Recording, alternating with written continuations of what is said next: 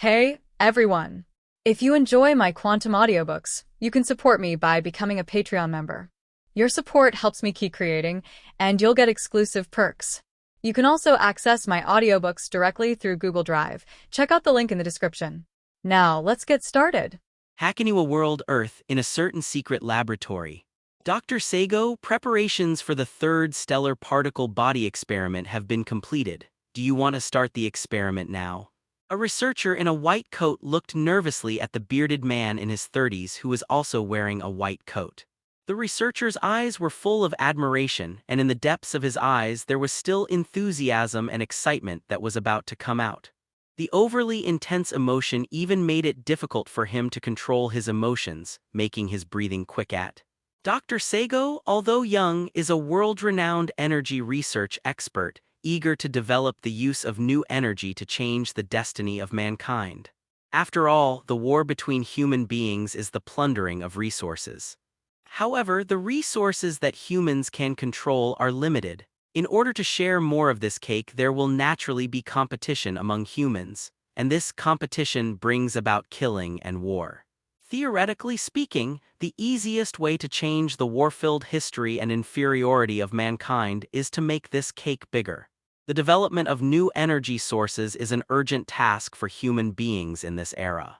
Otherwise, the Earth's resources will eventually be exhausted, and that will also be the time of the extinction of mankind. Dr. Saigo walked on this road of no return with such enthusiasm and firm belief in changing the destiny of mankind. However, the development of new energy is not so simple. Even with the financial support of large international organizations, Dr. Saigo's research has still not had any clues over the years. But a new discovery by Dr. Saigo is enough to change the entire history of mankind. Dr. Saigo looked at the glass vessel not far from him. His expression was full of hope, hesitation, and panic. Floating in that glass vessel was a silk thread as beautiful and dazzling as a star. The third kind of star particle body is the name of this beautiful silk thread, and it is also the name given by Dr. Saigo. This matter, or it may not be matter at all anyway, it cannot be analyzed by today's human technology. Dr. Saigo discovered this by accident. Although it was impossible to analyze it thoroughly, the infinite energy contained in it was also discovered during the research process. After making this discovery, Dr. Saigo was inexplicably surprised, thinking that it was the greatest gift of nature to mankind. If it is possible to mass-produce this star particle body, or to discover more of it, wouldn't it be possible to use an alternative method to fulfill the infinite demand of human beings for energy?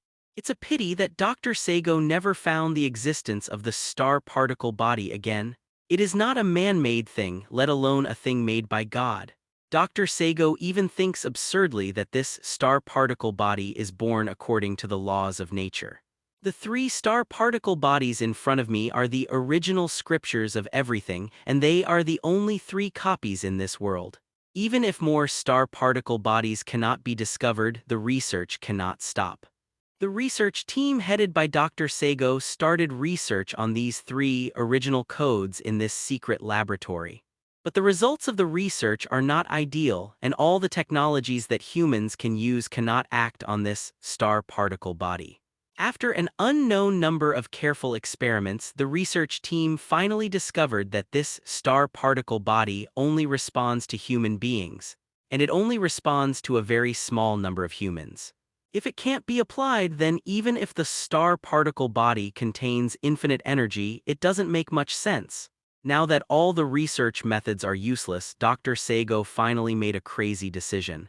Since it only responds to humans, inject it into humans and conduct human trials directly. This is a decision completely against human reason, especially for the first experimenter, because there is no experimental data, and even the successful result and probability cannot be calculated. But even so, in order to save the future and great cause of mankind, Dr. Saigo is still determined. In another vessel connected to the star particle body in the research room, there is a baby who has not yet grown up. Dr. Saigo couldn't bear to look at the baby because the baby was his eldest son. It's not that Dr. Saigo is too righteous to sacrifice others, but to use his own children as experimental subjects. Just his two children are the two most adaptable to the star particle body. In this case, his eldest son naturally became the first experimental subject. Maybe it was because he couldn't bear it or because of panic and fear, Dr. Saigo looked away. He talked about him from left to right as if he was using this method to divert attention, and chattered to his wife next to him. After the first law of thermodynamics, it was realized that energy cannot be created out of thin air. So someone proposed to design a kind of device to absorb heat energy from the ocean, the atmosphere, and even the universe, and use this heat energy as the source of driving the rotation of the perpetual motion machine and co-output. This is the second type of perpetual motion machine. However, after the German Rudolf Clausius and the British Kelvin studied the Carnot cycle and the first law of thermodynamics, they proposed the second law of thermodynamics. The advent of this law has completely sentenced the second type of perpetual motion machine to death. Dr. Saigo took a deep breath and continued. In 1871, the British physicist James Maxwell proposed the imaginary demon, Maxwell's demon again. And the appearance of Maxwell's demon is conceived for the possibility of violating the second law of thermodynamics. However, in 1981, Bennett's paper pointed out that the process of dissipating molecules from one lattice to another by controlling the gate by Maxwell's demon does not occur during the measurement process, which turns Maxwell's demon into a paradox, which defeats the theory. Dr. Saigo clenched his fists and he loudly said in vain, "But the star particle body is different. It has physical characteristics that we humans cannot understand today. It is possible to truly complete the perpetual motion machine in an incomprehensible way, beyond the second law of thermodynamics. So I named it the third star particle body, and if it can be used to complete the perpetual motion machine, it will be the third type of perpetual motion machine, that is, the third permanent mechanism. This will be a feat and greatness never before seen in human history." After speaking these words in a persistent and fanatical tone, Dr. Saigo fell down again. Mrs. Saigo, who was standing beside him, shed tears and held her husband's hand tightly, just shaking her head slightly. Finally, Dr. Saigo took a deep breath and gave the order. "The experiment begins." "Yes, Director." The researchers heard the order and pressed a button on the console. The experiment has already been programmed and the steps required are just a button press. With the operation of the machine, the star particle body in the container was injected into the child's body under the gazes of many people, either fanatical or unbearable. "How about the characteristics of the experimental subject?"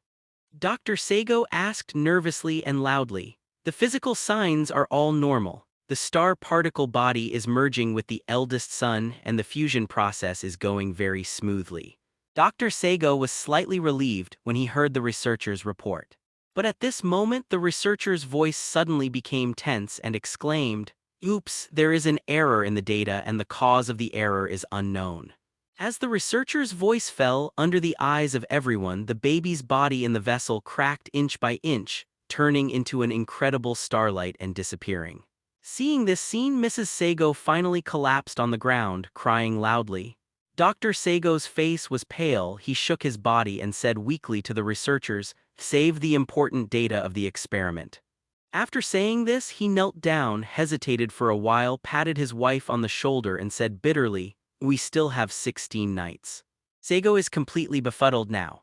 As an ordinary person who once grew up in that ancient country without his knowledge, he traveled to this plausible earth and became a baby. The original Saigo was called Saigo, surnamed Zai Mingxiang. Even in that ancient country, this is already a rather rare surname. According to Saigo's former parents, his ancestor's original surname was Zhang, and he was a relative of Empress Zhang, Emperor Xiaozong of the Ming dynasty. Because relying on his status as a relative of the emperor, he has always bullied others and ran wild in the village. After the death of Empress Zhang, she was ordered to be executed by the old Zhu's family, and her descendants fled everywhere. Finally, the four surnames of Southeast, Northwest, and East were derived according to the direction of escape. Saigo is not interested in the richness of his ancestors, and it seems that his ancestors were never rich, except for the relative of Queen Zhang, who are essentially sinner queens. Saigo has also read many time travel novels, so he is not surprised by time traveling. The only thing that makes him different from some time travelers is that he is not excited about time travel but quite unhappy. The original Saigo was also considered a successful person. He was less than 30 years old and had some achievements. He bought a car and a house by himself, and he has surpassed most of his peers. And the Earth after crossing is specious, and who knows whether the memories in his mind are still useful in this Earth in a different time and space. No one would be happy that all the hard work of the past years has gone to waste and everything has to start all over again. Fortunately, reviving one life is equivalent to living for more than 20 years, which is the greatest consolation. But this uncomfortable feeling soon disappeared. When Saigo discovered the true face of this world, the shock and excitement occupied everything in his body and mind. This world turned out to be a world of problem children. In the past, Saigo was also a two-dimensional who liked to watch anime, but after a busy career he gradually lost interest in these. The animations he has watched are all the old works and he doesn't know much about the new ones. Problem Children happened to be one of the works he had seen. Although he has only watched anime and doesn't fully understand the development of the whole story, he is still clear about the basic world view and setting. At the very least, Saigo knows who the protagonist of this work is. That is his stupid younger brother, Saigo Izuyoi. In this world where there are gods and Buddhas, immortals and saints, everything is in various forms and life should be magnificent and colorful. At least after knowing that his younger brother is the protagonist, Saigo is completely in the mentality of catching fish and lying flat. Anyway, I should live a better life in this life than in the last one. If you can still gain some abilities beyond the ordinary, it will be an existence that is unimaginable and coveted in your previous life. As for getting ahead, Saigo hardly thought about it. Only after crossing did he realize how dangerous this world full of Shura gods and Buddhas is. Presumably, as long as a person with a normal IQ comes to this kind of world, when you find yourself an ordinary person, your first thought is definitely how to survive. So there is nothing wrong with lying flat and fishing. Anyway, as an ordinary person, he can't control the affairs of those Shura gods and Buddhas, but all of this disappeared in the experiment of the star particle body. When the radiant star thread was injected into Saigo's body, the pain that could tear apart his soul and body swept over his everything. Immediately, Saigo's vision went black and he lost all consciousness. But Saigo knew that he was not dead but came into this strange and inexplicable darkness. It was dark and dead and there were no living creatures and even the concepts of time and space could not be felt. The only thing that Saigo's consciousness can feel here is a kind of moving like the beginning of life and the indescribable beating of the heart. That's right, Saigo knows that he should be heartless now. But he just felt it, as if his heart was breathing with this space filled with the breath of the birth of life. The rhythm of the two sides reached a perfect balance, as if he was this dead and dark space and this darkness was himself. So where did I come here? Is this also called breathing method? Saigo complained to himself. His thinking has never stopped and he is afraid that if he does not keep thinking, his will be completely worn out in this darkness, or he will go crazy or die. Only by thinking can he have a feeling that he is still alive. He feels that he has become a thinking creature. But after all, he knew too little information, so he pondered in this darkness for an indeterminate amount of time, but he still couldn't figure out why. Just when Saigo didn't know how much time had passed and fear was about to completely fill his heart, a pair of beautiful and sad eyes like red jade suddenly appeared in the darkness of nothingness. Those eyes were so huge that they seemed to occupy the entire darkness. In front of those extremely beautiful eyes, Saigo's will was completely frozen, like an ant facing a stalwart true god. It's like facing a kind and sad mother. At this moment, endless memory fragments filled Saigo's consciousness. That is a battle, an endless battle, a battle for thousands of years, tens of thousands of years, hundreds of millions of years. That is the law of heaven, the absolute fate that bears on the woman who keeps fighting. Because she is the woman who was born to satisfy the lowest common multiple of the universe, and she is the great God who was pushed to the dawn of the world to bear all the burdens. Light and darkness, yin and yang, good and evil, creation and the end, male and female, this is the least common multiple and it is also binary. She was crying while fighting, piercing through the heart of the brave man, covering the face that seemed to condense all the beauty in the world with her bloody hands, crying countless times. Suddenly, a voice was asking the woman a question. It sounded like Saigo's own voice, and it seemed like he was just asking the question following some kind of destiny. Are you sad because you hate fighting? The woman shakes her head. Are you sad because you killed your enemy? The woman cried and shook her head. Are you grieved at being at stake? The woman still shook her head. Then why are you sad? The woman stopped crying, she opened her mouth slightly and replied quietly. Yes. That sentence, Saigo couldn't hear clearly and couldn't hear it. The woman closed those ruby eyes sadly, and Saigo's consciousness fell silent again. At the moment before the consciousness disappeared, Saigo finally knew who this woman was and knew her name, and her name was Alamin, the mother of evil gods. In 2138 AD, the technology of the human world has been very advanced. However, under the change of human technology, there is still an important issue that is difficult to break through, and that is energy. Even now, in 2138, human beings are still unable to master the energy technology that can satisfy human beings for long-term space travel. Unable to enter the universe to grab the resources of the entire universe, more than 10 billion human beings are trapped on the Earth, and the energy crisis is coming as promised. The shortage of energy has caused severe stratification, the unemployment rate has increased year by year, and the whole world is in turmoil. In this predicament, careerists are ready to move, and a new world war seems to come at any time. To solve today's predicament, the easiest way is to master the new energy technology that allows human beings to enter the interstellar age. And if the legendary perpetual motion machine of the third type can be created, I am afraid that the entire human civilization will undergo earth-shaking changes. However, that is only a fantasy technology after all. In desperation, virtual reality technology based on network and nanotechnology is widely used. Every citizen can buy nanomechanical nutrient solution with very little money by virtue of his citizenship certificate. By allowing citizens to inject nanomechanical nutrient solution into the virtual world, the human body's metabolism can be reduced as much as possible, thereby reducing excessive waste of resources. This is the method chosen by various countries to deal with the energy crisis at this stage, but this is only a temporary solution, not a permanent cure. As for the ecology of the entire society, there was a vocabulary to describe it more than 100 years ago. Cyberpunk.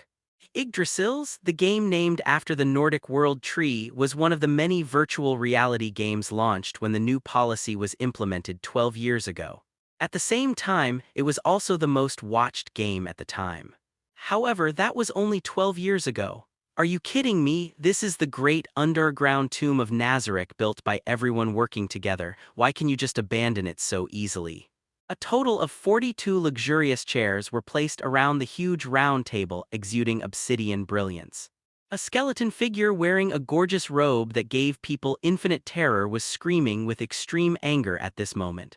Momonga slowly swept across the 41 seats except himself with his terrifying eyes emitting scarlet light.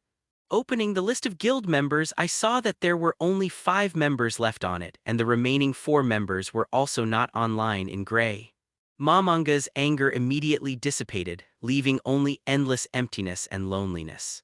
37 people had already left the guild completely, and the remaining 4 were also offline for a long time, leaving only Feishu in the entire guild. Aints Gong, a game guild established by 42 alien players, ranked 7th in the world at its peak in the ranking of game guilds. The reason why it was 7th was because Aints Gaon only recruited alien players, and the entire guild only had 42 members. Compared to those big guilds with hundreds of people at every turn, Aints Gaon was really a small group in the game. But it is precisely because of the small number of people, and because the alien players are always persecuted and condemned as symbols of evil. Only then did the members of the entire guild become more united and with great enthusiasm created this incredible achievement. But now the guild has long passed its peak period and is already outside the 20th place in the world rankings. The reason why there are still more than 20 guild members in the guild ranking when there are only 5 members left. In addition to the rich legacy left by the members who lost A, it was also because the game was about to die and there were not many people on the entire server. Today is also the day the server will be shut down. Momonga held an ornate scepter in his bone-like hand. The appearance of the scepter imitates the staff of Hermes, with 7 snakes wrapped around it, each holding a gem of a different color in the mouth of the struggling snake. This is the only guild weapon for each guild, and it is also the symbol of DxD.The. As long as the staff is destroyed, the entire guild will disintegrate. So although this weapon is powerful, Momonga, who is the nominal president, has never used it, but has been adorned in the meeting room of the Supreme Supremes. The cyberpunk life in reality is numb, and only the virtual world can bring happiness and passion.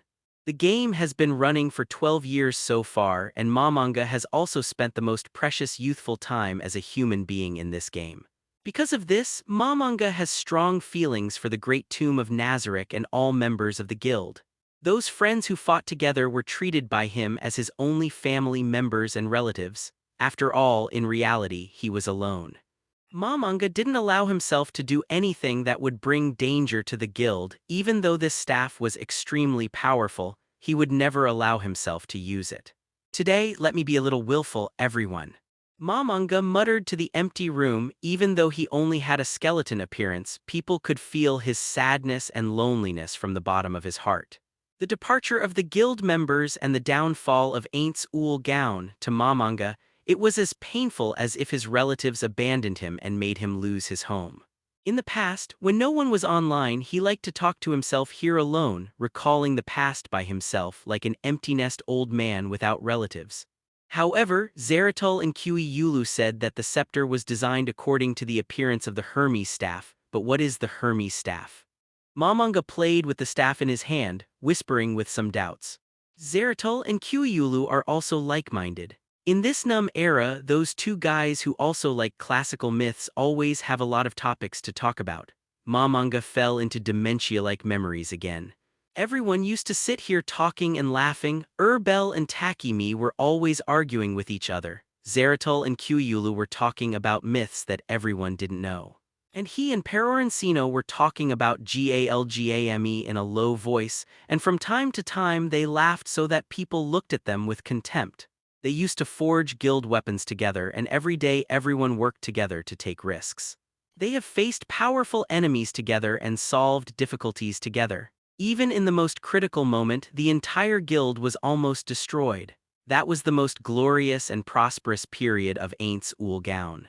Little by little memories were recalled in Momonga's mind. He was afraid that he would forget all these and engraved them in his mind. After sitting like this for an indeterminate amount of time, Momonga stood up and left the round table shaking that gorgeous robe. Momonga decided that at the last moment when the server was about to be shut down, he would walk through the entire Nazarick tomb again as the best memory of his youth.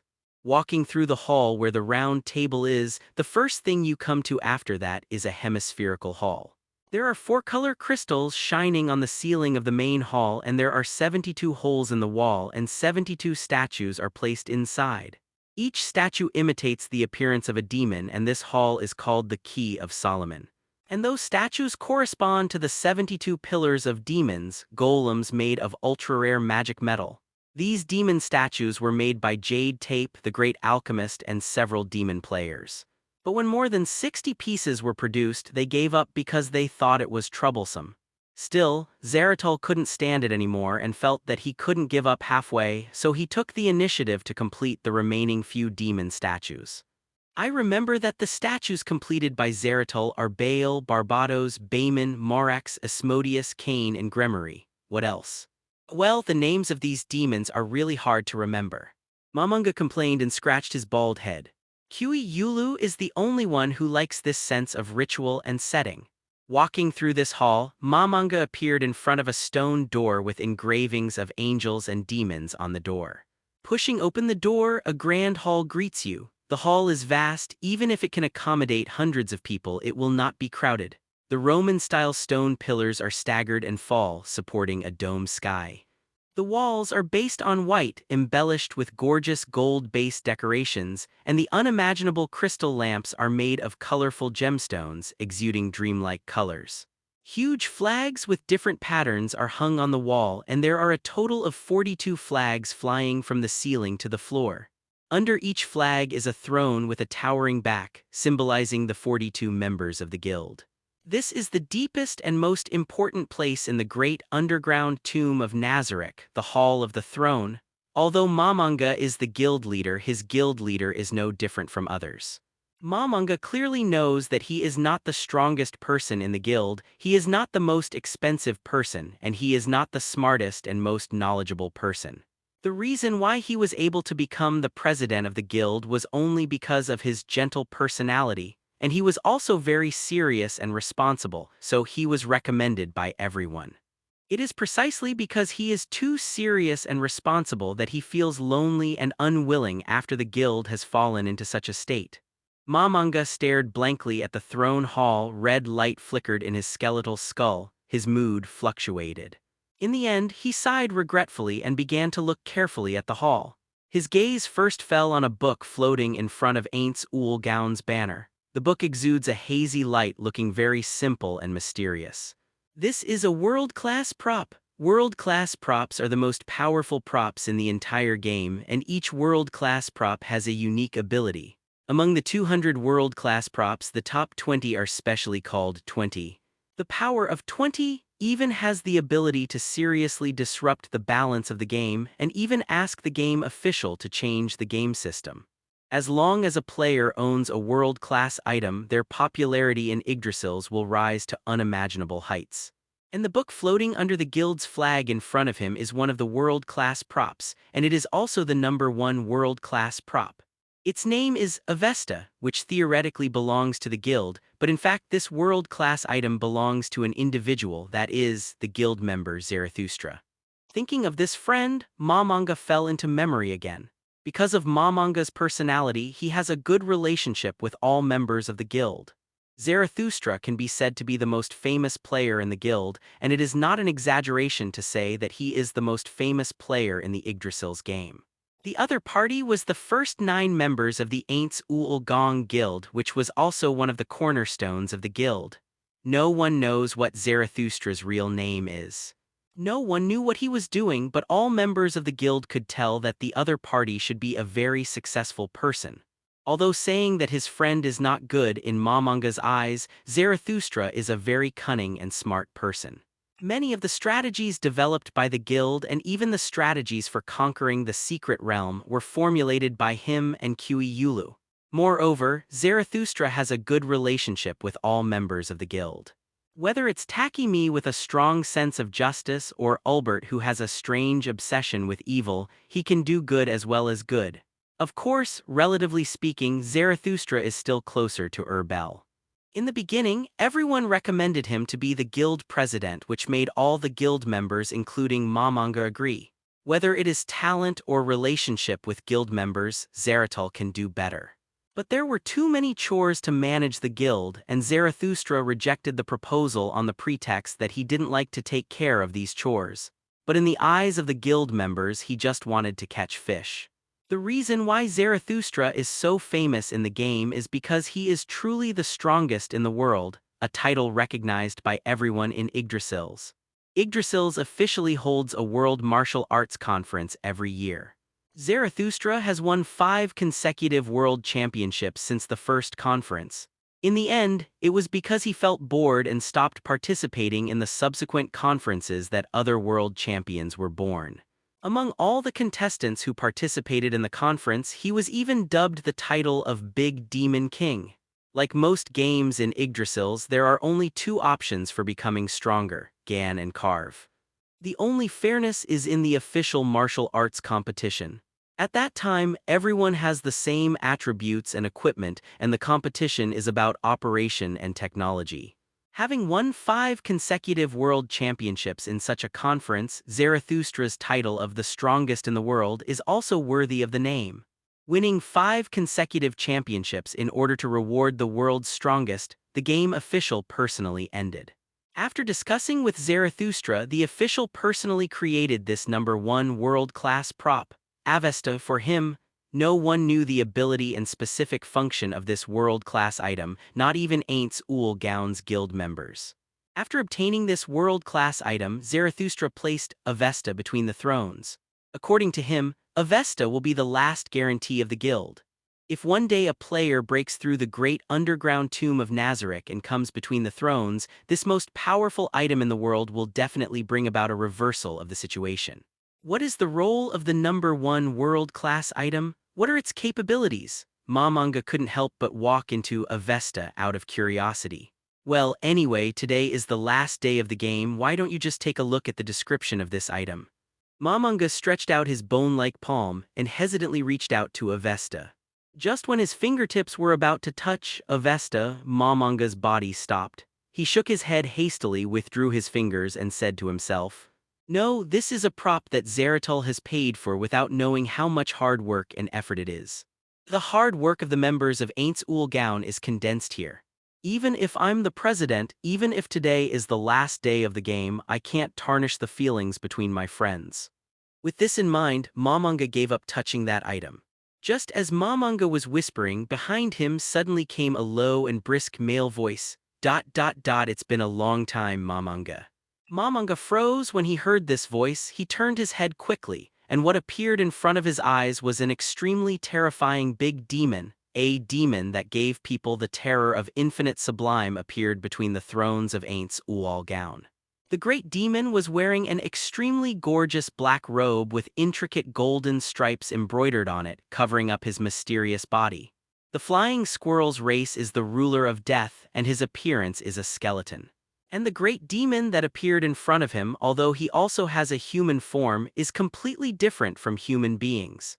His body is formed of a near-substantial pitch-black flame, not so much a living thing as an anthropomorphism of the pitch-black flame.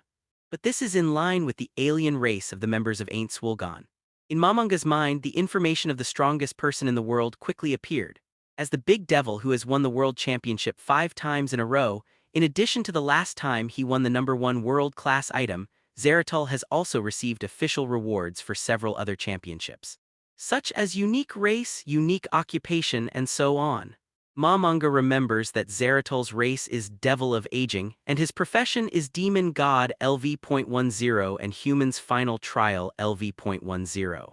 Even though Momonga is completely unaware of what the job of the final trial of human beings is. Just like its race, many of Zeratul's abilities are related to aging. However, although this ability is strong, it also has shortcomings, that is to greatly discount the undead race. After all, dead creatures should not age again, which is very reasonable. As the Ruler of Death, Momonga is a standard undead race, but even so, Momonga doesn't feel that he has any possibility of fighting Zeratul. Mastering many abilities related to aging will make people subconsciously think that he is a mage, but in fact, Zeratul is an extremely powerful warrior.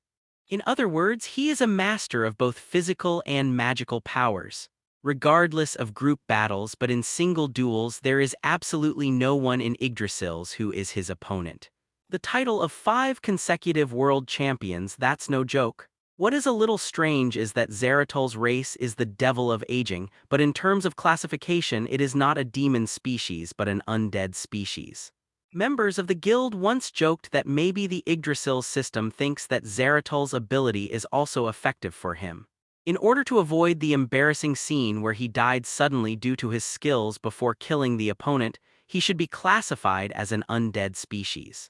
Saigo looked at the skeleton in a daze with a little helplessness and couldn't help saying, "Momonga, are you finally suffering from Alzheimer's? Alzheimer's disease has started to occur among young people now. What are you thinking there?" After Saigo finished speaking, Momonga finally came to his senses. The skeleton that gave people a sense of fear in the first impression touched his big bald head at this time and said very naively, Sorry, I was a little distracted just now." Hearing Saigo's familiar voice and teasing words again gave Momonga an illusion for a moment, as if he had returned to the time when Aints were gone and everyone were still around. At that time, laughter always filled the great underground tomb of Nazarick. Every day, everyone would do missions together, upgrade their level together, and develop the guild together. That time was also the happiest time in Momonga's life, but that time will never come again. But Momonga was a little guilty at this time. He didn't know if Saigo saw the little trick he was about to sneak to get the Avesta just now. Saigo didn't pay attention to Momonga at this time. In fact, he noticed Momonga's small movements when he was online, but he didn't pay much attention to it. As a friend who has known him for almost 12 years, Saigo still knows the flying squirrel very well. To put it bluntly, Face Squirrel is a good old man, hard-working, and attaches great importance to feelings and likes to be a peacemaker the most. It was precisely because of his character that the members of Aints Ual Gaon elected him as the president. Although everyone wanted Saigo to be the chairman at first, but Saigo felt that being the chairman was too much trouble and too many trivial things to solve. That's why he refused to become the president and instead elected Momonga, who worked hard. Saigo's black eyes like flame crystals scanned the surroundings, and everything between the thrones came into his eyes. As one of the founding cornerstones of Aints Ergen, Saigo, who has fought in this game for nearly 12 years, has no sense of strangeness to the great underground tomb of Nazarick. He is very familiar with everything here because this big tomb was built brick by him and the members of the guild. He looked around. His eyes swept over the Ainsworgen flag hanging in the center of the north wall and the exclusive flags surrounding the flag representing the 42 people. Sweep over the luxurious carpet in gold and silver tones, the Roman stone pillars standing in the throne room, and the colorful chandeliers on the ceiling. Then, Saigo's gaze fell on the corner of the hall. There stood a pure white and beautiful demon. She was wearing a white dress as gorgeous as silk, which wrapped her graceful and delicate body like mountains and rivers. The devil's facial features are exquisite and soft, with a slight smile on his face like a goddess of Venus, with shiny black hair reaching his waist, shining golden irises and oval pupils which are different from ordinary people. If it weren't for the two goat-like devil horns on its head, and the black angel wings extending from both sides of its waist, anyone would regard her as an impeccable beauty. No, she is a peerless stunner, the perfect at tempting devil in human imagination. Albedo is an NPC created by Saigo's best-connected Jade record in the game and is the guardian of the great underground tomb of Nazarick. In the real world, which is similar to the cyberpunk society, many people live numbly and there are very few people who like history and mythology. And Kyuyulu is just a fan of mythology and has dabbled in many mythologies in the world. Saigo, who has the same hobbies, naturally became good friends with him. Saigo withdrew his gaze from Albedo. A soulless NPC is really nothing to look at. Even in Melee, it is just a sculpture, a doll without a soul. Finally, Saigo's eyes fell on Momonga. The pitch-black flame under his hood fluctuated as if smiling and said in a calm and clear voice, "I haven't seen you for a while, Momonga. I came up to take a look before the game shuts down. Sure enough, even if everyone is gone, you will still be here to guard everything everyone has created." From this point of view, electing you as the president was probably the most correct decision for everyone in this guild. At that moment, Momonga's heart trembled violently. Grievance and sadness came to his heart, making him almost cry out. It's a pity that he is in the game now and the body of this skeleton has no tears, but even so, he was moved and grateful for Saigo's words. Momonga wiped his skeletal face without tears and said in a trembling voice, "Thank you, Zeratul. After hearing your words, I feel that everything I have done is worthwhile." "How old are you? You won't be moved to tears just because of these few words, Momonga." Saigo noticed Momonga's unconcealable emotion and said with a smile, "It's just that his smile is treacherous, which makes people tremble." Like Momonga, who pays attention to emotions, is a good guy and has a neither extreme nor stubborn personality. Even if someone doesn't like him, he won't hate him. At least after Saigo was reborn in this world, he spent 12 years with Momonga in the game, and he still liked this good guy quite a lot. Hey Zeratul, don't slander me like that. Why did I cry?"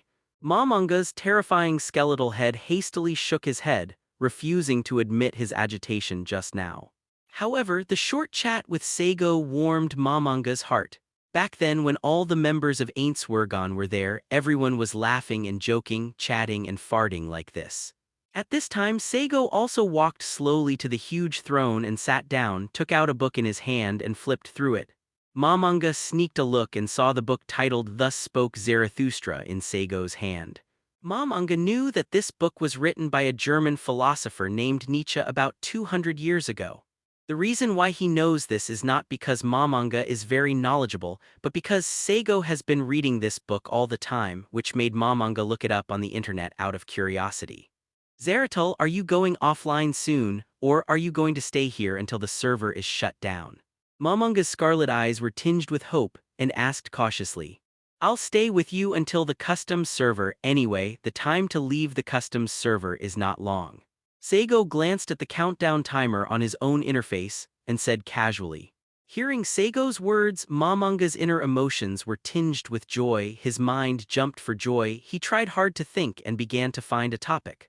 Hailuo went online just now, but he went offline again after a few minutes. It can be seen that he is very tired in reality. Momonga sighed and said that he understood Hailuo's early offline. As a social animal, as a screw in this cyberpunk society, Momonga feels the same for Hello's exhaustion. By the way, Helluo said that there might be Yggdrasils too. If there is, Zaratul, would you like to come and play together? Momonga thought of something at this moment and said hastily. Saigo closed the book in his hand. He shook his head after thinking for a while and said, I haven't heard of Yggdrasil's 2 game development. Hearing this, Momonga felt lost for a while. That's right, it seems that Hailuo got the fake news. Momonga trusts Saigo very much. He knew that Saigo should be a person of great social status in the real world, since even he said so, it must be true. You don't have to be like this, Feishu. People have joys and sorrows and the moon waxes and wanes. There is no feast that lasts forever. In any case, we laughed and laughed together and spent so many years of happy time in this game. This emotion will be engraved in the bottom of my heart, and it will be recalled occasionally. It is also the most important memory in our life. Saigo comforted Momonga a few words. He knew that Momonga actually wanted to regroup Aints Wulgon in other games, but Saigo knew it was just a delusion. It is impossible for a person to live in the game all his life, especially after having a family. The game time must always be put aside. Those members of Aints Wulgon have long been separated. As Saigo said, they have become precious memories. Actually, I understand, Zaratul, but sometimes I still don't want to be reconciled. Momonga lowered his head and said bitterly. Saigo changed the subject at this time. I remember hearing you complain about your real job when we met last time. Are you still doing that job now? Yeah, I'm still working on it. Zareth, you also know that the unemployment rate is so high now that it's not easy to have a job. No matter how tired you are, you have to keep going. Momonga felt a headache when he heard Saigo mention the real world. One of the reasons why he cared so much about Aints Wulgon was because he wanted to escape from reality. In that case, please give me your contact information. I will contact you after you log out and help you change to a high-paying, easy and simple job. Saigo said lazily, leaning on the huge throne chair. Wouldn't be very good, and would it cause you trouble? Momonga was pleasantly surprised and his tone trembled a little. No trouble, it's a trivial matter. We are friends who have known each other for nearly 12 years. It is only natural to do a little favor to a friend. Saigo waved his hand indifferently. Momonga was deeply moved. If it weren't for the current environment, he would have rushed over and hugged Saigo's thigh and shouted loudly, Big brother, take me. There is nothing embarrassing about this, and there is nothing shameful about it because he has done this in the past games. Momonga also sighed. As expected, Zaratul is also a big boss in reality. In today's society, those who can easily do this kind of thing are those who really hold power. The two started chatting like this, and when the countdown to closing the server was still 5 minutes away, both Saigo and Momonga fell silent in unison. Momonga looked at the countdown with a dazed expression, feeling reluctant but also relieved. He didn't feel too much sadness and loneliness in his heart because this time he had friends to accompany him to the end. Saigo looked at the book in his hand again, but his attention was not on the book. He just stared at the countdown, feeling very disturbed in his heart. This is the second world he traveled through. In the world called Hakoniwa, Saigo traveled to this place after he died in an experiment called the third star particle body. It's still a baby, but this time it's unlucky. It didn't travel to the rich and powerful family but became a low-level figure in society. To Saigo's surprise, he didn't start from scratch this time. The mysterious thing called the third star particle body has been flowing in his blood. Although the third star particle body did not bring Saigo any destructive power, it also brought him physique and intelligence beyond ordinary people. Although the overall social environment in this time-traveled world is too gloomy, but with this golden finger he thinks that he can easily become a master. With longing and hope for the future, Saigo has lived his life for more than 10 years in this way. Even in this world where the class is extremely solidified, he has completed the continuous jump of the class by virtue of his impressive intelligence. Just when Saigo set a goal for himself after he gained enough power, he began to study the third star particle body in his blood. When he was in the laboratory, he heard from his father that this thing was related to the third type of perpetual motion machine. It just so happens that the world I live in today is experiencing an energy crisis. As long as he develops the third type of perpetual motion machine, he will become the savior of mankind, completely rewrite human civilization, and at the same time gain the highest prestige and power. This is the goal Saigo set for himself, to become the emperor of mankind. But the appearance of the game Yggdrasil's interrupted Saigo's goal and he found himself in the world of Overlord. Saigo has only watched the first season of this anime. Although he doesn't understand the content after that, he still knows the basic setting. Under such circumstances, he entered the game as a matter of course, joined Ainzi Ergong and spared no expense, cared and willingly. At the same time, with his consciousness and physical reaction speed that surpassed ordinary people, he became the world champion for 5 consecutive times, gaining great prestige and benefits. Even Saigo wondered if he could use realistic means to directly modify the game data. In the end, however, the idea fell through. Under the social environment at that time, the first to release virtual games in response to the calls of governments around the world were the big chaebols of various countries. Even if Saigo's wisdom is far beyond that of ordinary people in this extremely class-solidified society, in Saigo's view, it will take at least 5 to 10 years to reach that level. It's just that Saigo somehow feels that there seems to be some kind of will, some kind of reason preventing him from doing so he couldn't accomplish this goal in the 12 years of the game. He even had a premonition that those values in this game were not game data but his power itself. In this game, he just realized his power into numbers. Even if it is changed, it is useless. Forget it. If the game data is really tampered with, maybe things like time travel will never happen again. Compared to the weight of despair in the reality of this world, the world of sword and magic is more interesting. If you don't succeed in time travel this time, it's a big deal to continue to study the third type of perpetual motion machine by yourself. Saigo thought this way in his heart, and the anxiety in his heart disappeared without a trace. Anyway, regardless of whether he can cross again this time, he has paved the way for himself. Besides this game, Saigo has another biggest secret which is related to the dark space where his consciousness was originally located. 23:59:10:9. Looking at the countdown on the screen, Momonga looked at Saigo and said, "Then Zeratul, shall we contact reality later? By the way, I've known you for so long but I still don't know your real name." Momonga touched his big bald head and said embarrassedly, "Saigo." Saigo said loudly. At the same time, the number on the timer changed to 00000. Momonga found that he was not kicked off the assembly line forcibly, and the number on the timer continued to go backwards. What's going on? Is it a server delay? Momonga thought hesitantly, but at this moment, Saigo's expression changed slightly on his demonic face formed by pitch-black flames. He clearly felt the power gushing out of his body. That power is roaring, that power is crazy, as if Saigo at this time can really bestow aging on all things and incarnate as one of the 6 great demons in Zoroastrianism.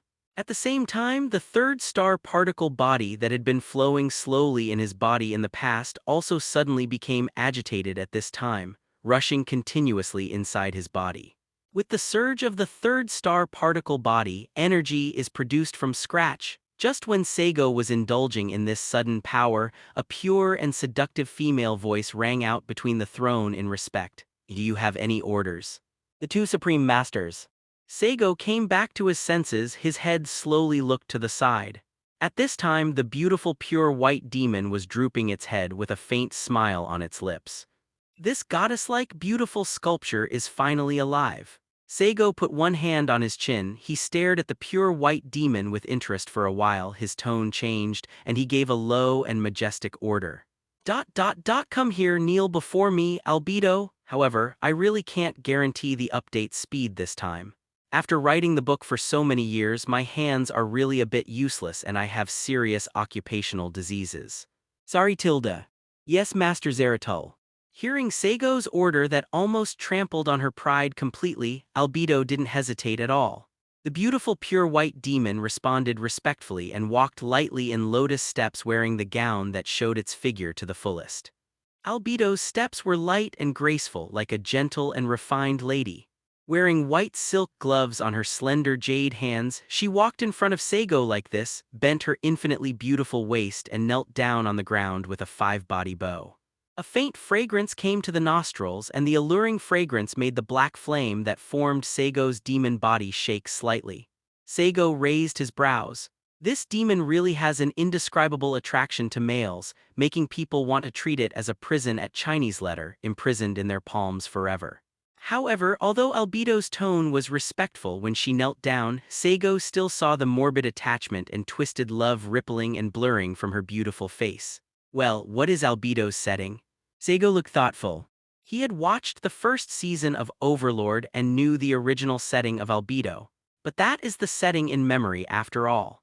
In this reality, because of his close relationship with Kyuyulu, Saigo knows that Albedo's setting is definitely slightly different from his memory.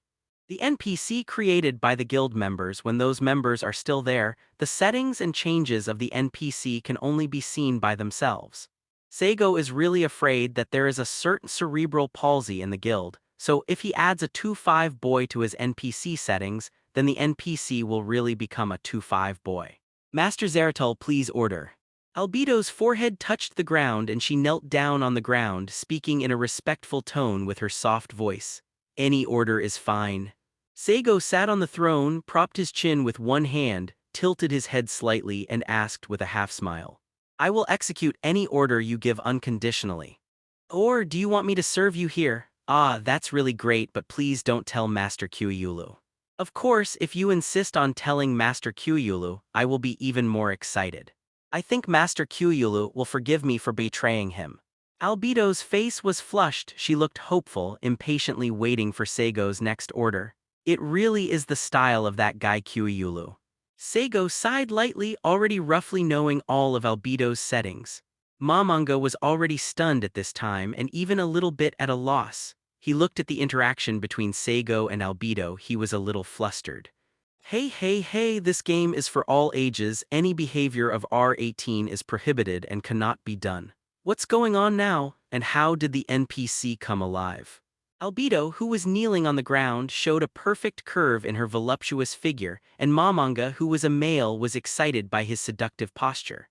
But in the next moment, a lifeless coldness emerged from the depths of his body, extinguishing all his desires, and even the restless emotions calmed down.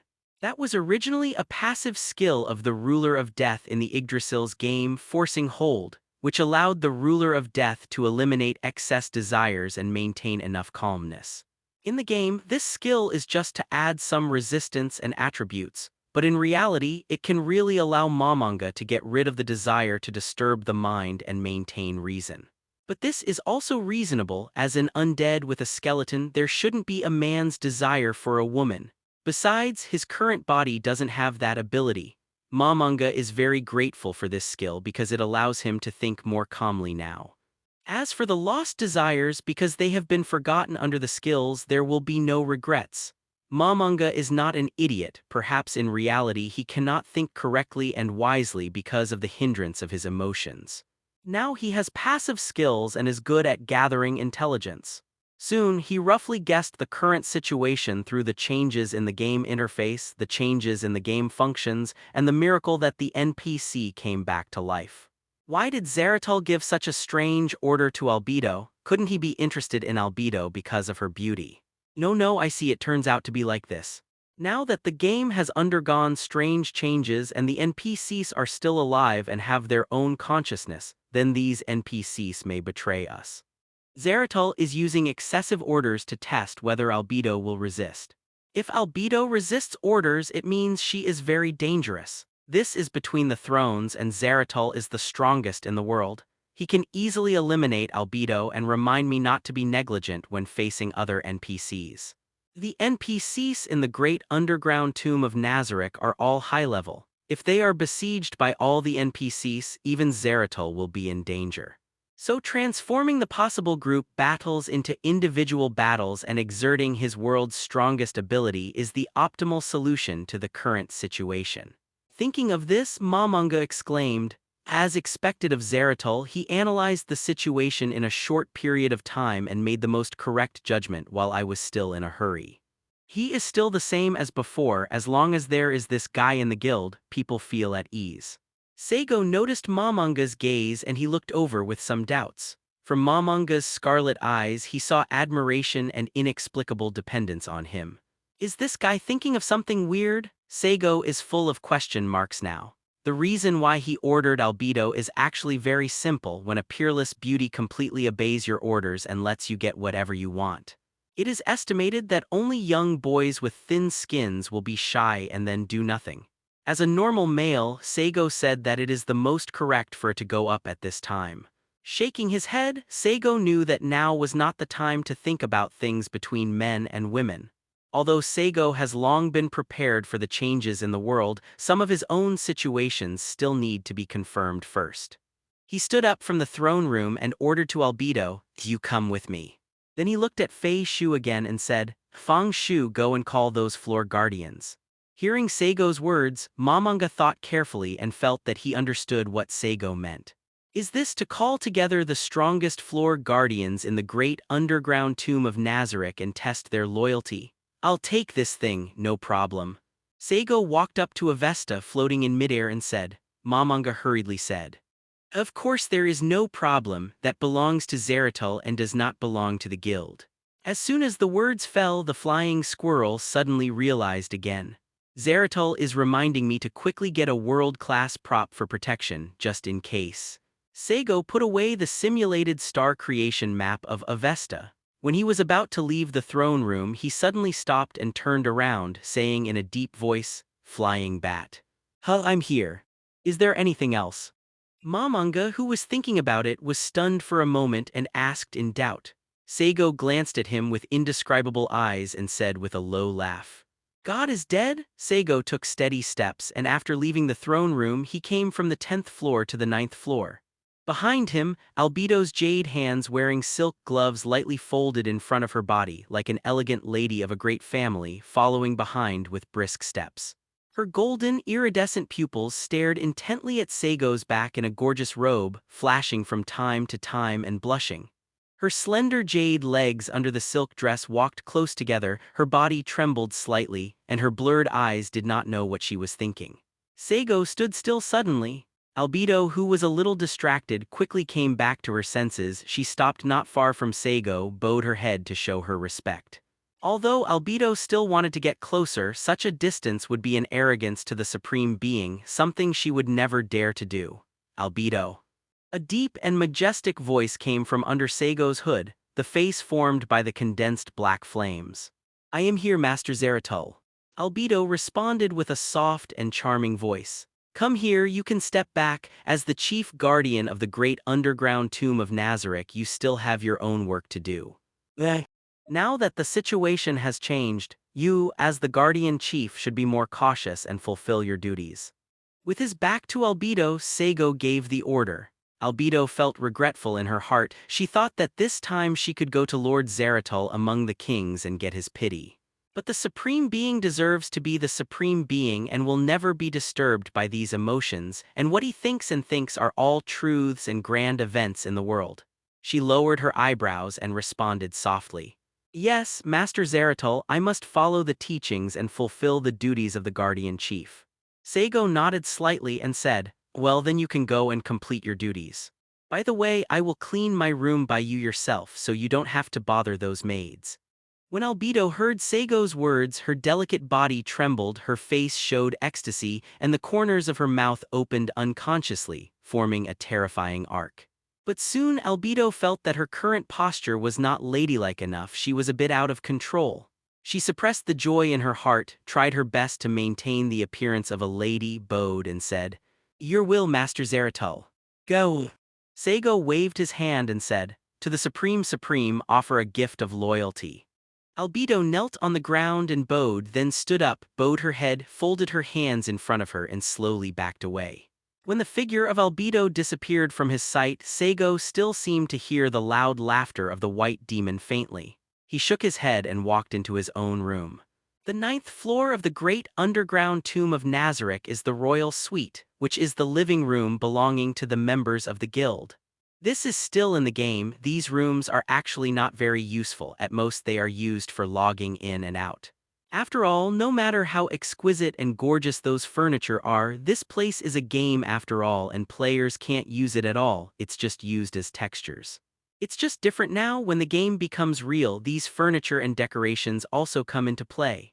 The room belonging to Saigo is extremely huge. It is completely a small palace. The overall style is bold and magnificent in Barlock style, and it also has the magnificence and luxury of Roman style.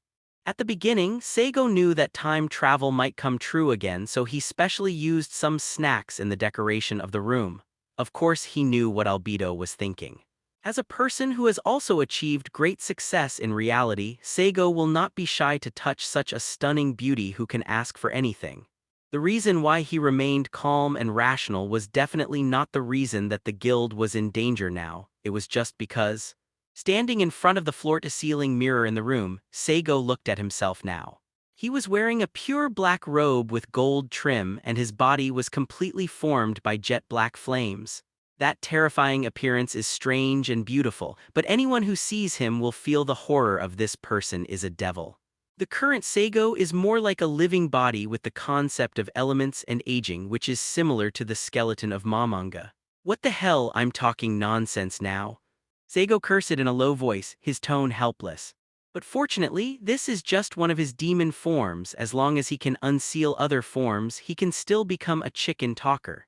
Saigo has always known that the source of his power is not the game of Yggdrasil's, but the gift from the mother of evil gods and the 3rd star particle body in his blood. Picking up the materialized simulated star creation map, Avesta, in his hand, Saigo didn't think that Yggdrasil's had the ability to materialize this thing. If the gift of the mother of evil gods is a complex machine with various mysterious abilities, then the 3rd star particle body is the energy which is used to activate these incredible powers. Sorry, Kyuyulu, although we have a good relationship, in order to reduce the unknown as much as possible, I can't take you with me.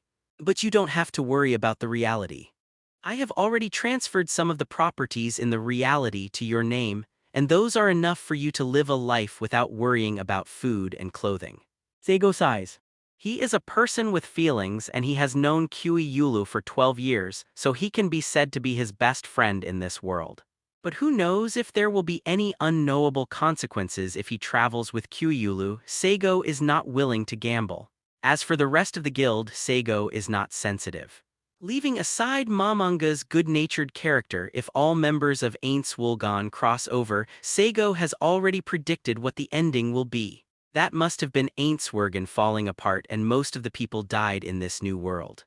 Although their justice values are all negative numbers, they can be described as extremely evil people, but this is just the data of the game and has nothing to do with me.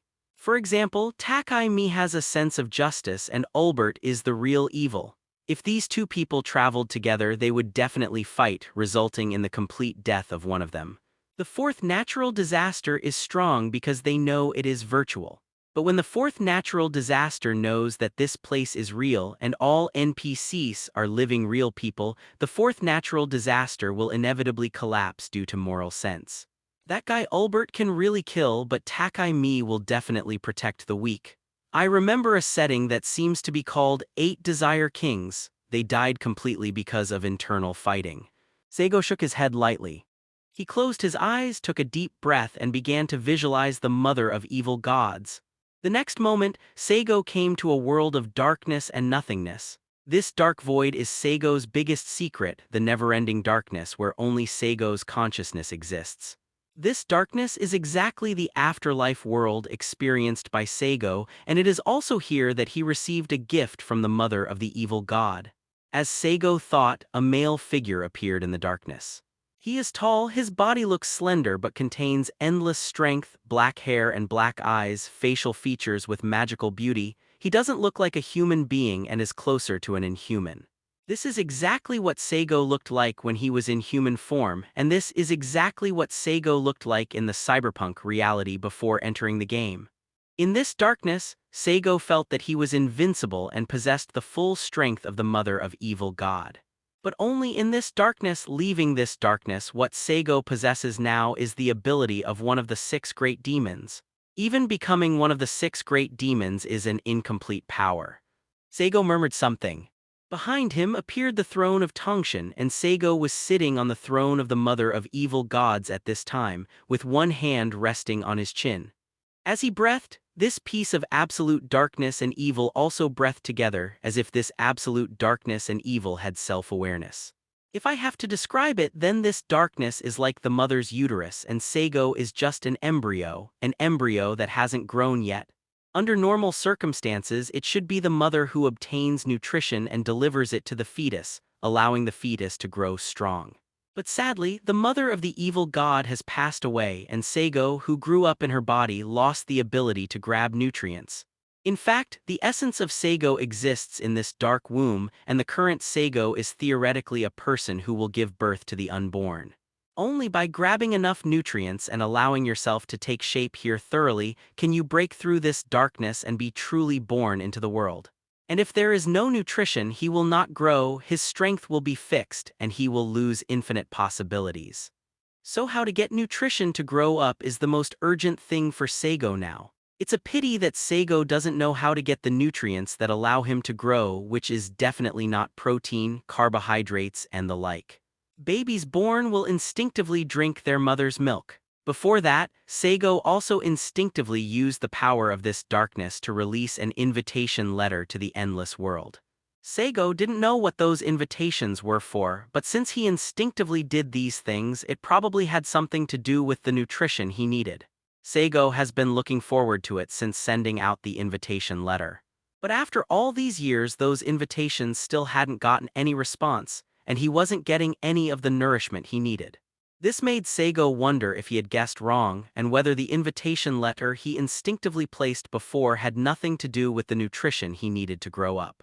To this end, Saigo exhausted his wisdom and did various experiments, but he still couldn't get any results and couldn't find the direction of growth. Forget it, I don't need to worry, I am a complete demon now. Theoretically, my lifespan is endless. If you search slowly, one day you will be able to get what you need. Besides, even as a demon of aging, even if the power is not complete, it is enough to face most crises. Saigo comforted himself like this, trying to calm down. He flipped his wrist, and a Vesta appeared in his hand. This simulated star creation map carrying the Zoroastrian cosmology not only has unimaginable power for ordinary people, but also records the myths and stories of Zoroastrianism. In Zoroaster's creation myth, the story is only 12,000 years long and is divided into 4 3,000-year periods. And this simulated star creation map is also sealed. At least the current Saigo cannot use its full capabilities and can only use the power of the first 3,000 years. In the first 3,000 years, there was only light and darkness in this universe. In the light dwells the only true God, the God of good. In the darkness dwells all evil, the mother of evil. Saigo's voice was deep and majestic, chanting the contents of Avesta. The translation of Avesta means knowledge, and Saigo also knew the existence of the mother of the evil god here and knew that he had received her gift. At the same time, Saigo also knew everything related to the mother of evil gods, such as the 6 demons created by the mother of evil gods. With wings that cover the sky, 3 heads and 6 eyes, and the maliciousness that manipulates 1,000 kinds of magic. It symbolizes the heat death of the universe and follows the second law of thermodynamics, the chaos that causes the order to collapse. According to legend, it is the incarnation of the mother of the evil god, the spirit of destruction that destroys everything. There is also the spiritual body that Saigo is in today, among the 10 death forms, the most powerful, aging, and so on. These are all one of the forces differentiated by the mother of evil gods. Even if only one of the forms is completed, it will be a cinch to get the omnipotent domain and tear the stars apart. But now Saigo's other demon forms have not been unsealed, and even the field of aging has not reached the point of omnipotent. If you have to give yourself an evaluation now, it must be the future can be expected. How long is this future? Saigo muttered. He shook his head and stood up from the Tongshan throne. Forget it, let's go back to the great underground tomb of Nazarick first. Anyway, with my current strength, self-protection should be no problem for the time being. With a thought in Saigo's mind, the darkness dissipated, and he returned to his own room in the great tomb. On the Teyvat continent, on a high mountain, a man in a white robe with a hood covering his face stood upright. Behind his hood, the tide's single ponytail fluttered in the mountain wind, looking chic and handsome. The man was holding a piece of pitch-black paper in his hand. He didn't say a word, his eyes under the hood were fixed tightly, and he didn't know what he was thinking about. Beside the man, a giant dragon transformed from pure rock elements was using its upside-down dragon pupils, and was also staring at the black piece of paper in the man's hand. I saw that the rock dragon was shaped like a giant tortoise with 2 horns on its head and a strong body. It seemed to be an ancient rock standing on the top of the mountain. Morax, this thing is dangerous. The rock dragon's voice was like terrifying thunder. Seeing that the man's consciousness seemed to be immersed in the black piece of paper, it couldn't help but remind him. The man known as Morax came back to his senses. He nodded slightly, his voice was as elusive and stable as a rock that has gone through a long time, and he said, ... In terms of universal rationality, it is indeed dangerous, and it is something that does not belong to this world.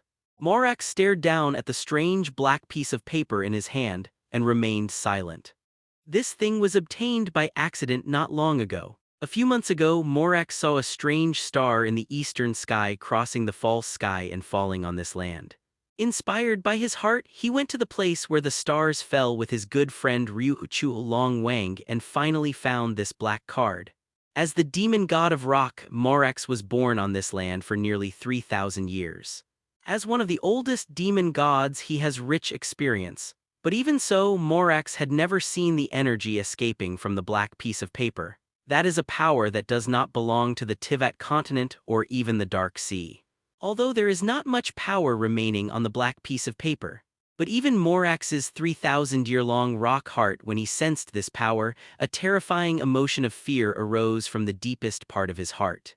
The rock is still afraid of this incredible power, let alone other living beings. Not even the law of heaven could make him have such a perception. Morax. Seeing Morax's attention on the black piece of paper again, Ryuchu Long Wang felt worried and reminded him again. As an elemental life born under the earth, it also has a wonderful connection with the ancient 7 dragon kings. In terms of strength alone, the dragon king Ryuchu and the demon god of rock are not far behind. Naturally, Dragon King Ryuchu could also see the strangeness and horror of this black piece of paper. Just a sliver of power flowed out, and Dragon King Ryuchu knew that whether it was it or the demon god of rock, compared with the real owner of the piece of paper, it was like Yinghuo and Heiyu, not worth mentioning.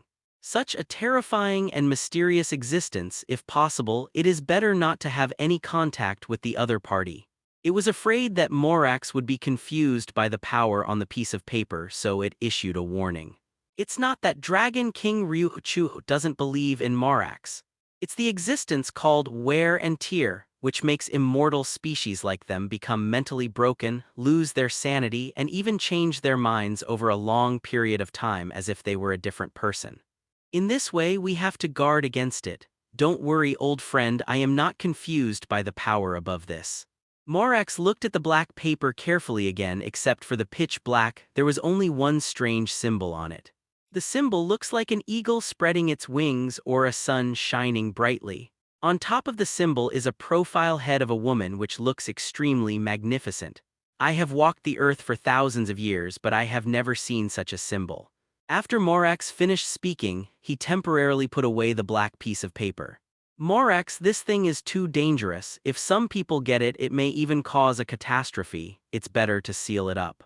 Seeing Morax put away the black piece of paper, Dragon King Ryuuchuo still felt unsafe and said again, "This power does not belong to this world. If it is sealed rashly, it is unwise to know whether it will bring unknowable consequences. Besides, I have a feeling in my heart. I always feel that this thing may be useful in the future, so let me put it away." Hearing what Morax said, the Dragon King Ryuuchuo stopped persuading him. It has absolute trust in this friend who has given itself 2 eyes, 3 chapters of agreement, and 3,000 years of walking on the earth. A demon god and a dragon stood among the mountains, looking into the distance. At the foot of the mountain there are villages dotted all over. In the village, men are plowing the fields, women are weaving mulberry, old people are sitting by the fields, and children are laughing and laughing. It is a scene of happiness and peace. The demon god loves people as the demon god Morax, he also loves people. Under this starry sky, natural disasters continue. Human beings are weak and can only seek the protection of demon gods. And these villages at the foot of the mountain are the objects of protection of Morax, the demon god of rocks. The land where this village gathers is called Liu by people. The people led by Morax settled here, and they are the first people of Liu. However, Liu's land is rich and fertile, so it is naturally impossible for the demon god of rock to enjoy it exclusively. Many demon gods and their protected subjects live here, and they have not invaded each other for hundreds of years, maintaining a rare peace. But Morax was farsighted, knowing that such peace would not last. The current peace is only a sparsely populated land with abundant resources. However, if one day a natural disaster strikes, or human beings reproduce too much to cause a shortage of resources, or some kind of external force intervenes, this land will inevitably be full of wars. Forget it, although I have no intention of competing, but if that moment really comes, I will protect the safety of the people. Morax thought so. This is the contract he made with the people of Liu. Even if the sky falls, the contract must be fulfilled. His gaze was like a torch, and he noticed that in the village at the foot of the mountain, people from other villages came to bring their own products and were bartering, so he said thoughtfully, "Bartering can meet the needs of each family, but it is inefficient and unfair. If there is something that can serve as a general equivalent, it will be more convenient and fairer to circulate." "Old friend, what do you think?" Morax asked the Dragon King Ryuoda beside him. Dragon King Ryuuchuo was silent for a moment, then said, "Well, you are right, I see with my eyes." For a while the two stopped talking, and the wind that blew past was slightly embarrassing. Dragon King Ryuuchuo is also wronged. It is only an elemental life, not a demon god. It actually has no special feelings for people. However, signing a contract with Morax with 3 chapters made it have a heart of shelter for Morax's people. But that's all. If you wanted to understand the laws of human society's development and human culture in detail, that's impossible. Just when the two parties were embarrassed, a gentle female voice suddenly intervened between the two, saving the embarrassment of the two. "Morax, so you are here." The tone of the voice was pleasantly surprised, and there was a hint of a smile. Morax's expression remained unchanged. He turned his back to the visitor and just said, "It's been a long time, demon god of dust." "Hey, I call you Morax, but you call me demon god of dust. Don't you think it's too unfamiliar?" The owner of that voice is quite familiar. Morax couldn't help it, so he had to turn around with a rocky look on his face and still said calmly, It's been a long time, it's finally here." "Eh?" Not far away, a group of beasts are watching here, counting down. There are more than a dozen of them. That woman called Dijun again, and every time the excuse was to ask for advice. In my opinion, this excuse is really ridiculous. Seeing that Morax and After All were chatting about something, a crane spoke. Another crane beside her asked at this time, "Oh, what's the best idea of staying in the clouds and taking advantage of the wind?" Liu Yun took advantage of the wind to spread his wings and said in a leisurely tone, "There is a word among human beings that best describes the Emperor at this time." "What word?" the immortals asked again. As if waiting for this question, Liu Yun raised his beak in the wind and said, It's the Emperor who doesn't understand the style." As soon as she finished speaking, all the birds and beasts took a step back. Seeing this, Liu Yun took advantage of the wind and said angrily, "Could it be that what I said is wrong?" "No, you are right, you are too right. If you can speak, you should say more," the immortals complained in their hearts. "Okay, I'll just listen to the matter of the emperor and see it. The emperor is far-sighted and must be careless, we don't have to speculate. It's better to practice hard and complete the contract with the emperor." A deer played a smooth game, and the immortals listened to it, so they gave up.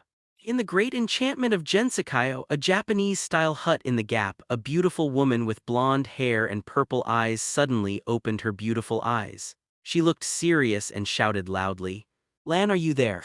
In the Japanese-style hut in the gap, Yakumo Zai sensed something. She opened her amethyst-colored beautiful eyes with a serious expression and suddenly sat up from the tatami.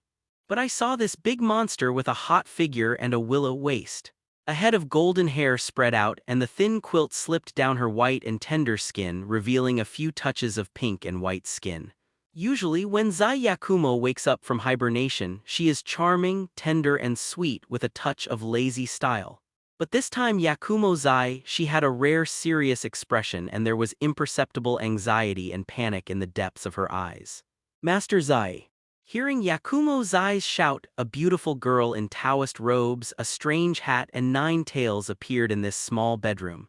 Just judging from the girl's figure, it can be guessed that she should be the legendary 9-tailed fox.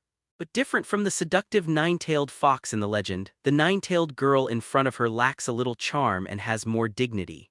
Yakumo Lan, originally a 9-tailed monster, was tamed by a monster sage thousands of years ago and became the opponent's Shikigami and got Yakumo's surname. Since then, the 9-tailed fox has been serving the sage of monsters for thousands of years and has never left him, always by his side. Yakumo Lan, who was cooking in the kitchen, suddenly heard the master's call. She quickly dressed and came to Yakumo Zai's hibernation room. Seeing Yakumo Zai, who was supposed to wake up in spring, suddenly woke up during hibernation. Moreover, the other party's eyes are stern now, and his demeanor is graceful and steady, making Yakumo Lan stunned, as if seeing the demeanor of the monster sage thousands of years ago again. "How long has it been since you saw this side of Master Zai?" If you think about it carefully, it has been more than 100 years. Ever since the Hakure barrier was opened more than 100 years ago and Gensokyo was completely isolated from the outside world, Zai-sama seemed to have completed what she was supposed to do and became lazy ever since. This once all-powerful monster sage has completely turned into a monster idler since then. Simply put, he is a mess. It's like Yakumo Zai already knew that she was going to send, so she arranged it badly in advance. But who would have thought that now, more than 100 years later, he would be able to see Master Zai's posture again? In this way, Master Zai should work hard and stop being a useless person. What Yakumo Lan was delighted with was not that Yakumo Zai suddenly lost his way and found his way back. But since Yakumo Zai's failure, everything has been handed over to her, the Shikigami. She not only has to complete all kinds of wonderful tasks that Zai gave her, but also takes care of Zai's daily life and repairs the big barrier when she has nothing to do. This is still 100 years without a break, so she must always work hard and not slack off. Compared with Yakumo Lan's work, 996 is really a blessing. In this kind of working environment, Yakumo was really under too much pressure and she had some mental problems. If Lord Zai could restore her demeanor of a sage back then and help her with some work matters, she would definitely cry with excitement. "A big event happened, Lan, you come with us." While speaking, Yakumo Zijio stood up, stepping on the tatami with a pair of jade feet. Following her provocative figure, she turned around in a circle and she wore a long purple dress with lotus leaves and lace on her body. "Master Zai, could it be that there is a problem with the Great Barrier?" Yakumo Lan's expression changed slightly. In her mind, the only thing that can make Master Zai so caring is the Hakure Great Barrier. Something has entered Gensokyo from outside the Great Barrier. Yakumo Zai only briefly answered Lan's question, and as she thought about it, a gap opened up behind her and Lan. It is a place where realms intersect, and there are cute bows tied at both ends of the space crack, but there are countless strange eyes in the gap which makes people feel fearful when looking at it. Yakumo Lan has long been used to these eyes. She was puzzled. It was common for things outside the Great Barrier to come to Fantasy Township. Even when the number of human beings in the world decreases, Master Zai will still hide some people. But this time Master Zai mobilized the crowd. Could it be that the thing that appeared in Gensokyo from outside the barrier was some extremely terrifying forgotten person, or a demon? Although her heart was full of doubts, Lan didn't ask too much. She knew that she would know the answer in the next moment. Before being swallowed by the gap, Lan was also ready to fight. At the same time that the gap opened from the Japanese-style hut, another gap also opened in Gensokyo. Yakumo Zai strolled out with her own shikigami, holding a parasol in her jade hand wrapped in silk gloves, and her eyes fell on the lawn under her feet. After coming out of the gap, Lan was ready for everything, and she found that this place was not far from the Hakurei shrine. But she was vigilant for a long time but couldn't find the enemy. Her eyes slowly fell on the jet-black paper that Master Zai picked up from the lawn. Master Zai, this thing. Just looking at the black paper, the 9 tails on Lan's back were all hairy, as if he had seen something extremely terrifying. Yakumo Lan showed fear and subconsciously took a step back. After realizing that his movements were not very good, as if he had abandoned Master Zai, he quickly stood still and returned to his original position. As you can see, Lan, the power contained in this thing is really terrifying. Even if there is only a trace, it can make people feel the nobility of the owner who possesses this power. Zaima Yakumo narrowed her eyes, her vigilance raised to the highest level. It was this thing that suddenly appeared in Gensokyo that woke her up from hibernation. Master Zai, what the hell is this? Could it be and the moon? Yakumalan said cautiously. Her voice became quieter, as if she was too loud and would attract the attention of the owner of the black piece of paper. No, you look too highly at those people on the moon, they don't have such ability. If this thing suddenly appeared on the moon, it is estimated that the entire lunar capital will panic. Saying this, Yakumo Zai suddenly had a whim, thinking about throwing this thing on the moon. But in the end, she gave up on this idea. When this thing appeared in Gensokyo, it might have some deep meaning that she couldn't understand. Then what is this thing? Yakumo Lanchai questioned. She actually roughly recognized what the symbols on the black piece of paper were, but she couldn't be sure. Have you noticed the blue too? This is the Zoroastrian symbol Faravaha. But the strange thing is that the image on Faravaha should be a man, but this Faravaha has a female head on it. This thing is of great research value. Let's take it back and study it first. Hearing Yakumo Zai's words, Yakumo Lan's expression changed drastically. Master Zai, this thing is too dangerous. Ah, we know, but Lan, maybe the appearance of this thing is God's will, and it's also hope. Yakumo Zai murmured. Zoroaster is the name of the ancient Greeks. More precisely, it should be called Zarathustra. Saigo left the darkness, walked out of his own palace, and headed for the arena. The overall geographical background of the Yggdrasil's game is the world tree of Norse mythology. And the place where the great underground tomb of Nazareth used to be was Helheim in the underworld. When the game was still alive, the great tomb used to be a dungeon's secret realm. It was the joint efforts of the members of Aints Ergen that conquered it and made it the base of the guild. The entire tomb is divided into 10 floors, which are the tomb, the underground lake, the glacier, the jungle, the magma, the wilderness, the royal suite, and the throne room. Except for the 1st to 3rd floors, which are guarded by Shaltir Bradfrin, and the 9th and 10th floors, except for specific NPCs, no one else can reach them. Each remaining tier has its own tier guardian. When Saigo stepped on the 6th floor of the Great Tomb, the guardians of the layers were kneeling on the ground at this time. Meanwhile, the flying squirrel stood in the VIP seat of the arena with full majesty, looking down at the numerous alien monsters. Of course, Mamanga's so-called majesty is probably just the appearance in the eyes of these NPCs with soul life. Saigo, who is very familiar with the flying squirrel, knew that the flying squirrel was at a loss at this time, so he was embarrassed in place. His Majesty is embarrassing. Zaratul, you are here. Seeing Saigo's arrival, Mamanga felt relieved, as if he had found a backbone, and the embarrassing atmosphere dissipated accordingly. Well, how's the situation, Mamanga? Saigo's devil eyes glanced at many floor guardians who were kneeling on the ground. These guardians noticed Saigo's gaze, and their bodies kneeling on the ground tried to bend down another arc, trying their best to express their humility. I have asked Sebastian to conduct a basic investigation outside the tomb, and now Sebastian will answer it for us. Momonga tried to imitate the dignified tone when Saigo ordered Albedo before and spoke. At the same time, Momonga's panicked voice came from Saigo's mind. Although the game has changed and many game functions have disappeared, the function of private message chat is still there, which is really good news for Flying Squirrel. Zeratul, I have tried the loyalty of these NPCs according to your instructions. For the time being, their loyalty is no problem. But as you said, I don't know if the other members added settings and attributes such as 25 boys to the NPC when they were making it. You know it and I know it too, those guys are really likely to do this. Momonga only felt a headache. In the past, Yggdrasil's was just a game and everyone liked to work around in the game. Anyway, there would be no major problems, but now that the game has become a reality, some of the settings at that time may become troublesome.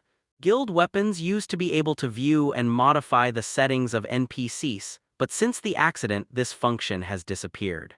But our magic and props in the game can still be used, and you are still the strongest in the world now. This is really good news that makes people feel at ease. Momonga typed words on the private chat in his mind with the hand speed he had practiced alone for many years. Although Saigo wanted to tell him that this game has voice function, but Momonga probably got used to it. At this time, Momonga regretted it very much. It would have been better if he had known all the NPCs in the guild carefully before he knew this. The NPC in the past was just a set program and the guild members didn't care about it at all. If it weren't for the summoning of all the floor guardians this time, Momonga wouldn't even be able to recognize all of these people and couldn't even pronounce their names. Saigo nodded nonchalantly. He is a person who pays attention to details and is very careful. Being able to climb from the bottom to the top in that cyberpunk society with solidified classes besides his own talent, being cautious is Saigo's biggest advantage. He has only watched the first season of Overlord and knows nothing about the content after that. Judging from the capacity of the first season, this is a pretense of X. But when everything in the show becomes reality, Saigo can't help being careless. From a logical point of view, this world of sword and magic after crossing has existences comparable to or even stronger than Aints Ulgaun. A very important question is why the Great Tomb of Nazarick will be crossed. If this mystery is not solved, people will always be vigilant. It can be known from basic reasoning that the reason for time travel must exist in this world of swords and magic, not that cyberpunk world. And when crossing over, Anzi Ulgong's guild rank was already in the 20s. Those guilds ranked higher than Anzu Ulgong's guild may have crossed over. The members of those guilds are not scary, but the trouble is those world-class props.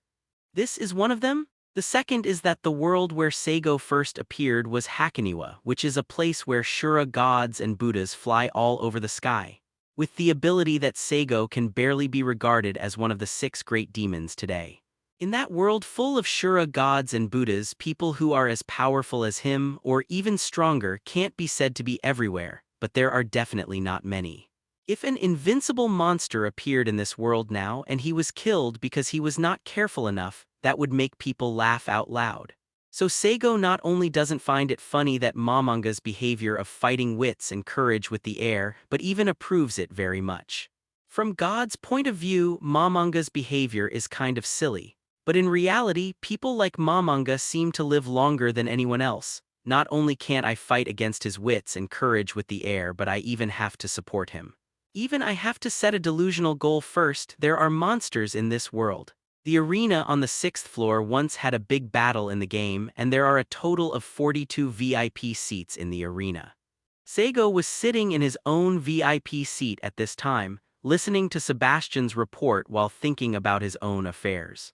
Master Zeratul, Master Momonga, just now I have led the Pleiades to investigate around the great underground tomb of Nazarick. According to our investigation results, the Great Tomb is no longer in Helheim in the 9 worlds but appears on a plane. This plane is not on our map. Obviously, as the 2 adults expected, the Great Tomb encountered an unknown emergency. On the plane, we have discovered a human village, and I would like to ask the 2 adults to give instructions on how to do it next. Wearing a housekeeper's uniform, the handsome old man with white beard and hair rested on his chest with one hand. He was kneeling on the ground at this moment, making a report in his serious and steady tone. He is the steward of the great underground tomb of Nazareth, named Sebastian, a standard steward name made by Taki-Me. Just like his maker Takai-Me, he is also a person who protects the weak and advocates justice. Among the negative justice values per capita in the great underground tomb of Nazareth, his justice value is the highest among the positive ones, and he is also in the camp of extreme goodness. He is simply a strange flower in the mud. If you want to say who is most likely to be Wu Zai in the big tomb, Saigo thinks that the old man bears the brunt. But Saigo knows the character of Takai-Me, and he will not set those messy things in the NPC he made. Loyalty is also the justice that Taki-Me advocates. I am afraid that the real situation is that even if everyone betrays, Sebastian will not betray. Hearing Sebastian's request for instructions, both Momonga and the Guardian Chiefs subconsciously looked at Saigo. Whenever the guild has had any activity in the past, the real commanding officer has always been Saigo. Guardians who have memories of the past will naturally follow Saigo's orders first. As for Feishu, he is just an ordinary employee in reality. He has never been a leader, let alone the art of leadership. If it wasn't for the fact that his skills had been in effect, allowing him to keep his emotions calm forever, he would have panicked and shown his timidity by now. Sebastian. Giving orders to people has long been Saigo's habit and daily life. He spoke slowly and said the name of the housekeeper. Your subordinate is here, Master Zeratul. Sebastian quickly bowed his head, listening to the Supreme Being's revelation. Saigo was just about to say something, but his tone paused, the black flame under the hood fluctuated, and there was a burst of joy in his heart.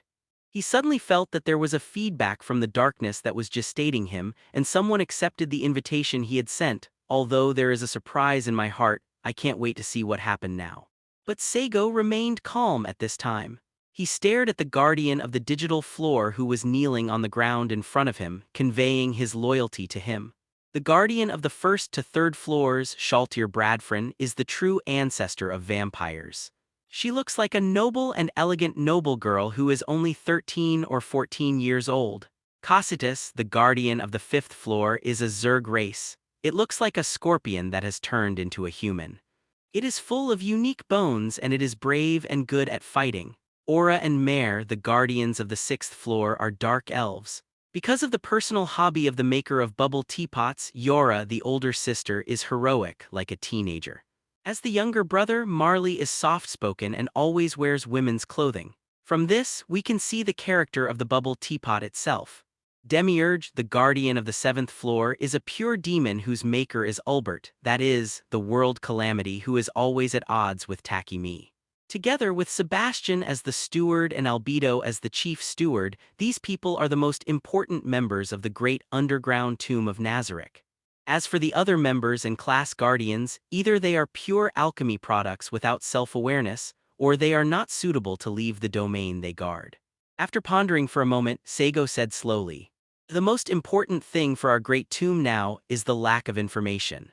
Now the great tomb has undergone a change and has come to a different world. But we know nothing about this different world.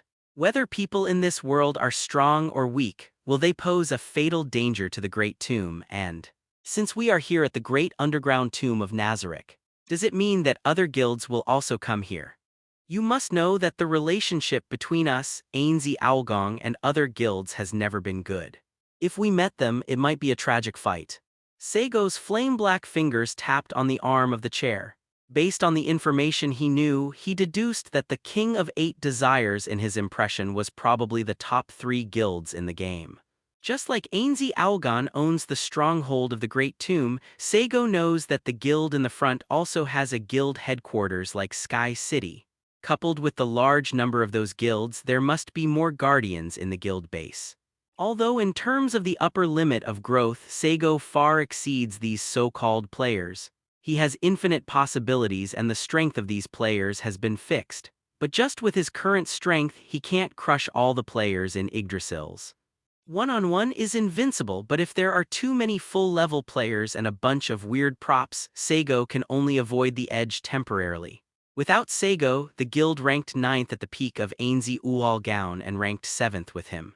Saigo knew that he was only at the top of the 2 guilds and he was only at the bottom of the top 10, and those few guilds in the front are not easy to deal with. If I had known this before, I should have stayed at home and watched more animations. Fortunately, I don't know anything about the background of this world. Saigo sighed helplessly in his heart. What was the first season of Overlord about? In fact, nothing was said and the background of the whole world was still blank. Saigo feels that his current situation is a warning to future generations, even if you go to social work, even if you are exhausted every day. But don't forget your original intention, don't make yourself too tired, take time to watch dramas, read novels, and play games to relax. In this way, even if one day you travel through time, you will be able to handle it with ease instead of facing the predicament like he is now. Shaltir, Sebastian, Demiurge.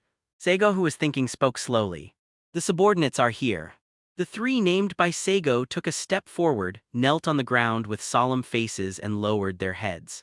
Shaltir, you and Sebastian are the most human-like in appearance, and Demiurge, you are good at changing magic, so you are suitable for mixing into human society, and the search for information will be left to you. The maids of the Pleiades star cluster can also come in handy. After a pause, Saigo turned his head to look at the silent Momonga beside him and said, I will leave the task of handing over information on exploring the new world to you, Momonga. As the general manager, you must fulfill your duties and I will be in charge of the internal affairs of the great underground tomb of Nazareth. Hearing Saigo's order, Momonga panicked. Fortunately, at the critical moment, his skill forcing hold came into play again, which calmed him down and did not make him lose face in front of these guardians. He quickly opened the private chat and said, What's going on, Zeratul? Why do you want me to be responsible for the external intelligence search? The old god Saigo said, Now there are only 2 of us in Ainswergon and of course you have to take responsibility. Besides, you are good at information collection, so it is most appropriate to entrust this part of the work to you. In the past, the members of Ainzi Ergen had a clear division of labor. For example, Saigo managed the general strategy of the guild, and Momonga was responsible for collecting information on the game and other guilds. Others also perform their own duties. As for those who really don't have any special talents, they will act as thugs. No, that's not what I mean. As the only remaining member of the guild, I am of course willing to take on the job. It's just Zeratul, it would be better for you to be in charge of external affairs, right? I'm not good at communicating with people, so you should be in charge of external affairs. It should be most reasonable for me to stay in the tomb. There was apprehension in Momonga's voice. It could be seen that he had no confidence at all. As an ordinary person, he suddenly traveled to another world. Even if his strength in the game is still there, who knows if this is a place where sword masters walk everywhere and magic gods are as numerous as dogs. He would be terrified of this, afraid to take responsibility for it, and it is completely understandable to want to hug Saigo's thigh. Saigo complained when he heard what Momonga said, You want me to make money to support the family, are you responsible for the beauty? That's not okay, Momonga, it's better for us to do the opposite. Saigo began to think about how to find a reason to fool Momonga. In fact, if possible, Saigo would prefer that everyone hide in the great underground tomb of Nazareth without even going out so that they feel more secure. The main reason is that in this world, Saigo can't find an opportunity to make himself stronger. Being able to unlock other demon forms, become a gossip, and even an opportunity to fully inherit the spirit of the mother of evil gods. And in that dark space, those invitations sent by Saigo are the opportunity. Therefore, rather than exploring the world of sword and magic, Saigo prefers to study the dark space and the invitation letter. Now he is completely different from the past. In that cyberpunk reality, Saigo is just a human being. But now he has completely turned into a demon and gained full power, which makes Saigo feel that maybe there will be new changes in that dark space. That's why he wanted to stay in the big tomb and not go out to be a dead house. When Saigo was thinking about the reason, Momonga suddenly said, I understand, Zeratul. To fight against the outside world, you must first secure the inside. Compared with exploring the outside world, the stability inside the Great Tomb and the loyalty of those NPCs are the most important. You are stronger. So you have to sit in the middle army and keep the great tomb stable. In addition to your occupation, you can't use basic equipment and you don't have transformation magic. So it's not suitable for walking outside. And at least I have the ability to change careers. I can also wear a mask and pretend to be a human being. It seems that it is reasonable for you to be in charge of the inside and I to be in charge of the outside. As expected of you, Zeratul, you can think of so much in such a short period of time, and I still blame you for entrusting this job to me. Don't worry, I will definitely live up to your expectations. And I will definitely protect the great underground tomb of Nazarick where there are only the two of us. Seeing Momonga's adoring eyes, Saigo was dumbfounded at this moment. He didn't expect Momonga to be able to comprehend so much. But Momonga, your gaze is a bit dangerous. I'm really not interested in men, let alone a skeleton. But since Momonga found a reason, Saigo just climbed along the pole and said ambiguously, "Well, you just need to understand." Seeing that his opinion was affirmed, Momonga suddenly felt confident. He stood up and said vigorously to the group of guardians who were kneeling on the ground, "Everyone, since you have heard Zeratul's order, go and fulfill your duties." "Yes, Master Zeratul, Master Momonga." Many guardians responded respectfully. At this time, Saigo suddenly said, "Shaltir and Demiurge, you two stay here. I will tell you if I have something to do." Shaltir suddenly raised her head. She licked her own lips, revealing a pair of sharp vampire teeth, raised her graceful swan-like head and puffed out her fake chest and said in a hot tone, "Master Zeratul, you have finally seen that this concubine is your most loyal dog and your most trustworthy slave." Saigo was left speechless. As a successful person, as a powerful person who has climbed to the top and controlled resources, there are many people who want to treat him like a dog. But even so, most people will be more tactful in front of Saigo. Saigo has never seen Shaltir speak so bluntly in front of everyone and is proud of it. Saigo's eyes fell on Shaltir. Shaltir Bradfrin, produced by Perorensino. As an otaku in various senses, the style and elements of Shaltir made by Perorensino cover almost all the elements of the second dimension.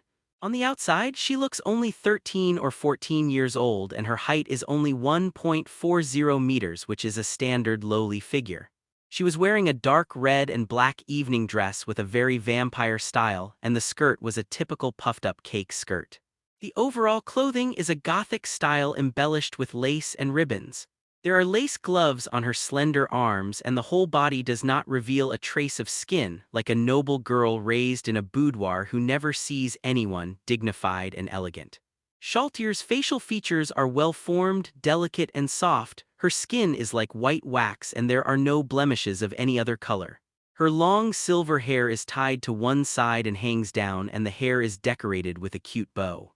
Normally, Shaltir's dark red pupils always revealed a coquettish pleasure, but when facing Saigo, the joy in her eyes turned to burning.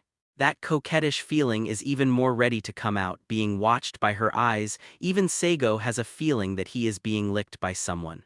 No matter how you look at it, this is an elegant, beautiful, cute, and charming girl, but Saigo knows the real situation of Shaltir. The vampires in Yggdrasil's are nothing like what people think. The vampire here is a typical foreign body. Shaltir's body is actually a terrifying monster with a mouth full of sharp teeth and a shape like a lamprey. Generally, this kind of monster will only appear in horror movies, and just seeing it will make people stand upright. Thinking of the appearance of those vampires he had seen in the game, looking at the beautiful girl with a coquettish tone in front of him, Saigo suddenly felt, "This is actually quite touching." Saigo admired Perorensino's painting skills very much. You must know that the reason why Shaltir has such a peerless beauty is not because of her ability to transform. Instead, Perorensino used his superb painting skills to abruptly paint a leech into a beautiful woman. What kind of love for the second dimension can accomplish such a great cause? Only those two-dimensional painters with great touch can draw a pig as a beautiful woman through association when they see it. A lot of information about Shaltir flashed through his mind. Saigo remained calm on the surface. He waved his hand and said, "Everyone, the great underground tomb of Nazarick must act. Now take your place, go and complete your duties." The guardians of many classes knelt on the ground, lowered their heads, and said in unison with respectful expressions, The Supreme, I offer a gift of loyalty. Except for the two guardians named by Saigo, Shaltir, and Demiurge, the rest left. The flying squirrel also left with them, ready to complete the next work. Only Albedo had an elegant smile on the corner of her mouth, her jade hands in silk gloves folded in front of her body, standing quietly behind Saigo like a virgin. However, Albedo's golden iridescent pupils stared at Shaltir full of anger. Shaltir also looked at her with a provocative attitude. It is estimated that if Saigo was not here, the two would have already quarreled.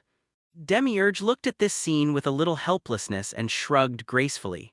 However, after seeing Saigo, who was deep in thought, he quickly lowered his head, waiting for the Supreme Being's will.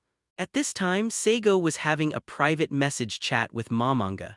Zeratul, what's going on with that Shaltir? Her mood is really wrong. Momonga couldn't help complaining. As an ordinary person, I would always be shocked and amazed when I hear someone kneeling on the ground with such brazen words, saying that he will be your most loyal dog. You're going to ask Perorensino about this, Momonga.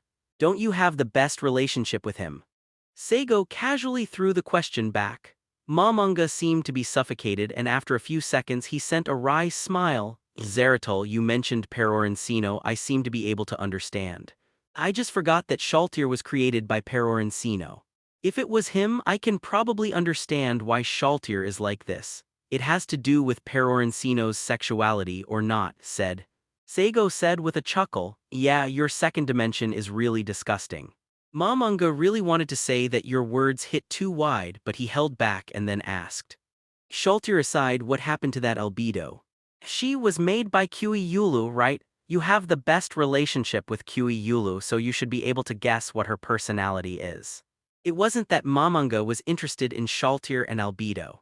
The ability to force and hold on coupled with racial characteristics makes him biologically devoid of any male desire for women. As the president of Aints Ergen, Momonga is actually not familiar with the personality settings of all the NPCs in the guild. After coming to such an unknown world, he was more afraid of problems within the guild than the outside world. Because the guild was built by all members of Aints Ergen, Momonga, who attached great importance to feelings, did not allow the guild to make mistakes in his own hands. Therefore, it is necessary to understand the characters of all NPCs and their actions so as to judge what to do in the future. This is due to Momonga's cautious character, and it is also where his talent for intelligence gathering lies. As for Albedo, I can probably guess her character and behavior. Kyuhyulu-like setting likes the sense of ritual, and what is unknown is that he also likes contrasting cuteness. In order to reassure Momonga, Saigo answered his questions in detail. Cute contrast. Momonga was a little curious about the contrast method. Well, for example, Albedo looks pure and looks like a docile lady. But Kyuhyulu will definitely set her up as, she's a naughty **T behind her back or something like that. Saigo straightforwardly told Momonga what kind of contrast method it was. You call this cute contrast, this is simply a contrast ***ch. Momonga took a breath and couldn't help but let out an exclamation. Oh, you still know this word. It seems that you, Momonga, have also learned a lot in private. There was a sneer in Saigo's words. Don't discuss this kind of issue, but I'm a little bit shocked and can't accept it. Momonga blushed, feeling very embarrassed. But you don't have to worry about it. I insinuated from Albedo's mouth earlier and deduced her other settings from Albedo's words. As I said, Jade Records likes contrasts. In Albedo's personality, he probably also set Albedo to be loyal to Kyuhyulu, but in private, he always has an affair with the master's friend, that is, I have an affair. This is Albedo's debauched life where, because she likes to set contrasts, Albedo probably wants to kill her master. I'm glad that Kyuhyulu isn't with us. Albedo's setting doesn't matter to me, but to that guy, it's a disaster. If Kyuhyulu is recorded here, he will be killed by Albedo one day, and now he can no longer modify the NPC settings. This is really self-inflicted. Saigo gloated and said, let you like to make troubles and make blind settings, this is retribution. Zeratul, you and Kyuhyulu are so coquettish. After a long time, Saigo heard the faint voice of Momonga. Sure enough, guys who like to choose alien as their own race and make themselves inhuman or ghost have some psychological differences from normal people, Saigo waved to Demiurge and Shaltir. Demiurge bowed gracefully with one hand behind his back, stroked his glasses on the bridge of his nose and walked slowly in front of Saigo. Shaltir was gasping for breath. Her scarlet eyes shone with obsessive and distorted infatuation. Just like this, she crawled on the ground like a puppy and crawled in front of Saigo. After coming in front of Saigo, Shaltir sniffed her delicate nose vigorously, the white waxy skin on her face flushed with excitement. This made Saigo a little suspicious. Is there any strange smell on him? But he still admires Shaltir even if she is in a crawling posture. Her posture is so elegant. Demiurge, Shaltir, Saigo said in a low tone. The subordinates are here. The concubine is here. Whether it was Demiurge or Shaltir at this time, they all restrained their expressions and made a gesture of respectful listening. The two of you don't need to follow the investigation process of Momonga. Go deep into the hinterland of mankind for me. I need enough information.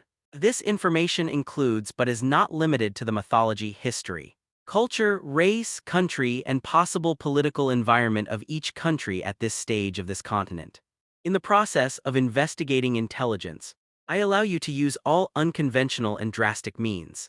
Especially you, Demiurge.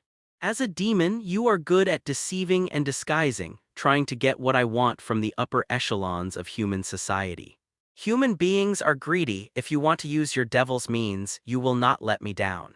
The black flame under Saigo's hood issued an evil and majestic voice, giving orders to Shaltir and Demiurge. Saigo couldn't wait for Momonga to slowly investigate the information. Because of Momonga's personality, he will be too cautious in doing things. No matter what personality there is, there are two sides, and Momonga's personality will slow down the work process. Therefore, when he ordered Momonga to conduct intelligence investigations abroad, he also needed to send a special team to go directly into the hinterland of mankind to find what Saigo needed. Saigo can only make the next judgment after having a sufficient understanding of the history and country of this world. And to obtain information quickly, some special means must be used and cruelty and killing must be mixed in it. The reason why Saigo didn't directly say it just now but was in private with Shaltir and Demiurge, it is because Saigo clearly knows that Momonga may not be able to accept some methods. Saigo doesn't know what the flying squirrel will become in the future, but for the present flying squirrel his moral bottom line as a human is still very high, so some means he may refuse. As for himself, Saigo said that he has a flexible moral bottom line and can climb to a high position in human society, and it is absolutely impossible for him to be that kind person. Saigo has seen too many dark things in human society. You don't need to report the specific process to me, just tell me the result at the end, and you don't need to tell Momonga about the things you have done. Secondly, don't go too far and do things more covertly. I don't want to make things too big before I don't know enough about this world so that I can be targeted by certain beings. Especially you, Shaltir. Saigo said his detailed request, and then he gave Shaltir another look. Saigo remembered that Shaltir seemed to have an ability similar to Berserk, and she had shown this ability when the Great Tomb was invaded in the game. In the game, this kind of ability is nothing more than adding some attributes and bringing some negative effects. But in reality, Guess also knows the troubles of such skills. Shaltir, who was named by Saigo, was terrified. She quickly knelt down and said tremblingly, I will definitely follow your teachings, my lord. Saigo frowned when he heard Shaltir's claim. Although it is the concubine's body used, the concubine's body in Shaltir's mouth is not a modest title for nobles, but a self-proclaimed Warin in Liuxiang Huiji. In other words, Shaltir's self-proclaim has the implication of betraying her body obscenely. This point has the same effect as albedo, whether it is Perorincino or Kyuyulu, their settings are really bad enough. Supreme, I have understood your deep meaning. Please rest assured, I will present the most detailed information in this world to you. I will be your vanguard in conquering this world, bring darkness and terror to the earth, and make all resisting creatures despair under your supreme death brilliance. With one hand behind his back and the other in front of his body, Demiurge smiled evilly and bowed respectfully and said, he felt that Lord Zeratul really gave him the best task. Facing those human beings who are as small and cowardly as ants, the demons used terror and evil to make them submit.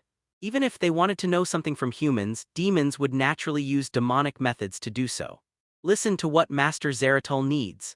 The geography, history, culture, country, and mythological data of this world. Just from these things Lord Zeratul needs, one can imagine what kind of ambitions and grand plans Lord Zeratul has. As a loyal servant of the Supreme Being, a demon created by the world calamity, he will definitely do his best to prepare for the Supreme's plan to conquer the world.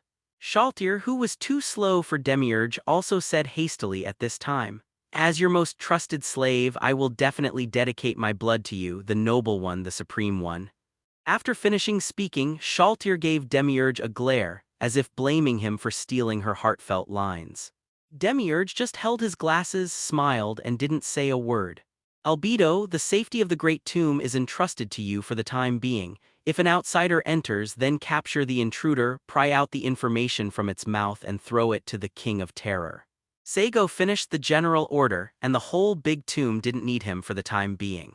Those who should be on the field should be on the field, and those who should be doing internal affairs should be doing internal affairs, and he can also continue to study that dark space in his guild room with peace of mind. This is what a good leader should do. I will not let any young and ignorant people pollute the soil of the big tomb, Supreme. Albedo said softly, bending her waist gently. Saigo nodded, activated the ability of a ring on his hand, and teleported directly to his room. As soon as Saigo disappeared, Albedo's expression changed drastically. She grinned and looked at Shaltir, showing a ferocious and terrifying smile. "Ha, you lamprey, you dare to take advantage of my inability to speak and try to snatch the love of the Supreme Being from me, you deserve death." Shaltir didn't show any weakness. She covered her mouth with her hand and smiled. Her bewitching eyes were fearless. She also stared at Albedo and said, "Gorilla, you usually act obediently and well-behaved. You don't even dare to laugh. Is it because you are afraid that your disgusting smile will make Lord Supreme disgusted by it?" Albedo's expression changed drastically, and the black wings around her waist spread out. "Shaltir, shut your mouth. Even if you put false things on your flat body, I think it will make Supreme. Do you want to take a second look? Remember, what is false is always false, and no matter how hard you try to be false, it will never become true." Albedo puffed out her chest proudly while saying so.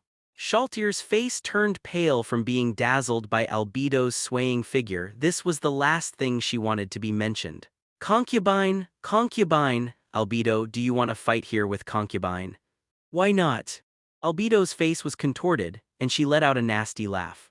Seeing the two quarreling with Yulai, Demiurge had no choice but to come out to smooth things over and said, "Well, you two, private fighting is forbidden in the Great Tomb. If you two don't want the Supreme Being to be angry, please calm down for a while." Demiurge's words really calmed the two of them down. "I can see the loyalty and love of the two of you to the Supreme Being. Why don't you just listen to my opinion and let the two compete against each other?" Hearing Demiurge's words, Shaltir and Albedo both looked at him, as if they were asking you what advice you have. Now there are only 2 of the 42 Supreme Beings left, and the rest of the Supreme Beings have left us. As far as we are concerned, we cannot lose any more Supreme Beings. Now the great underground tomb of Nazarick is not enough to have only 2 Supreme Beings. Although it's not good to think so, if the 2 Supremes really abandon us, we also need to find someone who can inherit the position of Supreme. Before Demiurge finished speaking, Albedo and Shaltir looked at him with vigilant eyes, and they rarely stood in the same camp and said, "Demiurge put you away, delusion. Your delusion is arrogance. How dare you covet the position of supremacy? If this is the case, we will have to kill you here." Demiurge quickly waved his hand and said, "I didn't mean that, please listen to me. What I mean is that the Great Tomb needs an heir, and with the excellent bloodlines of Shaltir and Albedo, if you get the bloodline of the Supreme Being, you will definitely be able to give birth to the best heir. How about this proposal? Whoever can give birth to an heir for the Supreme will ascend to the throne, instead of solving the problem with a fight that would make the Supreme angry. Although I believe that the Supreme Being will not abandon us, the existence of the heir can also increase the combat power of our Great Tomb." Demiurge's words moved Albedo and Shaltir's heart. Whoever gives birth to a child to Lord Zeratul first will be the winner. This suggestion is very good. Seeing that the two stopped arguing, Demiurge shrugged. Look, it takes wisdom to solve the struggle between women. I think the supreme wisdom can have a better way to solve the conflict between the two. But this time I will overstep once and help Supreme solve this trouble. After all, even these trivial matters have to be resolved by the Supreme Being himself, so what's the use of us subordinates? As for whether Albedo and Shaltir are fertile or not and whether Saigo is having S*X, that's not within the scope of Demiurge's consideration. On the other side of the world, in the enchantment set up by a certain Shion Kamishima, the fire-eyed beauty wearing a 12-piece kimono looked at her friend beside her and said, "Are you ready for that month? That month, are you ready?" With a pair of magnificent fire eyes, an elegant woman wearing a gorgeous 12-single kimono is looking at her friend and ally beside her with slightly complicated eyes. Zionjumu, the Witch of the Secretary who is in charge of the LCO, words with magic power are written on books. Under the influence of magic power for a long time, ordinary books will also have incredible abilities, thus becoming magic books. However, if the ability on the magic book is abused, the knowledge recorded in the book will be lost, and the magic book will also lose its uniqueness. The organization called Library LCO is an association formed by a group of magicians and witches who are obsessed with knowledge. The organization aims to collect magic books scattered around the world, protect the knowledge in them, and prevent the magic books from being abused by outsiders at will. From the perspective of the organization's goals, LCO has no problems and can even be described as great. But the members of this group of LCOs are too paranoid, just like those extreme animal protection organizations. In the process of collecting magic books, the methods they used were not reasonable and compliant. Therefore, after a long time, the entire LCO has also been classified as a terrorist organization by most countries. Nangong wore a gothic black long dress that month with many gorgeous decorations of lace and lotus leaves on the skirt. Her hair is loose like ink, and her facial features are exquisite and beautiful, just like a cute doll. A pair of slender and straight beautiful legs were wearing black silk velvet socks, and her small jade feet were stepping on high heels of the same color, and a few shoelaces were tied to her calves that were barely enough to hold. Just from the appearance, Nangong was a little girl that month. It is not an exaggeration to say that she is a young at Chinese letter. However, in fact, Nangong was already a high school student that month this year, and the reason why he maintained the appearance of a primary school student was due to the influence of a certain technique. For this moment I have been preparing since I was born. I have learned all kinds of knowledge since I was sensible. There is no need for special preparation. Although the mental age is that of a high school student, his young appearance and body still had some impact on Nangong that month. One of the effects is the way of speaking with a lisp like a child. This babbling sound, which is like a child learning to speak, makes people feel very cute, but when that immature voice appears on Nangong Nayu, it brings a sense of majesty inexplicably. Although Nangong's expression didn't change much that month, he looked very calm. But as her friend and ally, Zionjumu still saw a trace of uneasiness and unwillingness in Nangong's mental state that month. Yes, Nangong was unwilling that month just like himself. Zionjumu withdrew her gaze from Nangong Nayu. She looked at the magic circle ahead, her beautiful eyebrows frowned, which made you feel distressed. In that month of Nangong, she was about to sign a contract with the devil in that spell and exchanged her own soul for the qualification to become a witch. A witch is a woman who signed a contract with the devil. By selling her soul as a price, she can obtain the same ability as the devil and manipulate the magic power against the upper demons. At the same time, the power of the devil will also greatly improve the witch's magic skills, thus making the witch an excellent magician. But the price of obtaining all these is too great for human beings. The soul is the most important thing. Human beings who have sold their souls have never had a good death. Human beings who have lost their souls can no longer be called human beings but complete monsters. However, those who choose to become a witch are willing to surrender their souls in exchange for power, so there is nothing pitiful. But Zionjumu is different from Nangong that month. They are pure-blooded witches, born witches, and their souls no longer belong to them when they are born. They have no other way to go, no other choice to choose. The only thing they can do is to become a witch. If you don't become a witch, you can only die. Pure-blooded witches are extremely rare. Even Zionjumu-I only knows one person in Nangong. It's not that there are no other pure-blooded witches in this world, but pure-blooded witches who are already rare if they don't know that they are witches after birth. Then, if you haven't signed a contract with the devil before your age, you will definitely die. Nangong was lucky that month. She was born in Xianshan Island, a special zone of demons, so she was discovered to be a pure-blooded witch since she was a child, and thus she got the chance to live. And Nangong was trained as a witch since childhood. This is the reason why Zionjumu-I called Nangong Neiyu an ally, because in this world, only Nangong Neiyu knows Zionjumu-I best. Only Zionjumu-I knew the month of Nangong best. They were abandoned by the world from birth. There is nothing to regret about becoming a witch, but one cannot choose to become a witch and must follow the so-called destiny, which makes Zionjumu-I very unwilling. She also believed that Nangong was equally unwilling that month. In particular, Zionjumu-I knew that her friend had such a strong personality, and a person with such a personality would definitely be angry at her unchosen fate. That month, you have to know that when you choose to become a witch, you can only follow your established destiny. You will have to abide by the contract with the devil. If you violate it, the only price is death. No, that may be even more terrifying than death. You cannot fight against the devil because your soul does not belong to you, but to the devil. Especially if you choose to become a witch, you will be more miserable than other witches and you will even lose all your freedom. When Zionjumu-I said this, anger flashed in her fiery eyes. After discovering Nangong's identity as a pure-blood witch in that month, the artificial management commune of Xianjin Island used her from a very young age. Although the artificial island management commune found excellent teachers for Nangong that month.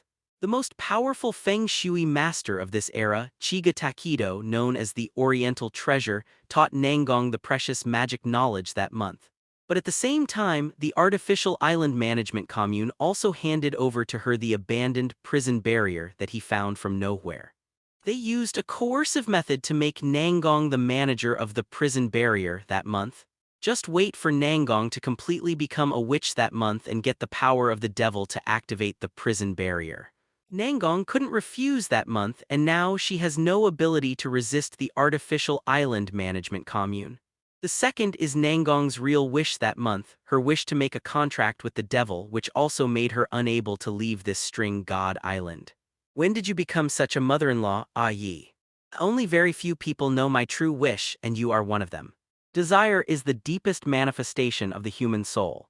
It is impossible for a person to deceive his own wish, let alone deceive the devil. My wish is peaceful coexistence between humans and demons, and this will also be the contract I signed with the demons. The witch who breaks the contract will pay a miserable price. Only the demon's special zone, Xiangami Island, can maintain my contract and allow me to survive. Don't look at me like this. In fact, Ah Yi, I'm also afraid of death. Nangong said a little impatiently that month. It's just that in her resolute blue eyes, a touch of weakness flashed imperceptibly. After all, Nangong was just a teenage girl that month, even though she had a strong personality, even though she had been trained by elites since she was a child. But that doesn't mean she can ignore everything or that she has no fear. Zionjumu-I looked at the friend beside her and there was pity in her fiery eyes. After signing the contract with the devil, the witch will maintain the state when she signed the contract and stay young forever. This is one of the few benefits of the witch. But although there are many witches in the world, only Nangong maintained such a young body that month. Under normal circumstances, such a young girl cannot sign a contract to become a witch. But Nangong lost her growth from a very young age because of the prison enchantment that month. It was all the injustice of fate that caused Nangong to suffer from the harm of the witch that month. At the same time, this is also the island named Xianshan Island, bring her harm. At this moment, Zionjumu-I made up his mind. Then let's start. The concubine will escort you and will not cause any problems in the ceremony. According to the words of Zionjumu-I, Nangong walked into the magic circle of the ceremony that month. The secretary's witch recited the words of the spell. The ceremony started and the power of the devil appeared from the ceremony field. Even Zionjumu-I frowned at the surging magic power. The more difficult the content of the contract with the devil, the more power the witch will gain because the restraint of the witch will be stricter. With Nangong's true wish that month, the demons who want to sign a contract with her will also be stronger than ever. But at this moment, another unimaginable aura suddenly appeared, containing all the evils in this world as if containing all the darkness and evil. Even if it was just a breath, Zionjumu Aikyo, who was performing the ceremony, turned pale, uncontrollable panic overflowed from the deepest part of his heart, and his body shook like chaff. That month, what is that thing on your body? Throw it away quickly. Zionjumu-I screamed. She noticed that the terrifying aura came from a jet-black piece of paper in Nangong Neiyu's hand. At this time, Nangong Neiyu was also at a loss. She wanted to throw away the piece of paper, but it was too late. Under Zionjumu-I's helpless gaze, Nangong's figure that month disappeared into the magic circle of the ceremony. The endless darkness completely submerged Nangong's consciousness that month. When her consciousness recovered again, she found that she had appeared in a world of nothingness. This place is full of darkness from top to bottom, and it has been full of evil throughout the ages, just like the source of darkness and evil for all living beings comes from here. What the hell is this place?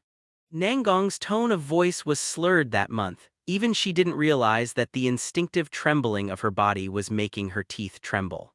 The fear that could not be described in words completely occupied her heart, making Nangong completely lose her thinking at that moment. Madness hit her, and her consciousness was almost collapsed.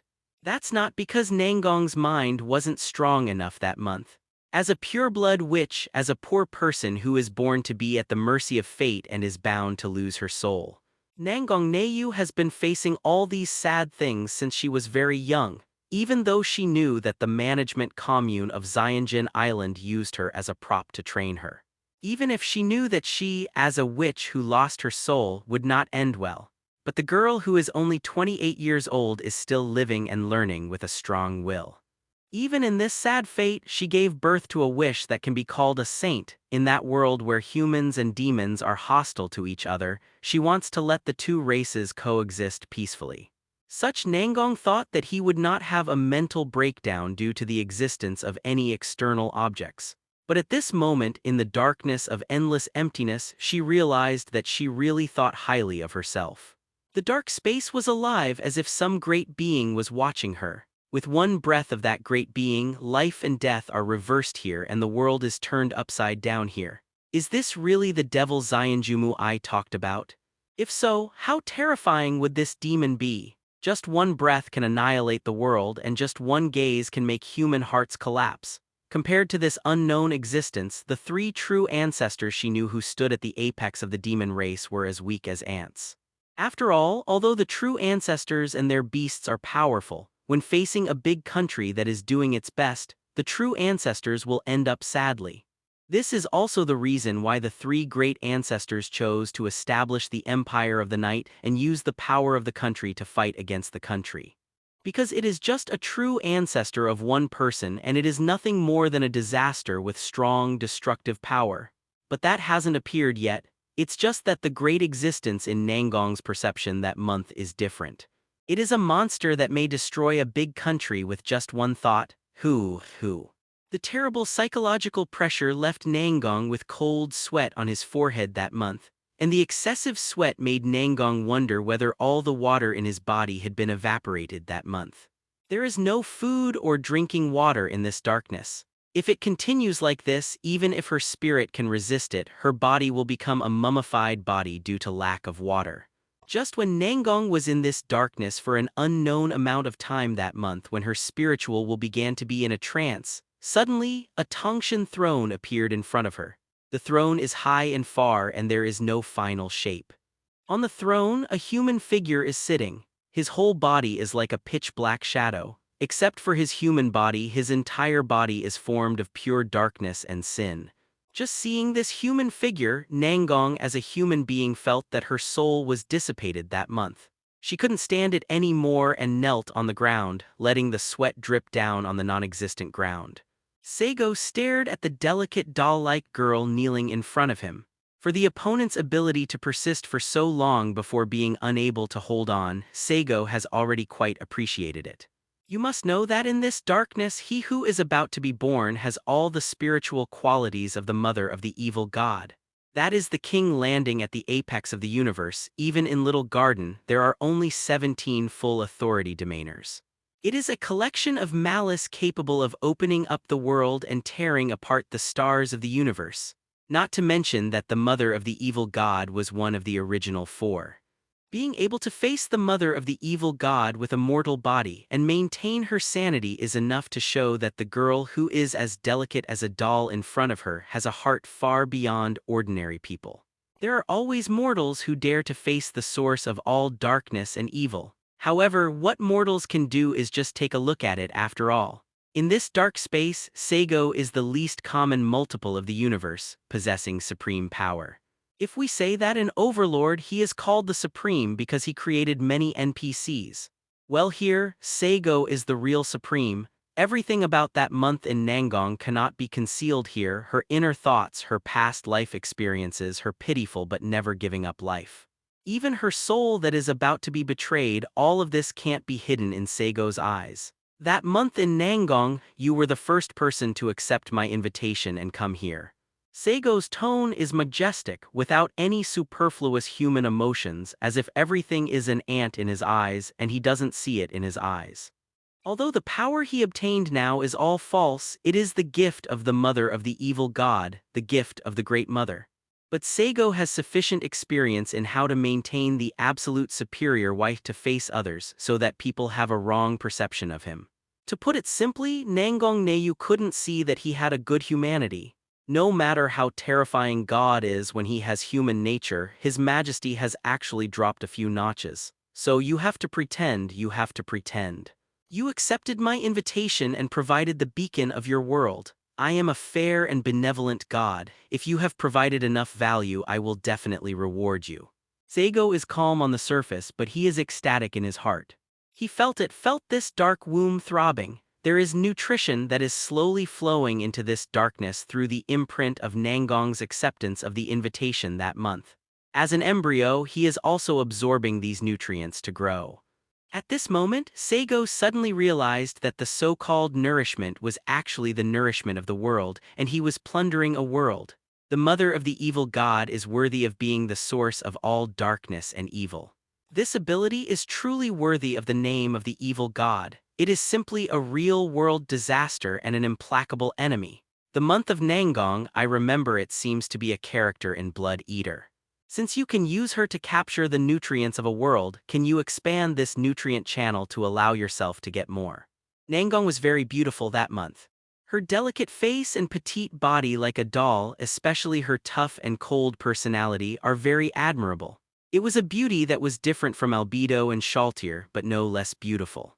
But compared to the beauty of Nangong that month, the joy of being nourished is far more than a woman's addiction. Saigo is not interested in the Nangong month at this time. What he thinks about is how to use the Nangong month to get more nutrients for himself. The current Nangong regretted that month very much. If she knew this, she really shouldn't be curious to pick up the black piece of paper. The reward that such an evil and terrifying existence said, shouldn't it be to take away her own soul and then brutally kill her here? Perhaps it is cruel to humans, but to such an evil existence maybe it is a reward? Thinking of this, Nangong felt that his mood calmed down a little that month. Anyway, she is a pure-blooded witch, a monster who should have sold her soul. At this time, Nangong recalled everything that happened before him. That strange black piece of paper was picked up by her on the way to high school. Nangong was a pure-blooded witch that month. Although she hadn't completed the contract with the devil, she was also educated by the elite as a magician since she was a child. And Nangong Neyu himself has an extremely powerful talent in the field of space control. It's just that the magic power needed for space control magic is too huge, which is a huge burden for ordinary humans. Although Nangong was talented in this aspect that month, as a human being she couldn't use similar spells at will. But both Nangong Neyu himself and the artificial management commune of Xianjin Island know. When Nangong signed a contract with the devil that month and obtained inhuman magic power, she must be able to master those space control techniques. Nangong, who is an excellent magician, also noticed the mysterious power emanating from the black piece of paper that month. and also felt that the owner of that power was very scary. But how terrifying the owner of the black piece of paper was beyond Nangong's imagination that month. Even as an excellent magic attacker in his own world, Nangong, who had not signed a contract with the devil, was not very strong that month. If Nangong's strength in that month is compared to 1, then for her, whether it is the strength of 10 or 100, she cannot tell the difference. This is why the demon gods in Teyvat and the great monsters in Gensokyo are extremely cautious and dare not use it after they picked up this black piece of paper. While Nangong was amazed at the power of the piece of paper that month, he didn't pay much attention to it. The demon god of Teyvat and the great demon of Gensokyo are already powerful, so they can understand the horror of the mother of evil god better. After picking up this black piece of paper, Nangong also paid attention to the symbols on that piece of paper that month. Using some of Idakami's authority, she found out that the symbol was related to a lost myth in her world. For an attacking magician, such an antique left over from the age of mythology is naturally a suitable research object. At that time, Nangong thought that the piece of paper was just a trace left in the world by the gods who had disappeared long ago, so he didn't pay much attention to it. But who would have thought that the god who left that trace did not die, and this god was unexpectedly terrifying? He knew that my name was Nangong. That's not a big deal. Even an attacking magician has some spells to detect other people's thoughts. Perhaps what I'm thinking right now is being detected by him. Thinking of this, Nangong didn't give up thinking that month. Instead, he used his brains to think about what the terrifying god in front of him was going to do. That strange piece of paper appeared in his own world in front of him. It was definitely not aimless. And from Saigo's terse words earlier, Nangong had drawn a horrific conclusion that month. Invitation, beacon of the world, sufficient value, these few words were enough to make Nangong crumble that month. With her intelligence, she roughly guessed this terrifying existence, probably because she is interested in the world she lives in. And if because of her own reasons she leads such a terrifying existence into her own world, then she will be no different from being a sinner of humans, demons, or even all creatures on earth. When this conclusion appeared, Nangong had a thought in his mind that month: suicide. Her character is so strong, unless there is a more perfect result, she will never compromise easily. Even in front of Xianjumu Ai, she admits that she is afraid of death, but if it is in front of her own safety and the safety of the whole world, she would rather choose to kill herself. Human beings are really a contradictory race. Some people are so despicable that they can sell everything in order to survive, while others are like heroes and saints who can sacrifice themselves without asking for anything in return. Saigo didn't mind letting Nangong know that month that he could really read her mind. The terrifying sound made Nangong's tender body tremble slightly, and even her snow-white skin was cracked with bloodstains. Give up your boring thoughts, Nangong, that month. Your soul is in my hands now. You are just a puppet with strings, and even your life you cannot decide by yourself. Why is your face so embarrassing? Why are you so desperate? You who are about to sell your soul to the devil, haven't you been prepared for this long ago? Since you are going to give your soul to the devil, then you shouldn't care about which devil got your soul. Saigo let out a nasty laugh. As the evil in this world, that laughter contained absolute darkness and all the sins. In fact, Saigo was fooling Nangong that month. If Nangong committed suicide in this dark space that month, he could indeed easily reverse life and death. But if Nangong returns to his own world that month and commits suicide, Saigo has nothing to do. The spirit of the mother of evil gods is only useful in this dark space, and his power cannot radiate to the outside world. Those few invitation letters were his efforts to produce results that would influence the outside world. In the Saigo outside, the power that can be expressed is the ability to be an aging big devil, and it is not a complete body. If Nangong really committed suicide in his own world that month, Saigo really had no choice but to watch the beacon disappear, thus losing the possibility of obtaining nutrition from that world. But Nangong didn't know this that month, and Saigo could use her absolute intelligence advantage to play her in his hands. Anyway, this kind of thing is familiar to Saigo, who has climbed to the top of the political system. Who are you? Nangong Neyu's face was pale, and she let her white jade-like skin split into bloody mouths, almost staining her into a bloody man. She looked directly at the inconceivable existence and asked word by word. The lost mythology book has long been lost, so it is called the Lost Mythology. Nangong didn't know who the god was that month. I am the suzerain of Zoroaster, the supreme god of the evil world, the lord of darkness and death. That month of Nangong, let's play an interesting game you have no right to refuse. You sell your soul to me, and I will give you the power of the incarnation of my creation according to the witch's ritual. The content of the contract is your deepest wish. If you complete the contract, I will let go of the world you are in. If you can't complete it, darkness and death will come before you, and the countless DxD.The headed by the 6 demons will devour everything you care about. Demons are best at deceiving, just like Demiurge. Saigo, who is also a demon, does not want to give up this old job. As long as he can trick Nangong into signing a contract with himself that month, he will get a stable beacon and continue to grab nutrients. You can even descend to the world where Nangong was in that month through a contract. Saigo's words made Nangong want to believe that month, but she instinctively believed that the words from this evil and terrifying existence were not worth believing. Nangong that month was not a person who chose to kneel and surrender without even resisting, or who gave up all resistance without even thinking. Although Saigo told her that even if she resisted, it was useless, even if she chose to kill herself, it would only add to the laughing stock. But if you don't try it, how will you know whether it is true or not? When the idea of Nangong just came up that month, darkness surged in front of her, and the darkness turned into a dagger as black as obsidian. Nangong Nayu, who was kneeling on the ground in pain, suddenly raised his head. Her beautiful eyes that were as blue as the sea couldn't even reflect that great figure in the light of the eyes. One could imagine how grand that terrifying existence was. Nangong couldn't see any human-related nature from that terrifying figure that month, as if what he did was not to tease her but just a boring idea of facing ants. It's like an adult suddenly found the ants carrying food. He didn't intend to kill the ants but just squatted on the ground for fun, blocking the way of the ants with his fingers. Perhaps for humans it is a whim of fun, but for ants it may cost their lives. Nangong didn't hesitate that month. She picked up the obsidian dagger on the ground decisively, pointed the tip of the dagger at her heart and stabbed it in as soon as she gritted her teeth. It is impossible to say that she is not afraid at all. After all, she is just a girl in her 20s and 8 years old, a normal human being. Facing the equality of death, any human being will be afraid of it. But Nangong's determination that month allowed her to overcome this fear.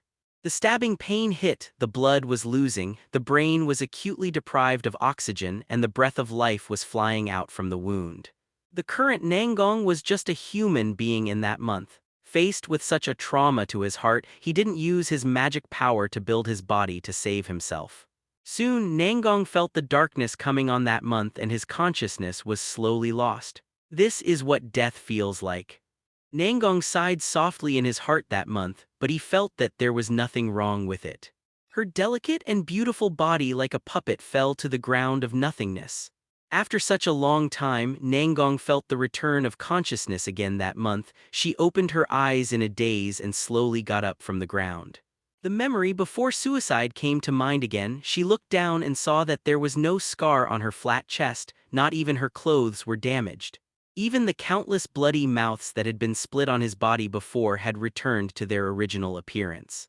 The obsidian dagger was still thrown under his feet, and the tip of the dagger was stained with blood, which made Nangong Nayu know that everything before was not an illusion. She did choose to commit suicide, she did die, but she came back to life. He raised his head again and wanted to look at the terrifying existence, but the stinging eyes caused by staring at that existence made Nangong almost shed tears that month. She quickly lowered her head and sighed softly. Even death cannot be chosen by herself, and she is really a living doll now. Although in the past, friends she knew laughed and said that she was as delicate and cute as a doll, but Nangong never thought that one day she would become a doll. The Maharaja who claims to master death and darkness can even reverse life and death, which is reasonable after thinking about it. No more resistance. The terrifying figure spoke in words that didn't have much human emotion.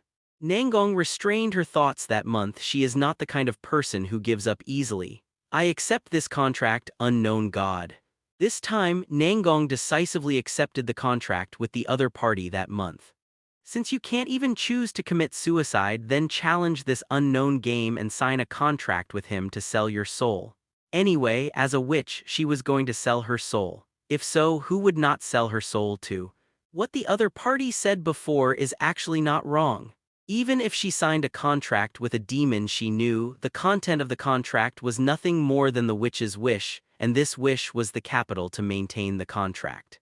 Looking at the content of the contract now, it seems that the demon contracted with her is even more terrifying, so the power she gains should theoretically be stronger.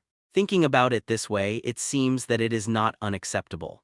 Nangong thought mockingly that month. At this time she could only comfort herself in this way.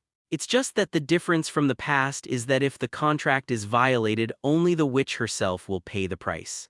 But if she breaks the contract now, the whole world may pay the price. What worried and feared Nangong most that month was actually her wish. Only by fulfilling one's own wishes can one win the game. But her wish is peaceful coexistence of humans and demons. This wish is too grand, it is almost as if she is looking forward to world peace. At this time of the month, Nangong rarely complained about himself. Why did he have such a wish, and the difficulty of fulfilling the wish was too high. But Nangong Neiyu is not a person who gives up lightly. She is resolute and strong in her mind, which is the most beautiful brilliance of her character. I will accept your soul, and the contract is hereby established. The incarnation I created will give you strength, and he will be your guardian as well as your watcher. If you break the contract, he will cut off your head. And darkness and death will completely descend on the land where you are. That indescribable voice was engraved in Nangong Neiyu's mind, and then Nangong Neiyu felt that his thinking was stretched infinitely, leaving that strange space. After Nangong disappeared that month, Saigo, sitting on the throne, lost his false appearance and revealed his true colors. Feeling the nutrition tirelessly nourishing his growth, he narrowed his eyes slightly and said, "Accepting the contract and getting a channel to connect with the world will allow me to obtain the nutrients for growth. And judging from the situation in Nangong that month, the ones who will be favored by my invitation letter should be those with strong desires. If that's the case, why did only Nangong accept the invitation that month and the others didn't?" Saigo was a little puzzled, playing with the soul of Nangong that month with his fingertips, but he couldn't figure out why. Forget it, don't think about it if you don't understand it. Now there is a world that provides me with nutrition and I can't lose it easily. Thinking of this, Saigo thought along the road signs provided by Nangong that month, and he disappeared completely in the darkness. Xianjumu Ai paced anxiously at the magic circle of the ceremony. She didn't know what went wrong with the ceremony. At this moment, the magic light was emitted again in the ceremony. She looked nervously with fiery eyes and was pleasantly surprised to see Nangong's petite figure of that month appearing in the circle of the ceremony again. What happened in that month? Has the ceremony been completed? Concubine. Xianjumu Ai was about to say something when her long and delicate body trembled. Because behind Nangong's doll-like beautiful body that month, a terrifying demon formed by pitch-black fire suddenly appeared in front of him. Let me introduce myself. I am one of the avatars created by the Maharaja, in charge of the name of aging. You can call me Zarathustra. There was also the secretary's witch in Nangong that month. The demon formed from the black flames was polite and spoke very gentlemanly, but his words were full of malice and joy. It's really troublesome to compare combat power across works, so I'm the author's setting as the main one and it's over. Unless there is a huge difference in expressiveness between the two sides, I will not deliberately strengthen or weaken a certain work. Xianjumu Aime's eyes widened, and she looked in shock at the demon who suddenly appeared behind Nangong that month and called himself Zarathustra. In the impression of the scribe witch, the so-called demon is not actually a life with self-will. Demons are different from demons. Demons are a collective name for many races that actually exist in this world. Vampires, orcs, ghosts, dragons, and even elves, whether they are populous or sparse or extinct, these non-human races are collectively called demons. But demons are different. Demons are not a race. Demons are more like a collection of concepts, a mechanism similar to a contract, and exist in this world like some established rules.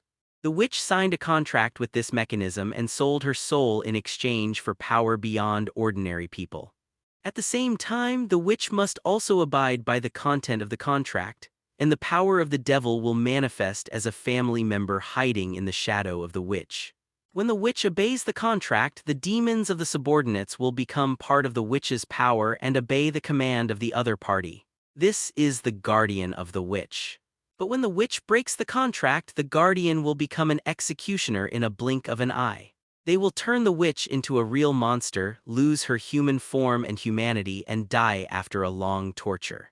The witch can never resist the demon she contracted with because the witch's soul has already been held in the hands of the demon. It is precisely because the devil has no self-will that Zionjumu-I was shocked and incredible after seeing the guardian behind Nangong that month.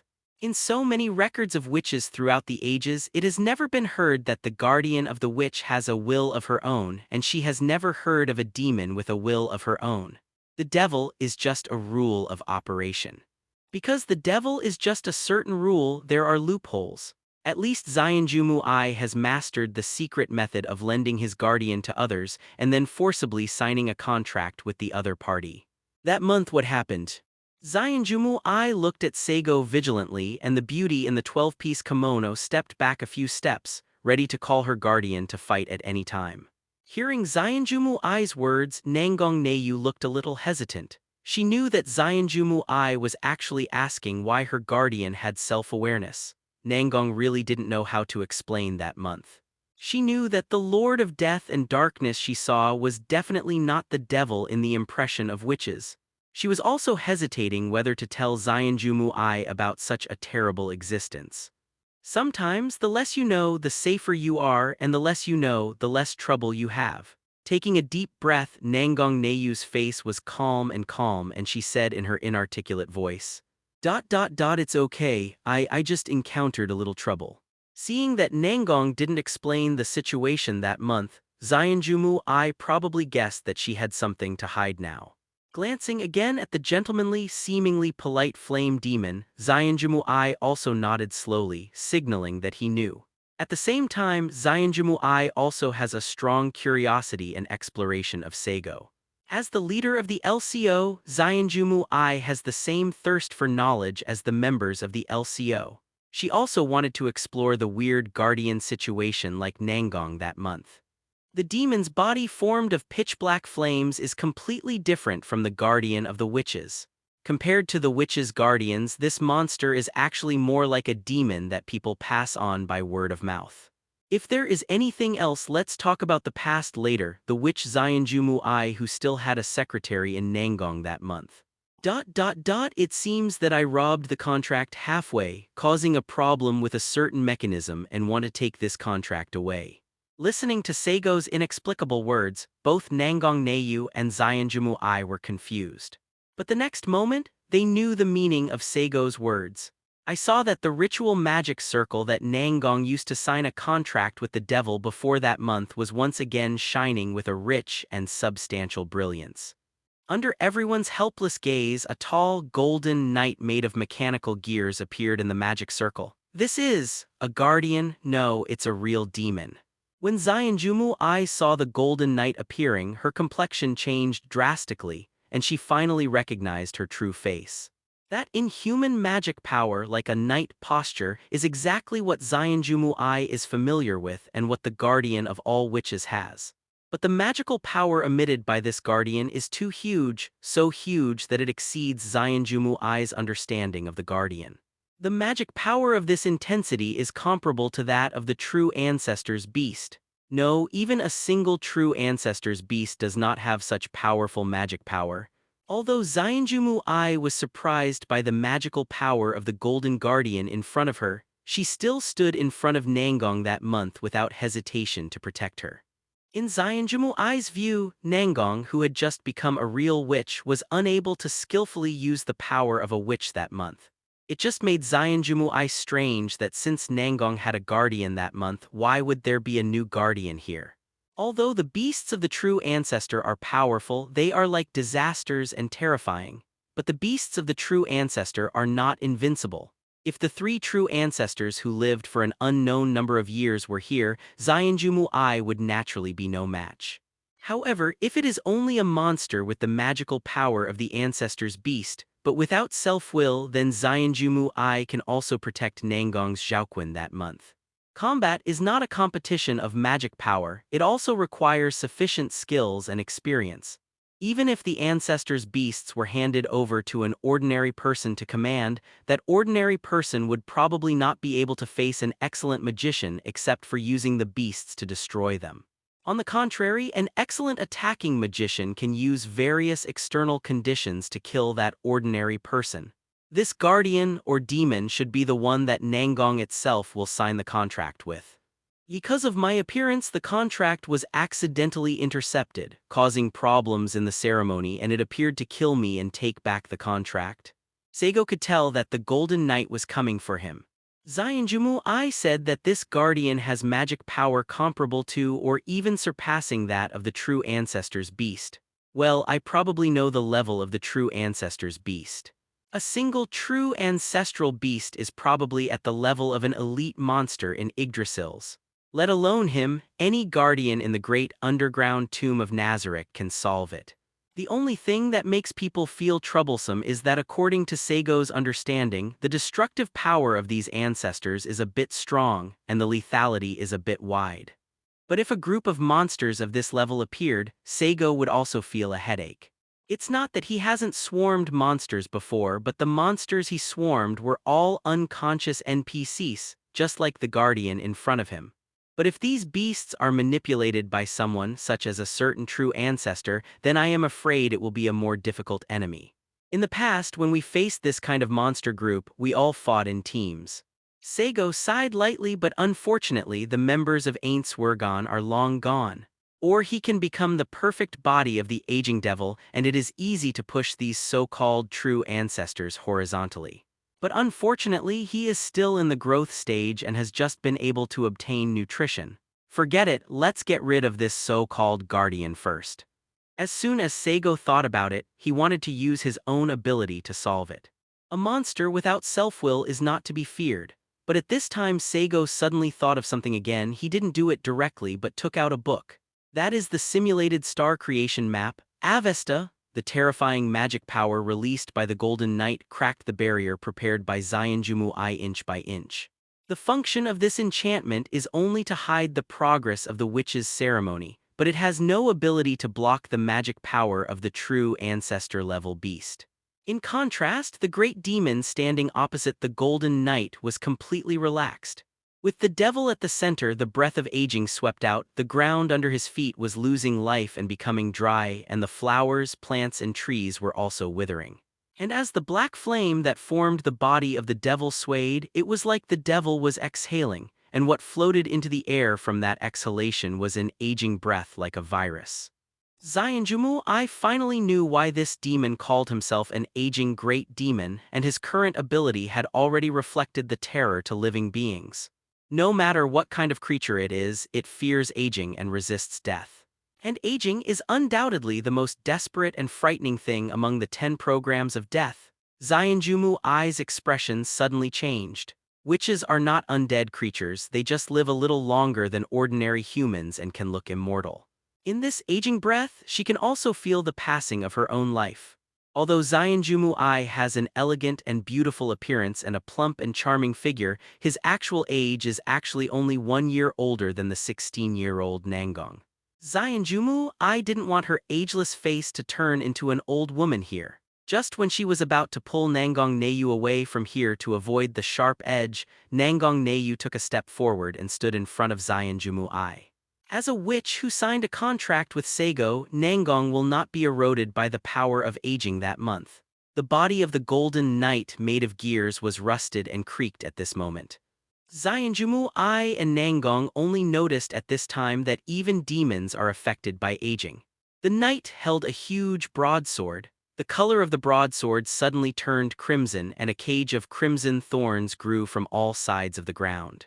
The cage of thorns is aimed at Saigo, and it seems that the guardian of the witch wants to lock Saigo in the cage and kill him. At this moment, Saigo suddenly put away all his aging powers and took out a book from nowhere. Although it is a bit overkill for you, it is also suitable for use here. Saigo whispered in a voice that no one else could hear and then let out a majestic and terrifying laugh. It is already a great honor for you to die by its hands. Let's expand, simulate the star creation map of Vesta. As Saigo opened the book in his hand, the world view from Zoroastrianism was eroding the heavenly principles of this world. This is the power of the first 3,000 years, and it is for the original cosmology. Saigo's words full of darkness and evil, but full of goodness and holiness spit out from his mouth. In the eyes of Xianjumu I and Nangong that month, the world seemed to be experiencing a new Big Bang. The old universe perishes and the new universe is born. The former laws of heaven are fragmented in the destruction, and the new laws of heaven and new cosmology are born out of nothing. That is what the current Saigo can grasp, the power from the first 3,000 years of Avesta. It is the beginning of the creation of good and evil, and it is also the least common multiple of the universe. And in this nascent universe, void and fravashi were born. Void is a substance that humans cannot perceive. It separates light from darkness so that light cannot invade darkness and darkness cannot invade light. Immediately afterwards, the immaterial fravashi turned into ideology, forming the rules of everything. Just like the sun rises and sets, like blossoms and fruits, like human beings, this is not only the law of the universe but also the law of nature. If there are physicists here, they will be horrified to find that the birth of this world is like the fire and light revered by Zoroastrianism turned into waves and particles. Immediately, the quantum spacetime was transformed into the ultimate law pursued by physics, the grand unified field. With the emergence of the great unified field, the Zoroastrian worldview was completely formed and occupied everything. Everything that does not exist in this teaching cannot exist in this worldview. The Golden Night was rejected by the world without a sound and became nothingness. At the end of the first 3,000 years, the world should have entered the second 3,000 years. But today's Saigo can only show the power of the first 3,000 years of Avesta. When the second 3,000 years is about to begin, the new universe that has been formed dissipates in an instant and appears again as Avesta in Saigo's hands. It's really a sledgehammer to kill a chicken. The creatures in this world are really fragile. Saigo sighed as if laughing at the smallness of this world. He would directly use the simulated star creation map, his biggest killing move, to kill the witch keeper in front of him for two purposes. One is that since Saigo got the simulated star creation map, he has not used it, and he is not clear about its power and effect. Therefore, in order to prevent yourself from using an ability that you don't know when you encounter a strong enemy in the future, it is better to use it once now and first understand the power you have. Judging from the results, Avesta is really outrageously strong, even if Saigo is only unfolded for a moment and uses the power of the first 3,000 years. That power is like opening up the world. Although Avesta is regarded as a world-class item in the game, it doesn't expire after being used once, it's just that the CD is a bit long. As long as Saigo waits slowly after the CD period, he can still use the simulated star map. The second purpose is to frighten Nangong that month. As his beacon in this world, as the only source of nourishment he knows now, he didn't want Nangong to have any ulterior motives that month. And showing his strength this time will definitely make Nangong make the most correct choice that month. Just as Saigo thought, Nangong Neyu's face was pale and ugly at this time and her petite body was trembling. Although she had seen the spirit of the mother of evil gods, she was frightened by the terrifying darkness. But Nangong had doubts that month. For example, could the terrible god really come to her world? Why do you need her beacon if you can? But now Nangong believes that month, regardless of whether the Dark Lord can come or not, the power held by the old big devil in front of him can destroy this world. The sense of powerlessness completely struck Nangong that month, so she did not dare to slack off in the slightest and could only work hard to complete the contract. The creative power of Avesta really scared Nangong that month. But she doesn't know that this ability has a very long CD even for Saigo. And the current Saigo does not have the ability to expand Avesta to the entire planet. But Saigo was trying to scare her and the witch was scared as Saigo expected. Besides Nangong that month, Zionjumu Ai was also frightened. The beautiful woman in kimono swallowed and said in a hoarse voice, "What kind of monster did you contract with that month? The mighty power that opened up the world, does the legendary god Cain have an ability comparable to it?" Nangong shook her head dismally that month. She didn't want to tell Zionjumu Ai that she couldn't help herself now. The barrier set by Zionjumu Ai has been destroyed, and the two witches also left the scene quickly. When Saigo unfolded the simulated star creation map, the area of influence was very small. Except for the two witches, the only remaining witnesses were also dead. This saves the two witches the trouble of explaining. After the separation, Nangong returned to his residence on Itagami Island that month. Although Nangong was a high school student that month, he had no parents. But because of her particularity, she has been valued by the artificial island management commune of String God Island.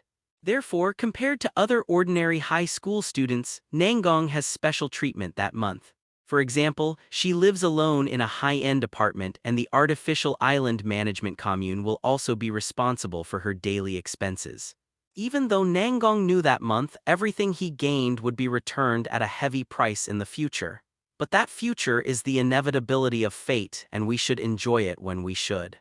Pushing open the door of the apartment, the automatic sensor light at the door turned on.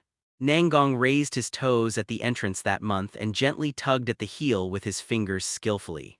The foreign shoes tied with her slender ankles fell to the ground, and there was a crisp echo. She didn't tidy up the shoes at the entrance. She walked on the floor with a pair of straight legs, wearing black silk velvet socks, and walked towards her bedroom with a slightly sleepy expression. There are too many facts that happened on this day today, so much that Nangong's brain was unable to react that month. After all the dust settled, the exhaustion from the deepest part of the body made Nangong Neyu just want to have a good sleep now. As for the rest, let's talk about it after waking up. Well, Nangong Neyu, who walked into the room and rubbed her eyes, was about to throw herself on the soft bed. At this time, she suddenly widened her beautiful eyes that were as bright as the sky, turned around abruptly, glared at the existence behind her and said, "Why did you follow me in?" Just like Nangong's immature appearance that month, she spoke majestically but with childishness, and her inarticulate appearance made people want to pinch her lovely face. Behind Nangong that month, Saigo is standing there. He is wearing a dark cloak robe, and the body under the robe is a burning black flame. Hearing Nangong's words that month, Saigo smiled lightly and said, "I am your watcher, naturally I will be where you are. At the same time, I am also your guardian, the shadow of the witch who sold her soul. Do you think that human beings can get rid of their own shadow?" Nangong Neyu scratched his hair irritably, messing up the long black hair. "Don't call me little Neyu." This was the name Nangong hated the most since she was a child that month, because her body couldn't grow because of a special ceremony. Anyone calling her that made Nangong that month feel like she was being treated like a child, which annoyed her. It was not her wish to maintain such a posture. But even though his tone was very bad, Nangong also knew the horror of the demon in front of him that month, so he didn't speak too much. Although there is a contract between the two parties, it is she, the witch, who must abide by the contract. Who knows whether the devil can violate the contract? There has never been a case in history where a demon violated a witch's contract, but that didn't apply to Nangong that month. Because Nangong knew that month that his so-called guardian and watcher was not a simple demon. "Okay, little Neyu," Saigo said with a smile, completely ignoring Nangong's warning that month. If there is anyone in this world who poses the least threat to him, it is undoubtedly that month of Nangong. The opponent's soul is in his hands, and even the power of Nangong that month is bestowed by him. You forget it. Nangong knew that in the face of this kind of demon, it was useless to rely on words. Even if she didn't want to, she could only endure it by herself. At this time, she thought of something again. Her body froze and said, "You said that as my watcher you will become my shadow. Doesn't that mean that even if I take a shower and go to the bathroom, you have to follow? It doesn't matter if it's another witch, because the guardian of the witch is an unconscious demon dependent." But Saigo can speak and has his own will, which makes it impossible for Nangong Neyu to regard him as that kind of simple guardian. "That's right, Zio Neyu." Saigo's answer made Nangong's body chill that month. "Can I have a discussion? Don't you follow me when I go to the bathroom and take a shower." Nangong rarely lowered her posture that month and asked, knowing that she has always had a strong personality since she was a child, and it is difficult for her to act in such an attitude of begging others. "You can't discuss it. I said that I am your monitor. As a monitor, you must follow you step by step. You are not allowed to have any possibility of betraying the contract." Humans really have a strange sense of morality and shame in some places. If you can't stand it, then don't take a shower or go to the bathroom. Isn't that all right? Saigo is also a pure human in thought, but that doesn't mean he can't pretend that he has nothing to do with humans to fool Nangong Neiyu. "Since you know that I am a human being, you should understand how human beings can do that kind of thing," Nangong said with a blushing face that month. "As a human being, we have to eat, drink, and produce excrement. Even if she is a beautiful girl, she can't violate this natural law. It doesn't matter anyway, it won't be long before you have nothing to do with human beings. Even if you are now, you are still a witch who sold her soul," Saigo said without hesitation. What he said was Nangong's silence that month. That's right, if you don't use yourself, you will have no chance with human beings. After becoming a witch, she will naturally take over the duties she promised a long time ago and become the key to the prison barrier. At that time, her real body will be asleep in the enchantment, and in reality she can only rely on her fake body to act. At that time, she really no longer needed to eat and take a bath. Thinking of this, Nangong lost interest in bickering with Saigo that month. "Could it be that Zio Neiyu? Do you think my current appearance makes you a little unacceptable? If that's the case, then I'll temporarily appear in a form you can accept." Saying that, Saigo's body made of flames suddenly twisted and changed. Then what appeared in front of Nangong that month was a young man with a thin and tall figure, a handsome face, black hair, and black eyes. After grabbing the nutrition of the world and starting to grow, Saigo has been able to use the basic mimicry ability of the devil. But now it's just a mimicry. His body essence is still the devil's fire, his human body is just a change of the devil's fire. Seeing that Saigo suddenly changed from a demon posture to a human posture and it was still a male, Nangong couldn't help opening his mouth that month. "Now that Saigo looks like this, if you follow her to the bathroom, it will make her even more ashamed. Can't you be like a woman?" Nangong slurred like a child that month and couldn't help asking, "Devils also have genders. I am a male great demon, so I will naturally appear as a male." Saigo's words left Nangong speechless that month. She learned a new knowledge point. It turns out that demons also have genders, although this knowledge point is useless. "It's up to you, I'm going to sleep first." Nangong felt that she was even more tired that month. She waved her hand in a dispirited manner without taking off her clothes. She fell into the soft bed. Seeing the delicate and beautiful girl lying on the bed, wearing a gothic long skirt and stretching her straight legs, Saigo sat on a chair beside her and looked at her quietly. In the high school of the private Keihai Academy, Nangong held his cheek in his forehand that month, looking at the scenery outside the window with a bored look at his delicate face. She sat in the penultimate seat by the window, a special protagonist seat. With Nangong's height that month, she should be sitting in the first row or even by the podium. But Nangong refused the position with righteous words that month and forced him to die against the teacher. She had a strong personality, so the teacher had no choice but to agree to her request to sit in the back. Anyway, Nangong's academic performance was very good that month, so the teacher just turned a blind eye. Jingle bell.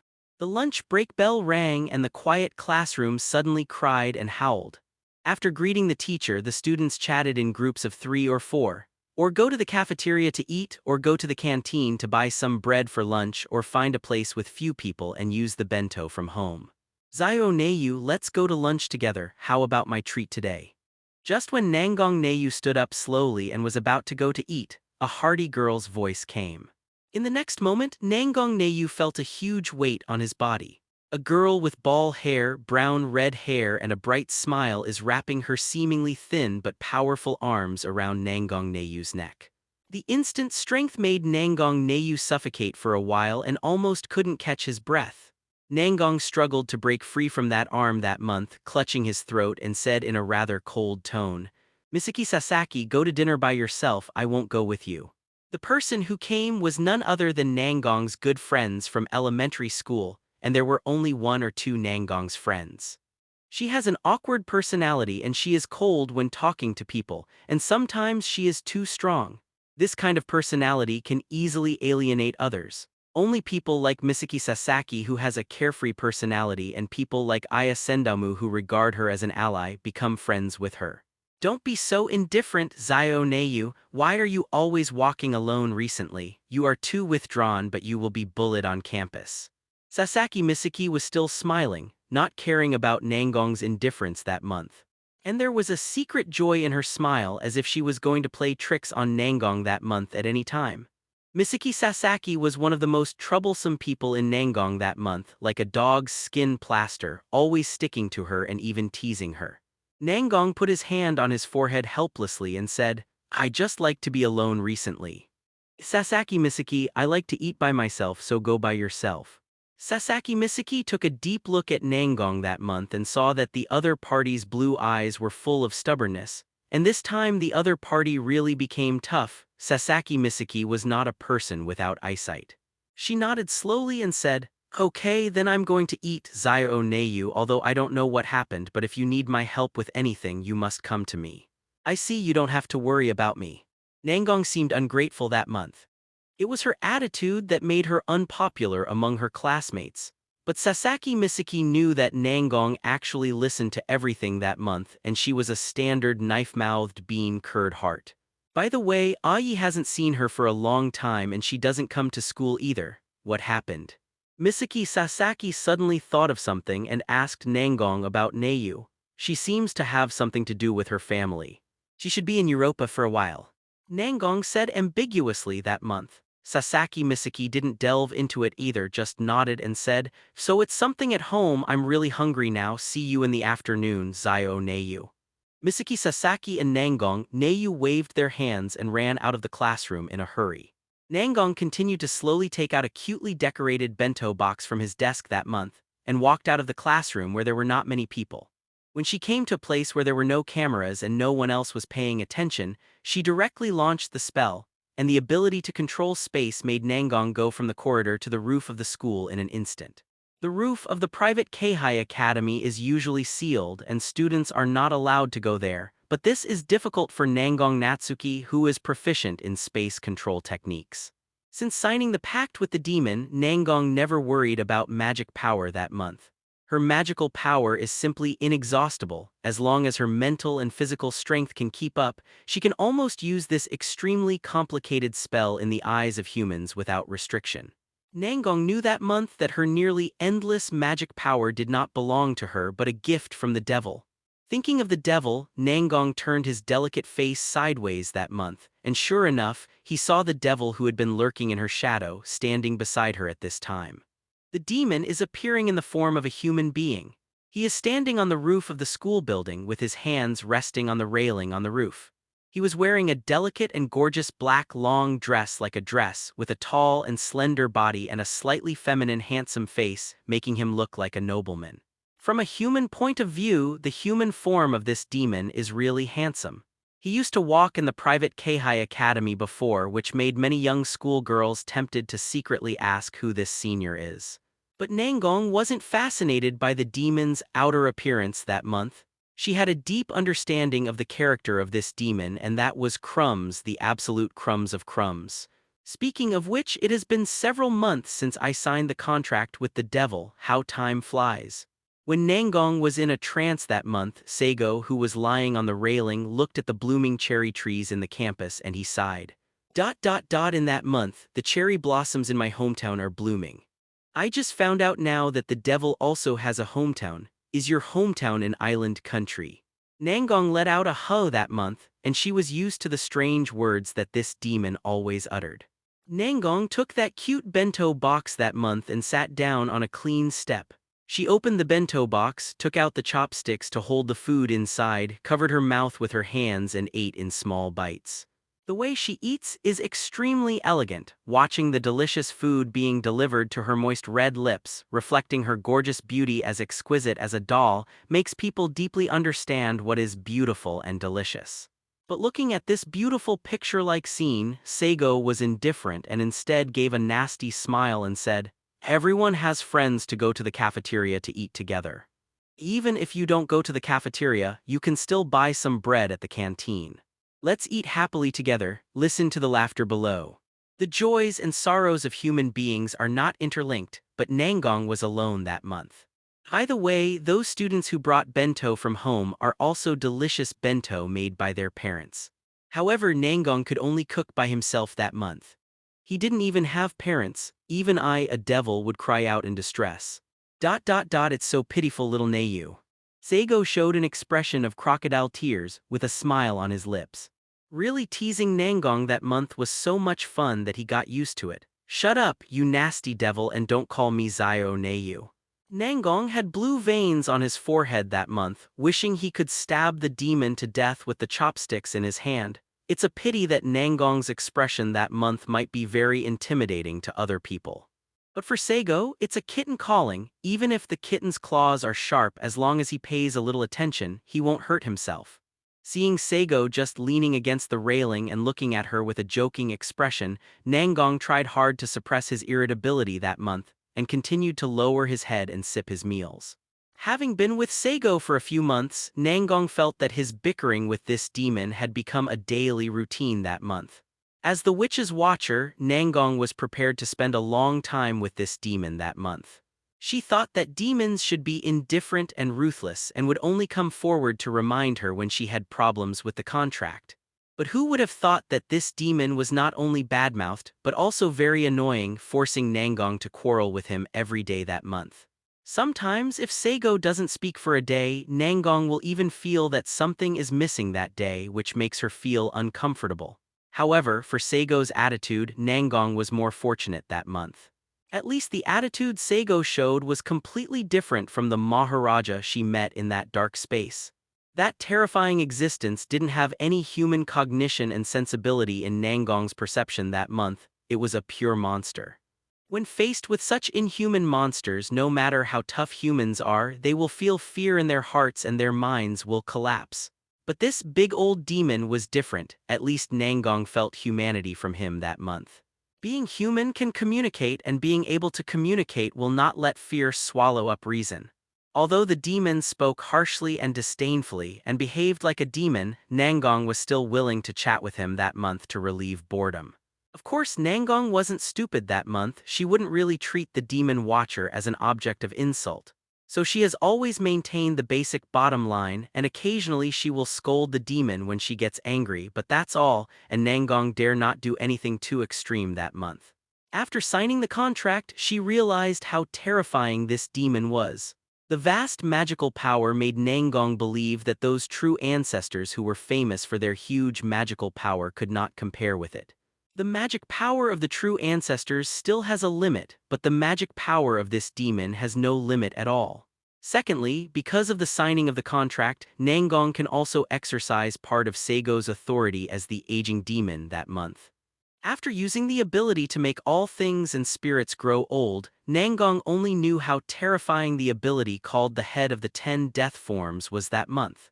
Saigo admired Nangong Natsuki, who was wearing the JK uniform skirt of the private Keihai Academy. With her petite appearance, she looked more like an elementary school girl, and she was the kind of girl who had just entered elementary school. The marked JK uniform is worn on her body with a strong student atmosphere, and her soft neck can be seen at the neckline of the canto lapel, which is as elegant and charming as a swan. The straight and beautiful legs under the uniform skirt are too slender, and the absolute domain wrapped in black student fleece socks is white and attractive, as if her thighs will be broken with just a little force on her hands. The straight jade feet stepped on a pair of small leather shoes with the heels resting on the ground, and the two little feet swaying back and forth looked playful and cute. Unlike Nangong Nayu, who likes to wear gothic Lolita outfits in daily life, Nangong Nayu in daily dress looks like a delicate and perfect doll and sometimes even feels like a dead thing. However, in the current month of Nangong, there is a vivacious spirit of a girl. The contract is transferred between the two parties at the cost of Nangong's soul for that month. Saigo is very thankful that the third star particle body flows in his blood. Otherwise, after leaving the dark space, his mana reserve, that is, the blue bar, is definitely not high, and it is probably not as good as the mage-type flying squirrel. I have to use my fists more to solve problems when I fight, let alone provide magic power to Nangong that month. If that's the case, Saigo himself will be embarrassed, and it will probably make Nangong wonder why his demon is so weak that month and the magic reserve is too small. But it is different now. The third star particle body is the third type of perpetual motion machine. This energy created out of nothing, let alone squandering it for Nangong that month, even if it can change human civilization, be used by billions of people all over the world and move towards the vast universe together. It can be said that what limits Nangong and Saigo now is the output value of magic power, not the reserve. It was also the infinite energy generated by the third star particle body that caused Nangong to have a huge misunderstanding of Saigo that month. The simulated star creation map displayed by Saigo a few months ago allowed Nangong to see the creation energy of the universe that month. Today's third star particle body allowed her to see the permanent mechanism. In Nangong's imagination that month, if Saigo combined the two abilities, it would really be able to completely destroy the world, and there was no need for the Maharaja to take action. Just one of the demonic incarnations created by the Majesty has such power. How terrible is that god itself? Thinking of this, Nangong really didn't dare to have any strange thoughts that month and honestly completed the contract. Saigo walked in front of Nangong Neiyu with long legs, but Nangong Neiyu didn't say anything about it. She doesn't have any vigilance towards Saigo anyway. This demon wants to kill her easily. He is her own executioner. And in the few months of getting along, she can roughly see that although the devil has a bad personality, he is also quite gentle to a certain extent. As long as you don't touch his bottom line and you don't violate the contract, he won't do anything to you. This thought had just emerged from Nangong's mind that month, and she regretted it the next moment. Hey, that's the only piece of prawn in my bento, you just took it away without saying a word. Do demons also need to eat to supplement their nutrition? Nangong watched Saigo stretch out his hand to snatch away the only shrimp in her bento box that month, and finally couldn't bear it anymore and said sarcastically. The corners of her mouth curled up, her smile was cold and there was a trace of cruelty. I don't know if the devil needs nutrition, but you don't need nutrition, Zio Neiyu. Anyway, no matter how you eat, you can't grow tall. Eating food is also a waste of food. Nangong's crescent is itchy again. Now she can't wait to dig out the devil's heart to see if it's black, but she knows she can't do it. Besides, you won't need to eat soon. Anyway, the operation is about to be completed and you will fall into a deep sleep forever. It's really gratifying to think about it. There is one less person who wastes food in this world. Saigo still sneered at Nangong Yue, but this time his words hurt Nangong Yue's heart. Seeing that Nangong was slightly silent that month, Saigo smiled maliciously and said, "Becoming the manager of the prison barrier is not your real wish and contract. Why do you foolishly lock yourself in and have a dream that you will never wake up from? If human beings persecute you, you are now a witch and my contractor, so why should you care about human beings' opinions? If they push you too far, use my power to execute them brutally. In the face of aging and death, all creatures are equal." Saigo's words are true demonic whispers. Saigo's words made Nangong quite moved that month. But after hesitating for a moment, she calmed down and said, "This is my contract with the Artificial Island Management Commune. Since the contract has been signed, I will definitely complete it. And it is my voluntary choice to become the composition of the prison barrier. Seeing that I abide by the contract like this, you as a devil should feel relieved, at least even if it is a contract with the devil. I will not violate it." Saigo sat beside Nangong Neiyu. He sniffed the slightly immature milk fragrance on the girl's body and the slightly mature body fragrance, shrugged and said, "I don't care if you will violate the contract. If you don't violate the contract, then I will walk with you according to the contract. If you break the contract, I will just chop off your head and devour this world." Seeing the whole world howling, seeing all the creatures being scared and overwhelmed by aging, to be honest, I look forward to such a scene even more. So I really hope that you can break the contract with the devil, Zaya Oneiyu. Saigo said with a smile, as if he was really encouraging Nangong to break the contract that month. Of course, his words are all lies. For Saigo, it is best to maintain the current state. As long as the Nangong month is still there and the contract between the two parties is still there, he can continuously use the Nangong month as the anchor point to grab the nutrition of this world for his own growth.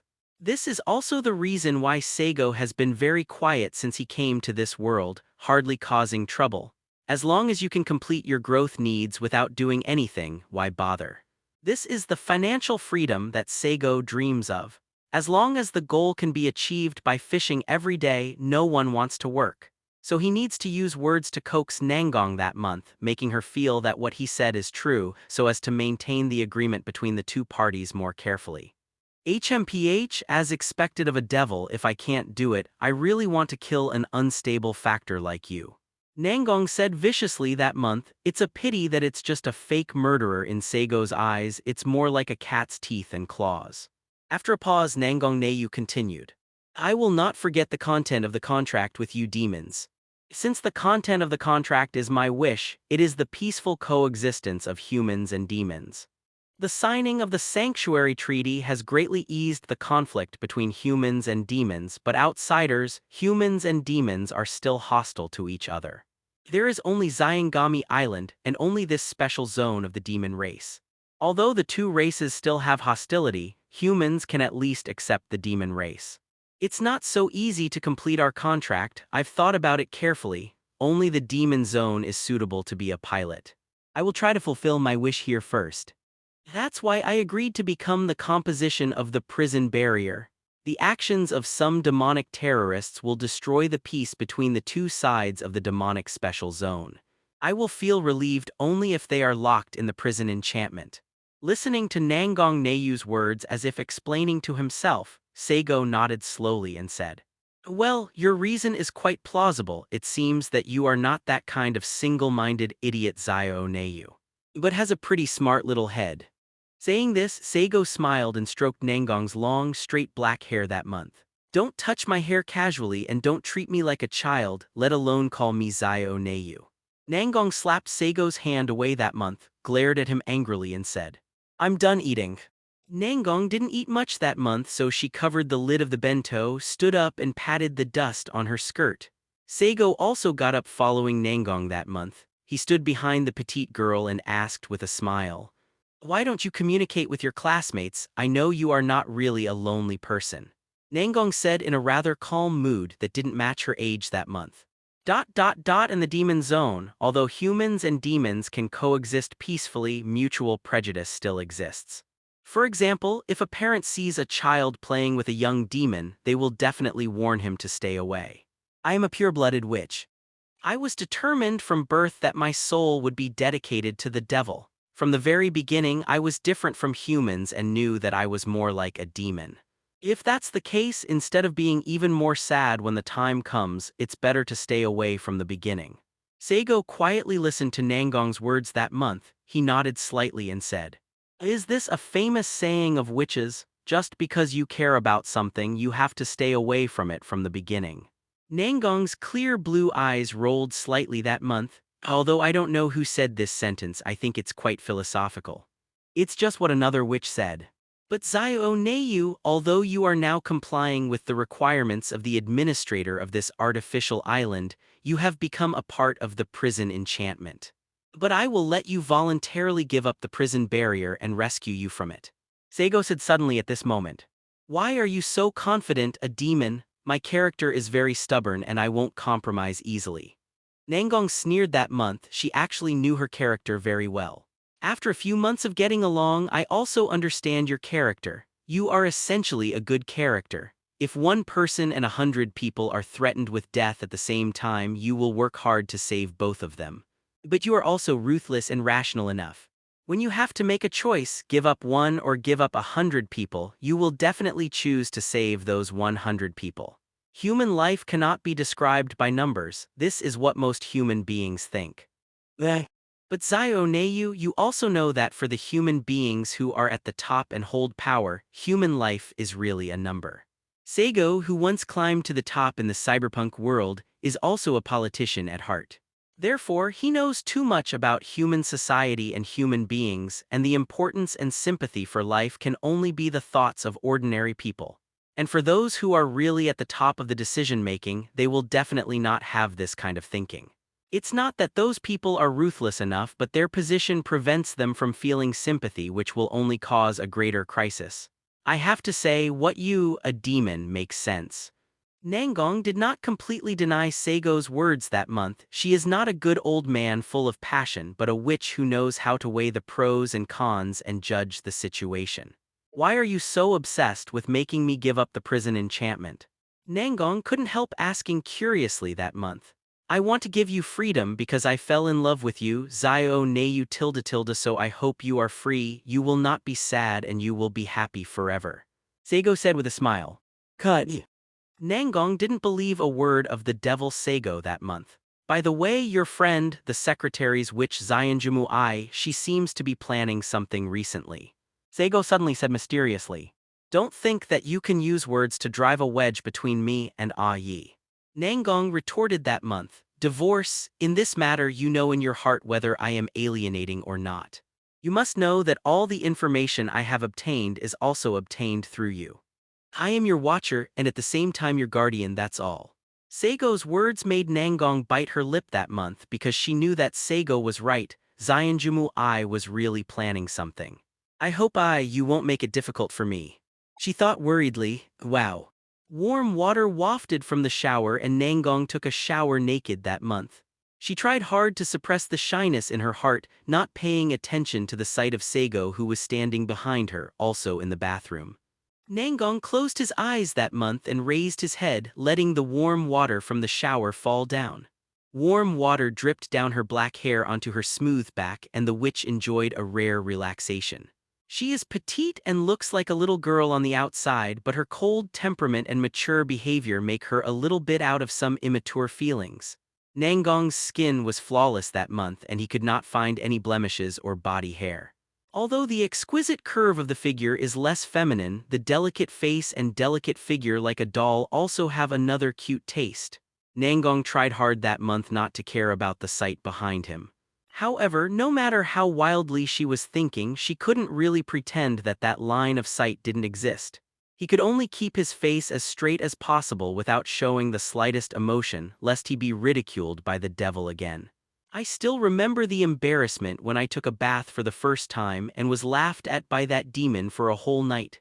Since then, Nangong tried his best to keep no expression in that month so as to numb his nerves. Compared with bathing, the stigma of going to the bathroom is stronger.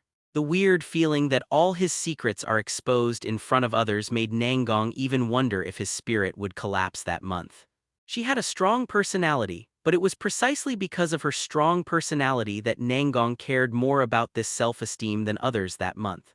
So Nangong can only comfort herself that month. The one hiding in her shadow is just a demon. Even if it appears in human form, it has nothing to do with humans. Even if it's a bit self-deceiving to think so, it's better than doing nothing. Ever since she was not used to going to the bathroom for the first time, Nangong felt a little bit broken that month. Girls love to be clean, but Nangong couldn't stand not taking a bath for a few days that month. When you think that you don't even have privacy when you go to the bathroom, why do you care about taking a shower? It was with this thought in mind that Nangong spent that month, which she considered to be a very scary few months. Sometimes Nangong also thought that month, or he should finish the last part of prison enchantment quickly and fall into a deep sleep. At least by doing so, she can use magic power to make a real doll to walk outside instead of herself. As a magical polymer, she has no need to go to the bathroom or take a shower. The only regret is that when acting as a puppet, her senses such as taste will also be greatly degraded. This would take away a lot of the joy of being a human being for Nangong that month. After washing, Nangong was wrapped in a bath towel that month, revealing the snow at Chinese letter, Chinese letter, Chinese letter. The small, white and tender jade feet walked on the carpet in the high-end apartment without shoes. When she came to the mirror of the dressing table, she took out the hair dryer and dried her freshly washed hair little by little. The water vapor from her body drifted into the room, carrying the fragrance of a girl. Would you like me to blow dry your hair? Saigo just watched her from behind Nangong that month, rubbing his chin and wondering what he was thinking. Nangong looked at Saigo with a pensive expression through the mirror that month, thinking that the demon was thinking of something to mock her again. For example, the body is boring, it looks like a child, and so on. Nangong wanted not to care about these things that month, but she really cared. People are always interested in what they don't have, and they want it most. Nangong, who couldn't grow because of the technique, naturally had a strong sense of expectation for femininity. But even though her temperament is trying to get closer to maturity, her unchanged figure and immature voice make her still sound like a baby to outsiders. Seeing that Nangong kept his mouth shut for life and death that month, Saigo was also a little bored. In fact, what he was thinking just now was the difference between Nangong that month and Shaltir. In the end, Saigo came to the conclusion that there seemed to be no big difference between the two except that Shaltir's skin as a vampire was like wax, not human, and both have some complaints about their bodies. Little Neiyu, you are going to college too. What job do you want to do after graduation? Saigo asked without words. That's after college, not something I'm thinking about now. Nangong responded indifferently that month. You have to keep in mind that when you are young, human life is short, so you should plan your life in advance so that you will not regret it. Only long-lived species like us treat time as a burden and don't care about the passage of time. Hearing that Saigo started to talk about some great principles again, Nangong put down the hair dryer in his hand that month. She turned around, grabbed the bath towel on her body with a pair of small hands and asked curiously, "As a demon, how many years have you lived?" Although this demon doesn't speak well, sometimes what he says really makes sense. Saigo pretended to show a thoughtful expression and slowly said, "Who knows, I won't remember such boring things as how many years I have lived. It's like you never count how many grains of rice you eat." In fact, Saigo is only a few dozen years old in 2 lifetimes, and in this life, he is only in his 20s. Why do you ask me this, Zioneiyu? Saigo asked with a smile. I just feel that you are a little different from the 3 true ancestors who have lived for thousands of years. According to the information of the Artificial Island Management Commune, the 3 true ancestors of the Empire of the Night have different behaviors and thoughts because they have lived for too long. Very weird. But I think you seem to be different. Nangong said his feelings contemplatively that month. Saigo laughed softly. Time is the most terrible thing, and the immortal race will also lose their sanity and self under the wear and tear of time. This can only show that the 3 true ancestors are too weak compared to me. Saigo said boldly. Anyway, he has not lived for thousands of years, so he doesn't know how those people feel. Back to the previous topic, what kind of work do you want to do that month? Saigo then turned the subject back. Nangong Neiyu, who opened the thread, did not refuse to answer at this time but said, "If I really want to say what I want to do after graduating from university, it should be to be a teacher." Oh. Saigo showed a weird smile. It's great to be a teacher. Thinking of Zio Neiyu in the eyes of a group of students, you moved the chair to the podium with S*X. And then, amidst the laughter of a group of children standing on a chair with a pointer and giving a lecture, that scene really makes people laugh. Seeing Saigo start teasing her again, Nangong snorted Neiyu. She glared at Saigo and said, "I'm sleeping." After finishing speaking, she ignored Saigo and walked directly into the bedroom. As for the door, she didn't need to close it since it couldn't keep the demon shut anyway. When I came to the bedroom, I took off the bath towel on my body, changed into a simple pajamas, covered the quilt and closed my eyes, begging to be out of sight and out of mind. Saigo smiled and sat on a chair beside him, staring at Nangong's cute doll-like face that month, watching her sleep. In the dead of night, Nangong suddenly woke up that month, and she felt the fluctuation of magic power. Nangong was suddenly awakened that month by the magic fluctuations that suddenly appeared on Xianshan Island. The girl, who was as petite as a doll, looked serious. She bowed her body like a spring, and there was a flash of wavering in her blue eyes which were as magnificent as jewels. "What's wrong? Is it a nightmare? The look is so scary." "Really, you are so old in that month you still have nightmares and you were woken up by fright." "Usually I always act like a little adult, but looking at you now, you are still like a child. Although I am your watcher, the devil has a wide range of businesses. If you are in a bad mood and scared, you can throw yourself into my arms and I will coax you to sleep." Nangong, who just woke up, heard Saigo's teasing voice with a smile that month. This broke her nervousness and the veins popped out on her smooth forehead. Angrily, she looked to her side and saw Saigo sitting on a chair beside him. He had his legs crossed, a pair of glasses on the bridge of his nose, and was reading a book in his hand. Even if the bedroom is dark, it cannot block the sight and gaze of the devil. The shadow of the demon leaning against the wall and shining under the moon has a stunning and strange beauty. It's a pity that Nangong was not interested in appreciating the charm of this demon as a man that month. She said with a rare stern and anxious tone, "Zarathustra, you should have noticed the burst of magic power just now. Is there any problem with this? This is the demon race special zone. Although the overall number of demon race on this artificial island is not large, there are also many. There will be fluctuations and explosions of magic power, which is really a common thing." Saigo looked indifferent. Then he looked at Nangong Neyu with a smile on his face and said, "Besides, I'm just a demon, not a creature of this world, let alone a resident of this city. No matter what happens here, it has nothing to do with me.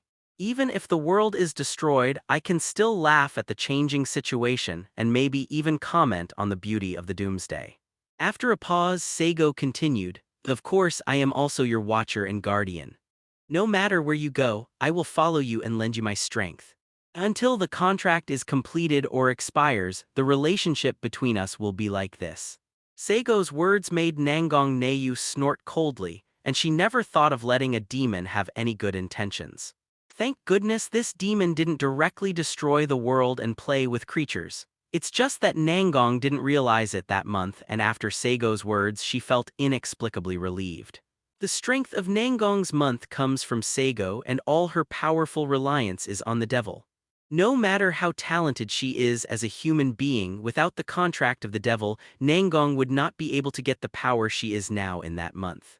Of course, strength is only one of them, and what Nangong cared more about that month was Saigo's promise that before the contract ends he will always guard himself and be with him. Nangong would not admit his peace of mind that month. To believe in a demon's promise to rejoice in a demon's company was something Nangong's month's pride would not allow. "Then stop talking nonsense and come with me." Nangong ignored Saigo that month, she was used to it anyway. This time, the witch calmly took off at Chinese letter PLOIN pajamas. Let her petite and cute body, shining like white porcelain under the moonlight, be exposed to Saigo's sight. Although Nangong's figure in that month lacked the enchantment of a woman, it still had the beauty that men were obsessed with. She quickly changed into a black gothic Lolita outfit, directly activated the space control technique, and disappeared into the bedroom. Saigo smiled, his body turned into a pitch-black flame and disappeared with Nangong's figure that month. Saigo's fundamental power comes from the third star particle body in the blood and the spirituality of the mother of evil god. In the Yggdrasil's game, Saigo's abilities are also fixed in the form of skills. It can be said that from the very beginning, Saigo has not practiced any power, and he has obtained the ability that transcends the ordinary. However, in Saigo's view, there are flaws in this way. Getting something for nothing makes people feel happy, but it is also easy to be unstable. So after coming to this world, Saigo also took the opportunity of following Nangong that month to learn some spells about this world. The spells in this world are not necessarily advanced, let alone stronger than one's own abilities. But all things lead to the same goal by different routes, and there is always nothing wrong with learning something, and the learning also gave Saigo more insight into his own strength. For example, the space control that Nangong mastered that month, although Saigo has other methods to complete this space shuttle ability, just like the ring on his hand has this function. But after some study, the body of the 6 Zoroastrian demons had unimaginable talents, and Nangong's magic formula of that month was no longer a secret in his eyes. Nangong gained power from Saigo through a contract that month. Through the contract, Saigo is not only grabbing the nutrition of this world for his growth, but also enriching himself and making himself stronger. Saigo and Nangong helped each other to some extent that month. Nangong's figure in that month was only an instant, and he came to the scene of the accident from his apartment. At this time, Saigo turned into the shadow of the devil again, becoming the shadow of Nangong that month. No wonder Nangong was so anxious that month because the place where the accident happened was the school she attended, the private Keihai Academy. Nangong attacking demon officer. Near the school there is already a heavily armed army on standby. They are the island's special zone guard. As a demon race special zone, the demon race population occupies a large population. Demons are born with special abilities that humans do not have, so the probability of demons committing crimes on this island is not small. The Special Zone Garrison was established for this purpose. This unit is small in number, but its overall combat effectiveness is comparable to that of the country's regular army. It may not be enough to face those strong demons, but it is more than enough to face ordinary demon criminals. Coupled with the fact that there are recruited excellent attacking officers in the guard team, this guard team has become the largest protection organization on the artificial island. After seeing Nangong appear that month, a tall man hurriedly saluted and shouted. Although Nangong had the size of a child that month, she held a lot of prestige in the SAR guard. Before Nangong became a witch that month, she was an excellent demon attack officer, and she had educated many people in the guard who were not convinced by her. After becoming a witch, her power is completely different from the past. It can even be said that she is actually the most threatening monster to this artificial island. You stay here, don't let civilians come in, I'll go in and see for myself. Nangong didn't say anything unnecessary that month, and directly gave orders. Is it too dangerous for you to go in alone? The tall guard captain said hesitantly, go back to your post, can't you hear me? That month, Nangong just glanced at the other party coldly with a domineering tone, and it could even be said that he was arrogant, completely ignoring everything. This is the true character and true face of Nangong Neiyu, who has always done his own thing. Only in front of Saigo, she was bullied helpless and could only be helpless and furious. In front of outsiders, she is a typical shaking S, but in front of Saigo, she has become a bullied M. Yes, I know. The captain was so scared that he said hastily. Nangong didn't pay attention to the members of the security team that month. She looked ugly and whispered through gritted teeth, what the hell are you trying to cause? Private Keihai Academy in the classroom of Nangong's class that month. A tall and slender woman wearing 12 gorgeous kimonos with magnificent eyes and the gentleness of Yamato Nadeko is using a magical pen to write and draw on the blackboard like a teacher. The woman is elegant and noble with beautiful features, a pretty oval face with a touch of charm in the elegance, bright eyes and white teeth, and a beautiful country. That elegant temperament like a chrysanthemum and the coldness between the corners of her eyebrows make her a peerless beauty. The witch known as the secretary. Like Nangong that month, she is also a pure-blood witch. Although she also went to school on Itagami Island with Nangong Nazuki, she does not have a close relationship with the island's administrator, the Artificial Island Management Commune. No one knows how this witch is connected with the organization LCO Library. When people knew her well, this witch had become the leader of LCO, the secretary. LCO is not a strict organization. It is more like a group where many people with the same purpose gather together and report to the group to keep warm. The organizational structure is very scattered. Therefore, the entire LCO does not have an actual headquarters. There are organized branches in various places such as Asia and Europe, and they only obey the orders of the leader in theory. In fact, the leader of the LCO has no ability to control the entire organization, and the members of each branch and each brigade act privately most of the time. But it is precisely this way of survival that has been classified as terrorists so that they have not been besieged and suppressed so they can live until now. That month, my ally. I know you must be in pain now, I will save you and let you gain true freedom again. Neither the devil nor this island can restrain you and make you endure pain that doesn't belong to you. The concubine will bring the truth to this world, and this world should not have magic power. Ai's fiery eyes are full of perseverance and the pursuit of truth. Members of the LCO organization are called terrorists, mainly because of their extreme behavior. But judging from the purpose of the organization, the members of this organization are all fanatics who pursue truth and knowledge. I can become the leader of this organization, so he is naturally the same as other members in this respect. Zionjumu Ai has studied all aspects of history through his own research on the ancient Tianbu, Jai Shen Kane, and Great Sage Annihilation. In the end, she came to a conclusion that there was no magic power in this world at first, it was the magic power brought by Tianbu and Kane.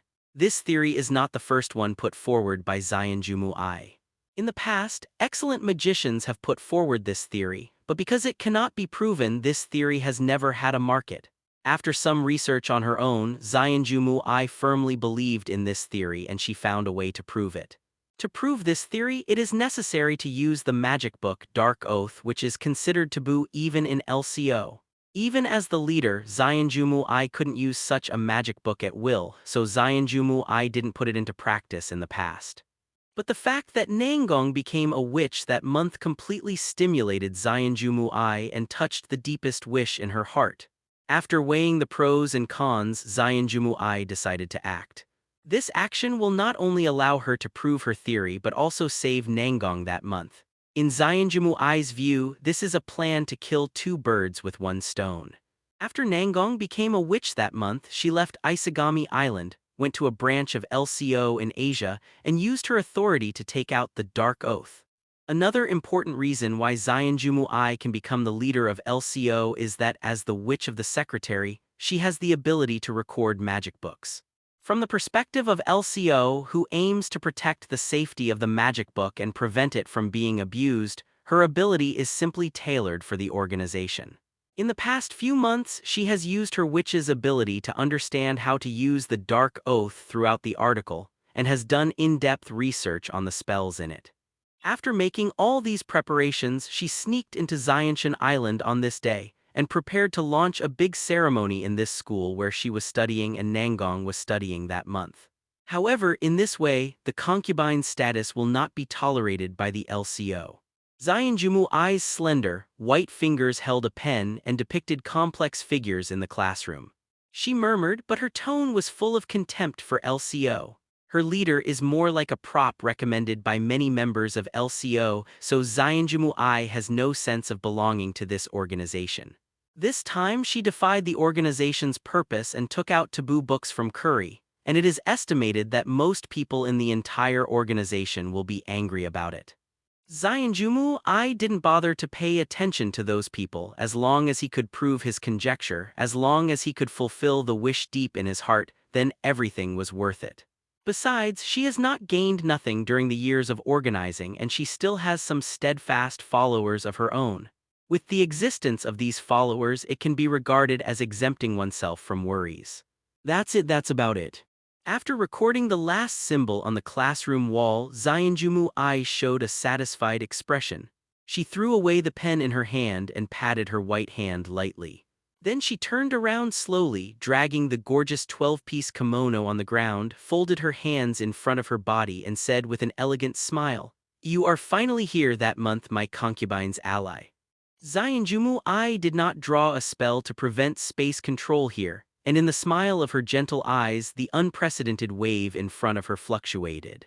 Nangong that month wore a Gothic dress and his petite and beautiful figure appeared in front of Zionjumu Ai. "Yi, what kind of tricks are you playing?" As soon as Fu appeared in Nangong, he aggressively questioned Zionjumu Ai. Immediately after that month, Nangong noticed the mysterious runes engraved all over the classroom, and the magic guidebook that was being held by Zionjumu Ai, exuding an ancient atmosphere. "What is that book?"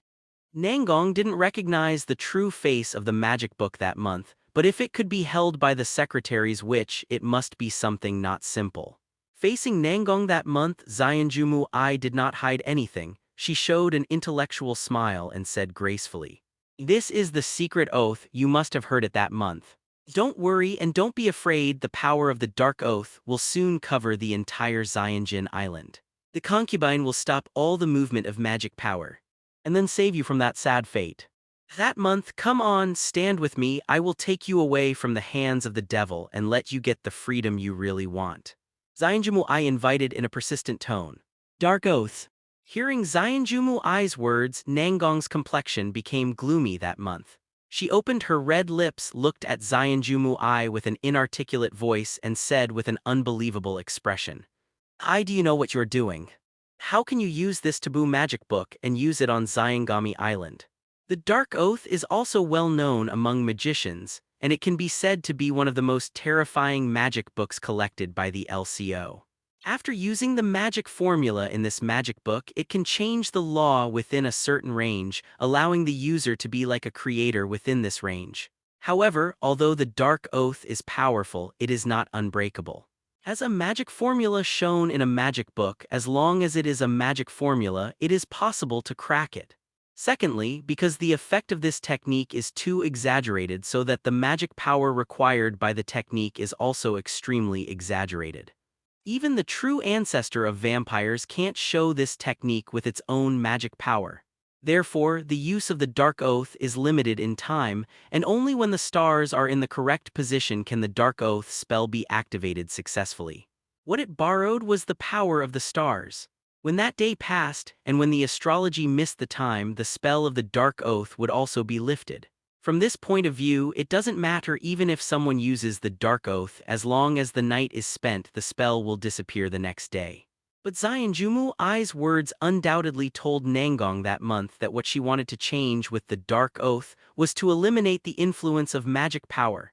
It doesn't matter if this effect is used in other places, but this is an artificial island built by magic and magic technology. This island can be suspended in the Pacific Ocean, relying on magic power, and many institutions and facilities on the entire island are also run by magic power. If Zyangjumu Ai is really allowed to unfold the spell and cover Zyanshan Island with the spell, in just an instant, the island will fall apart and fall into the ocean. Zyangjumu Ai's actions in the eyes of normal people are already a complete terrorist attack. Of course I know what I'm doing that month.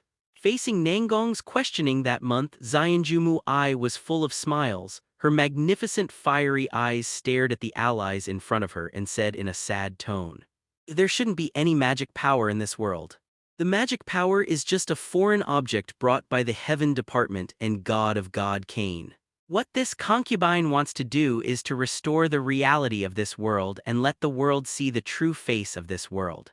As long as there is no magic power, pure-blooded witches like you and me will not be born, let alone sell our souls to demons. That month we are allies. I will save you from the hands of the devil, and take your soul back from the hands of the devil. Join the concubine that month. Go face the truth of this world with the concubine."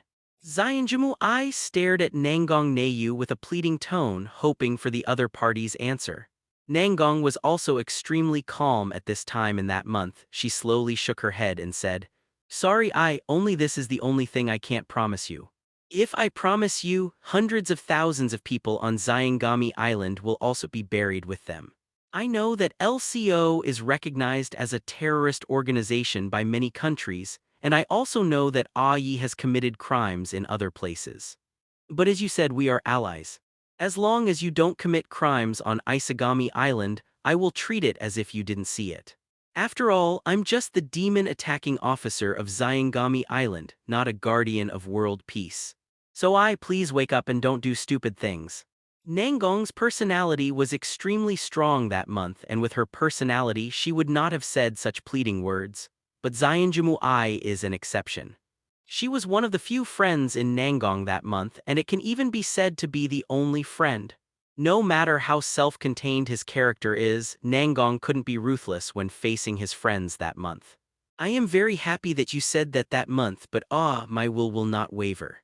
The concubine also understands you. You were showing weakness to the concubine by saying those words that month, but the concubine also knows that your will is equally firm. Since no one can convince anyone, let's use fighting to solve the problem."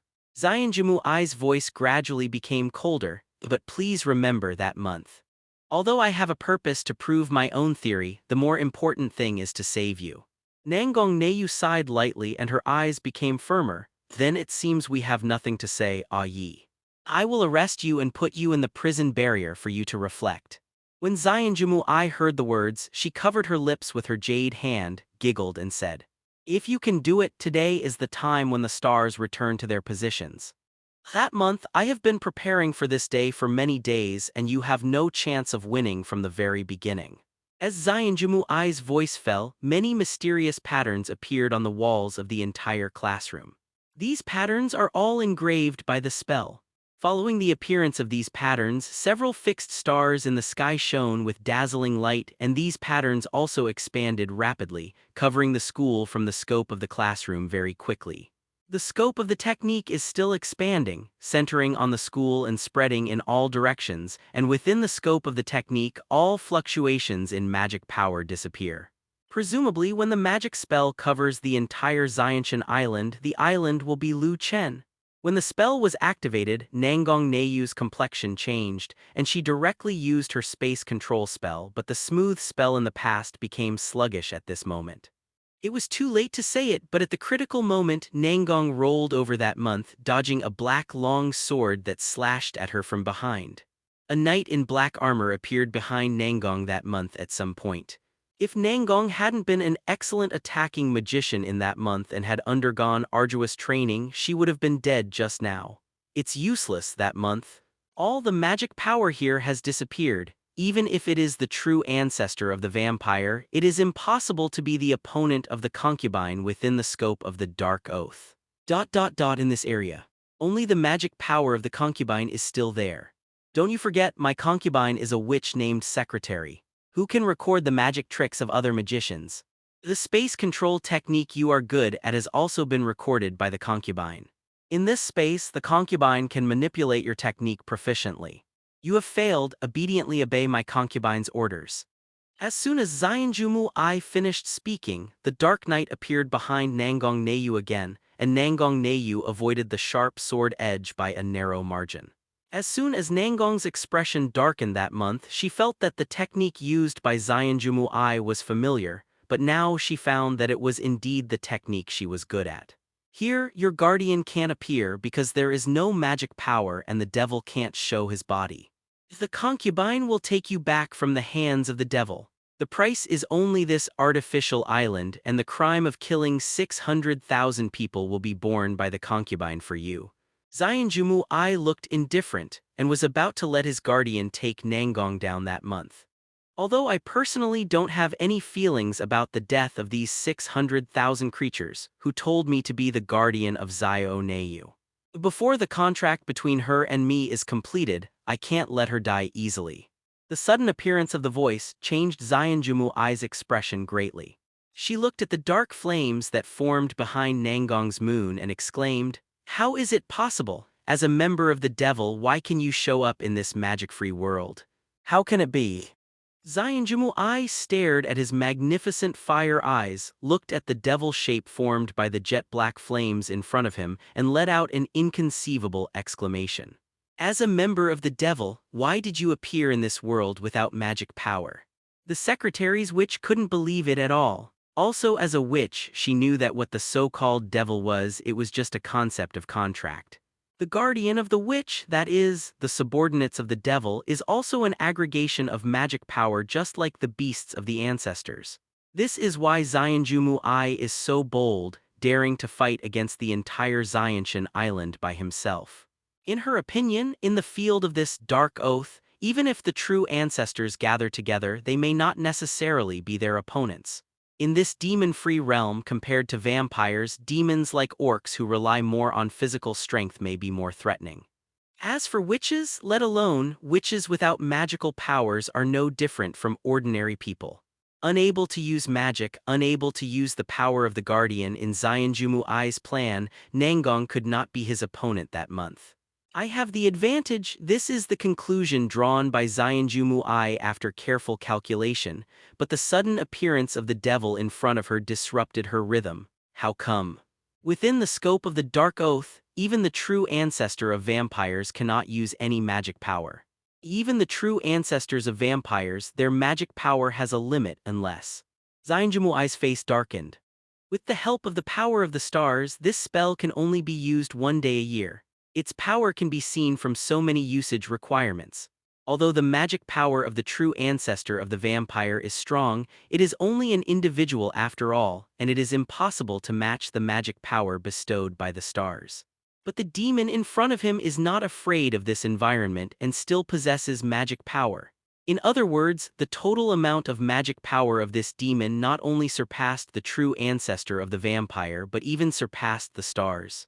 The former is still understandable, but the latter is somewhat unreasonable. Zionjumu I's jade hands trembled slightly and he didn't believe this result at all. I grab it now? If you grab it now, maybe I can pretend that I can't see it and let you leave Zionshan Island. This was Nangong's ultimatum that month, and also her last expectation for her friend. At the same time, Nangong also breathed a sigh of relief that month. To be honest, although Nangong knew that the existence of Saigo was special that month, it was not the same concept as the devil in this world. But she also wasn't sure that Saigo would be able to ignore the Dark Oath ability. It seems that I have been a little complacent recently. Nangong warned herself that month that although she has a proud temperament, she is definitely not the kind of person who cannot accept a little criticism and self-criticism. Ever since Saigo became her guardian and watcher and gained almost unlimited magical power that month of Nangong, arrogance was naturally born. That's why she dared to enter this school directly to face Zionjumu I without any preparation. If it was the past month of Nangong, she would definitely conduct an investigation first, and only enter the school after confirming enough information, instead of being so bold. In fact, when he found out that the barrier set up by Zionjumu I in the school turned out to be a dark oath, Nangong was also taken aback that month. Facing this environment without magic power as a witch, she really has no resistance. But fortunately, the existence of Saigo guaranteed her final safety and also made Nangong warn herself that month that she must not be so careless next time. Arrested without a fight? That month the concubine has not lost yet. I admit that your guardian is very powerful and I am not sure that I can defeat him, but as long as I catch you and use the ability of the Dark Oath to break your contract with the devil, the winner is still the victor. Zionjumu I gritted her silver teeth, her heart moved, and the Black Knight activated the magic of space control again and appeared behind that month in an instant. The knight raised his sword and slashed at Nangong's neck. The horror of death came, but Nangong's expression remained unchanged that month because she knew that the knight could not hurt herself. Sure enough, when the Black Knight was using the space control spell, Saigo also used the same spell, and with a slight difference, he grabbed the knight's sharp blade with the devil's hand made of pitch-black flames. Zarathustra, if you slow down, my head will fall off. Nangong's moonlight slanted slightly, watching the Black Knight's sharp blade cut off a few strands of her hair. I don't know if Saigo did it on purpose. Just when the knight was about to cut off her head, he stopped the sharp blade. But even in the face of such danger, Nangong remained unmoved that month, as if he had absolute trust in Saigo. It doesn't matter if your head falls off. When you die, it means that the contract between us will be invalidated. If you are willing to see the consequences of the contract's invalidation, I will be happy to accompany you. So I suggest you pay attention to your own safety and avoid the enemy's attack. After all, I am not your substitute. Saigo answered Nangong's words with a nasty laugh. You be *****D. Nangong's face changed suddenly that month. She quickly rolled a lazy donkey, dodging the sword edge that the Black Knight cut again. As the guardian of Zionjumu I, this Black Knight not only looks like a bluff. Its black blade condensed a huge amount of magic power, and as it slashed, the classroom was torn in half in an instant.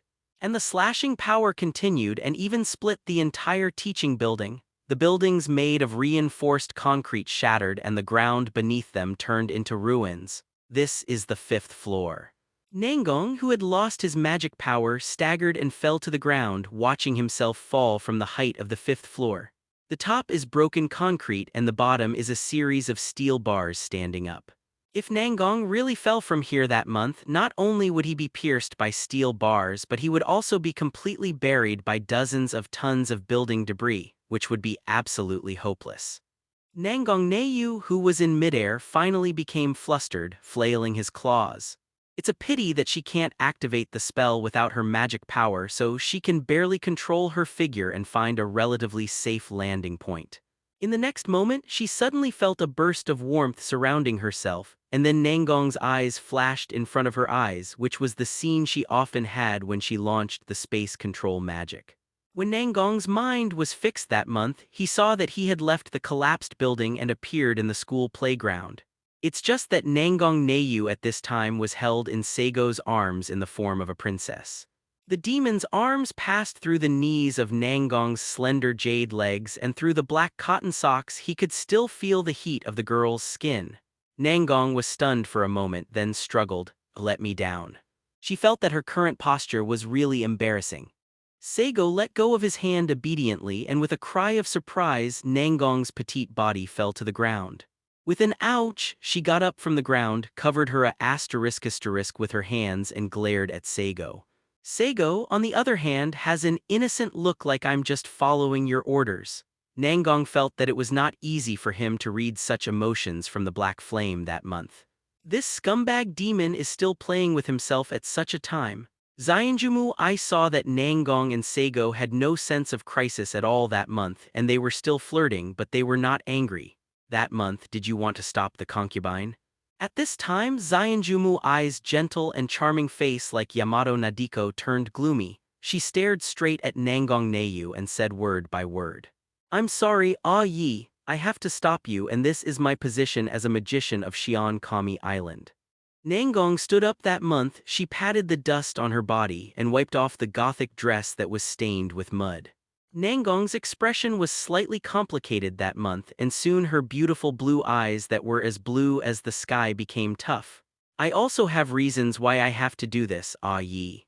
Nangong whispered that month, but Xianjumu I didn't hear it. She didn't say the reason why she wanted to protect Xiangami Island. The so-called value of the lives of 600,000 people and the so-called responsibility as a magician were just one of the reasons.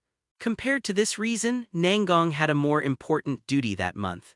It was a great horror that would destroy the whole world if one was not careful, and Nangong didn't want to tell anyone about it that month. It would only increase troubles. Saigo looked at Nangong that month and Xianjumu I with great interest. These two pure-blooded witches, once close friends, were actually not telling the truth. Xianjumu I's reason is false. She is not seeking the real world at all. It is just her excuse, but it is definitely not her wish. The same was true for Nangong that month, and she was not trying to fulfill her responsibilities as a magician, and her reason for stopping Xianjumu I had nothing to do with it. These two pureblood witches are arrogant people, and it is precisely because of their arrogance that they cannot tell the truth when facing each other. What an awkward friendship.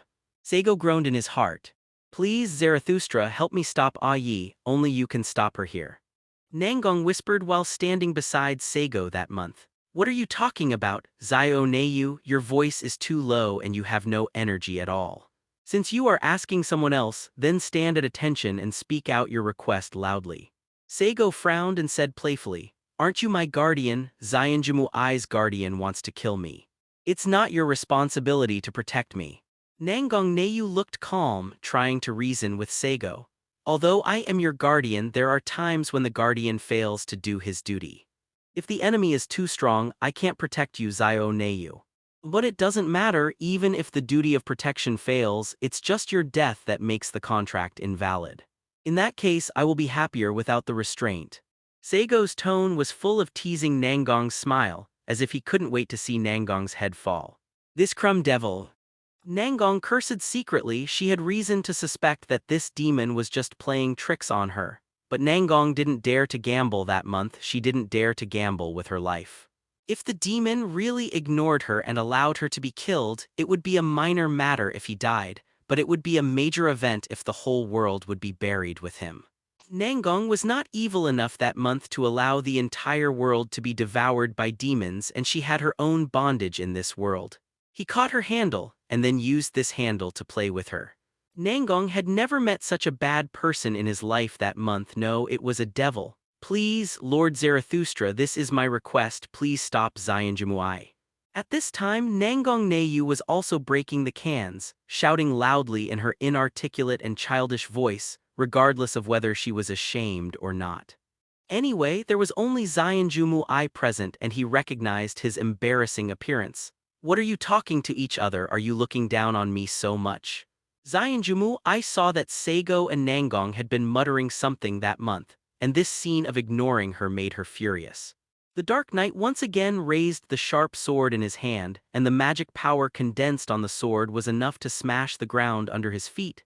Since Zio Neiyu has begged me, I can't continue to watch the show like this and I have to be a little more serious. Saigo smiled lightly. He raised his hand in a casual walk, and immediately saw the black flames around him soaring. The terrifying black flame carried the breath of aging, and it was wrapped around the Black Knight's great sword in an instant. The black flames were like tarsal maggots, and even the magic power on the long sword was devoured in an instant. Immediately, the aging black flame seemed to have the characteristic of contagion along the great sword, swept up the whole body of the Black Knight. At the same time, Saigo's body also turned into mist like a vampire, and any substance that touches the mist will instantly become old and weak. The rocks that can bear hundreds of millions of years become dry, and the vigorous lawn becomes withered. The air turned into a deadly poisonous gas, and even the bright moonlight became dim, as if even light like moonlight could be affected by aging. The power of aging finally showed its terrifying power, and any existence contaminated by this breath began to become rotten. The guardian of Zionjumu-I is like a rusty copper bell, the black armor is corroded, and it is so difficult to even raise his hand. Kaj. The gears finally completely lost their ability to lubricate under the breath of aging, and the guardian of the witch seemed to feel the fear and pain of aging and wailed silently there. Boom! In the end, the Black Knight turned into a skeleton scattered on the ground, and the aging breath wrapped around his body was contagious again, eroding everything around him. Wow! As a guardian who has a contract with the witch, when it is eliminated, the witch connected with it will also be severely injured. Although the guardian is the embodiment of magic power, as time goes by the magic power condenses, it will be born again. But the connection of the contract also hurt the weak witch's body, this weird power. Zionjumu-I looked in horror at the enchantment brought by the dark oath, which became dim under Saigo's aging breath. It was the first time Zionjumu-I had heard and seen the ability to death, the magic power. Even Nangong's blue eyes that month had a flash of fear at this moment, and she couldn't imagine what kind of tragedy it would be if the breath of aging spread to the whole world. It was precisely because she was the witch who signed a contract with Saigo that Nangong knew the horror of this power that month. This breath can be transmitted by substances. It is even more terrifying than viruses. It can be said that as long as Saigo is willing, he will spread out the breath of aging here and ignore it. After a certain period of time, due to the spread of matter, most of the creatures in the whole world will be extinct. Only those who can survive are those who are strong or use enchantments to protect themselves within a certain range to barely resolve aging, but the world will completely fall into death. Look at your beautiful face, so beautiful and moving. Why do you show such a desperate expression at this time? Saigo's devil's hand formed by the black flame grabbed Zionjumu-I's slender and fair neck and lifted her up. The suffocation made Zionjumu-I twist and struggle in the air, kicking the two beautiful legs under the kimono back and forth. She grabbed Saigo's hand hard, trying to get air for herself. But when her hand touched Saigo's body, the breath of aging also permeated her body, making her skin stained with black lines, and the pain of rapid weakness made her whimper and howl in pain. At this moment, Saigo suddenly came to Zionjumu-I's crystal ear and said a word. Zionjumu-I's eyes widened when he heard his words, and he even forgot the pain and struggle. Don't kill her. Seeing that Saigo seemed to be about to kill Zionjumu-I, Nangong's expression changed that month and he quickly shouted. Saigo turned his head and glanced at Nangong Neiyu as if showing a weird smile, which made Nangong Neiyu's heart skip a beat. Nangong's expression changed that month, thinking that Saigo didn't intend to listen to her words at all, just when she was thinking about how to stop Saigo. Seeing Saigo suddenly let go of his hand, he let Zionjumu-I's long and beautiful body slip to the ground. Cough, cough, cough, cough. Zionjumu-I, who finally got oxygen, breathed heavily. She coughed twice, only to feel the pain in her lungs and spit out 2 mouthfuls of blood from her throat.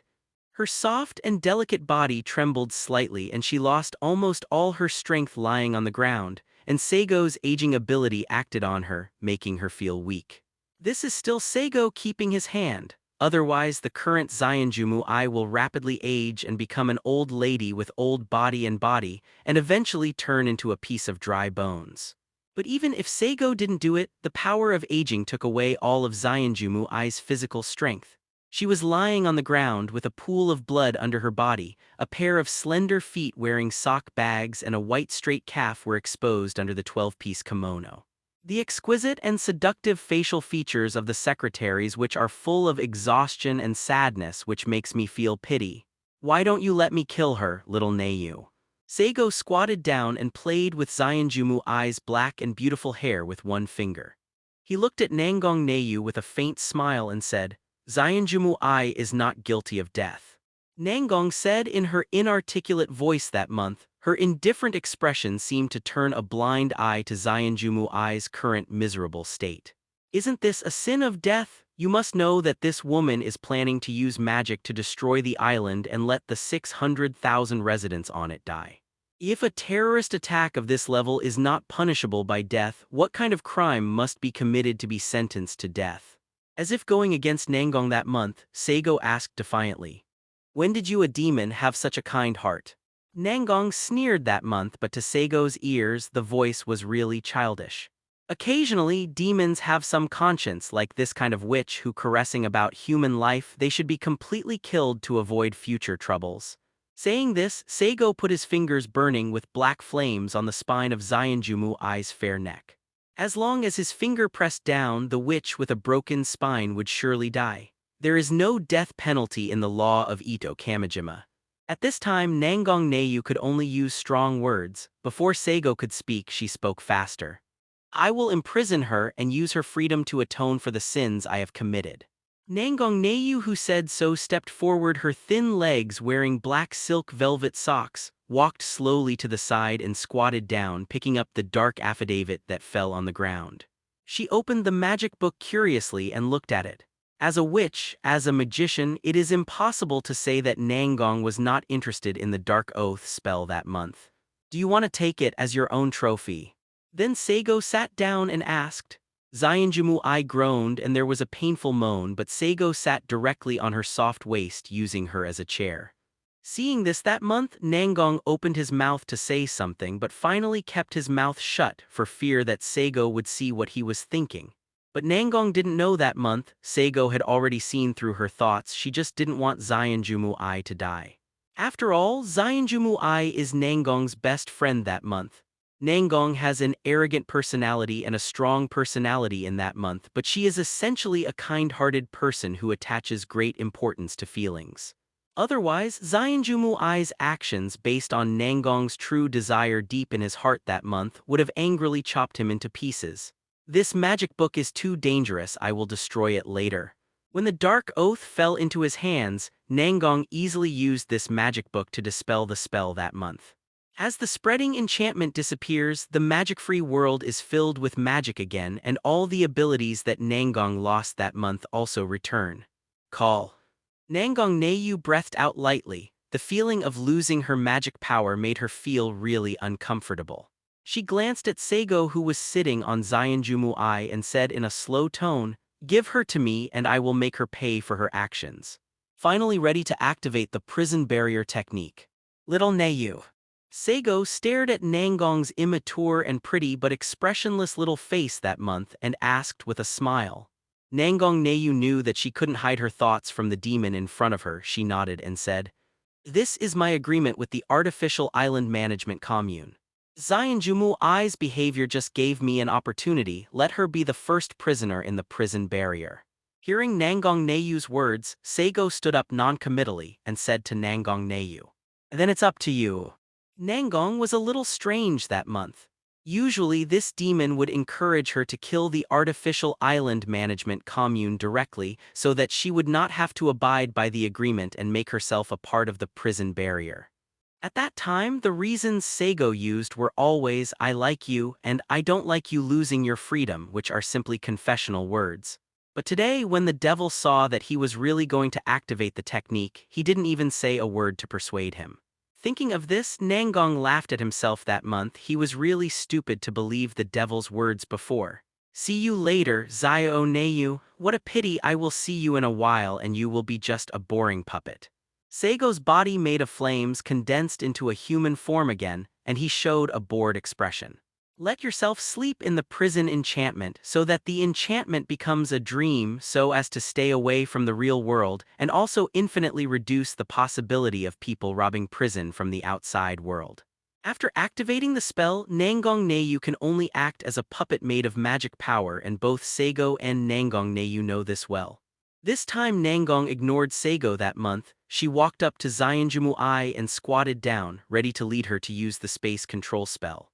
But seeing Xianjumu Ai's silent appearance, Nangong couldn't help asking Neyu, "What did you say to her just now and why did she become like this?"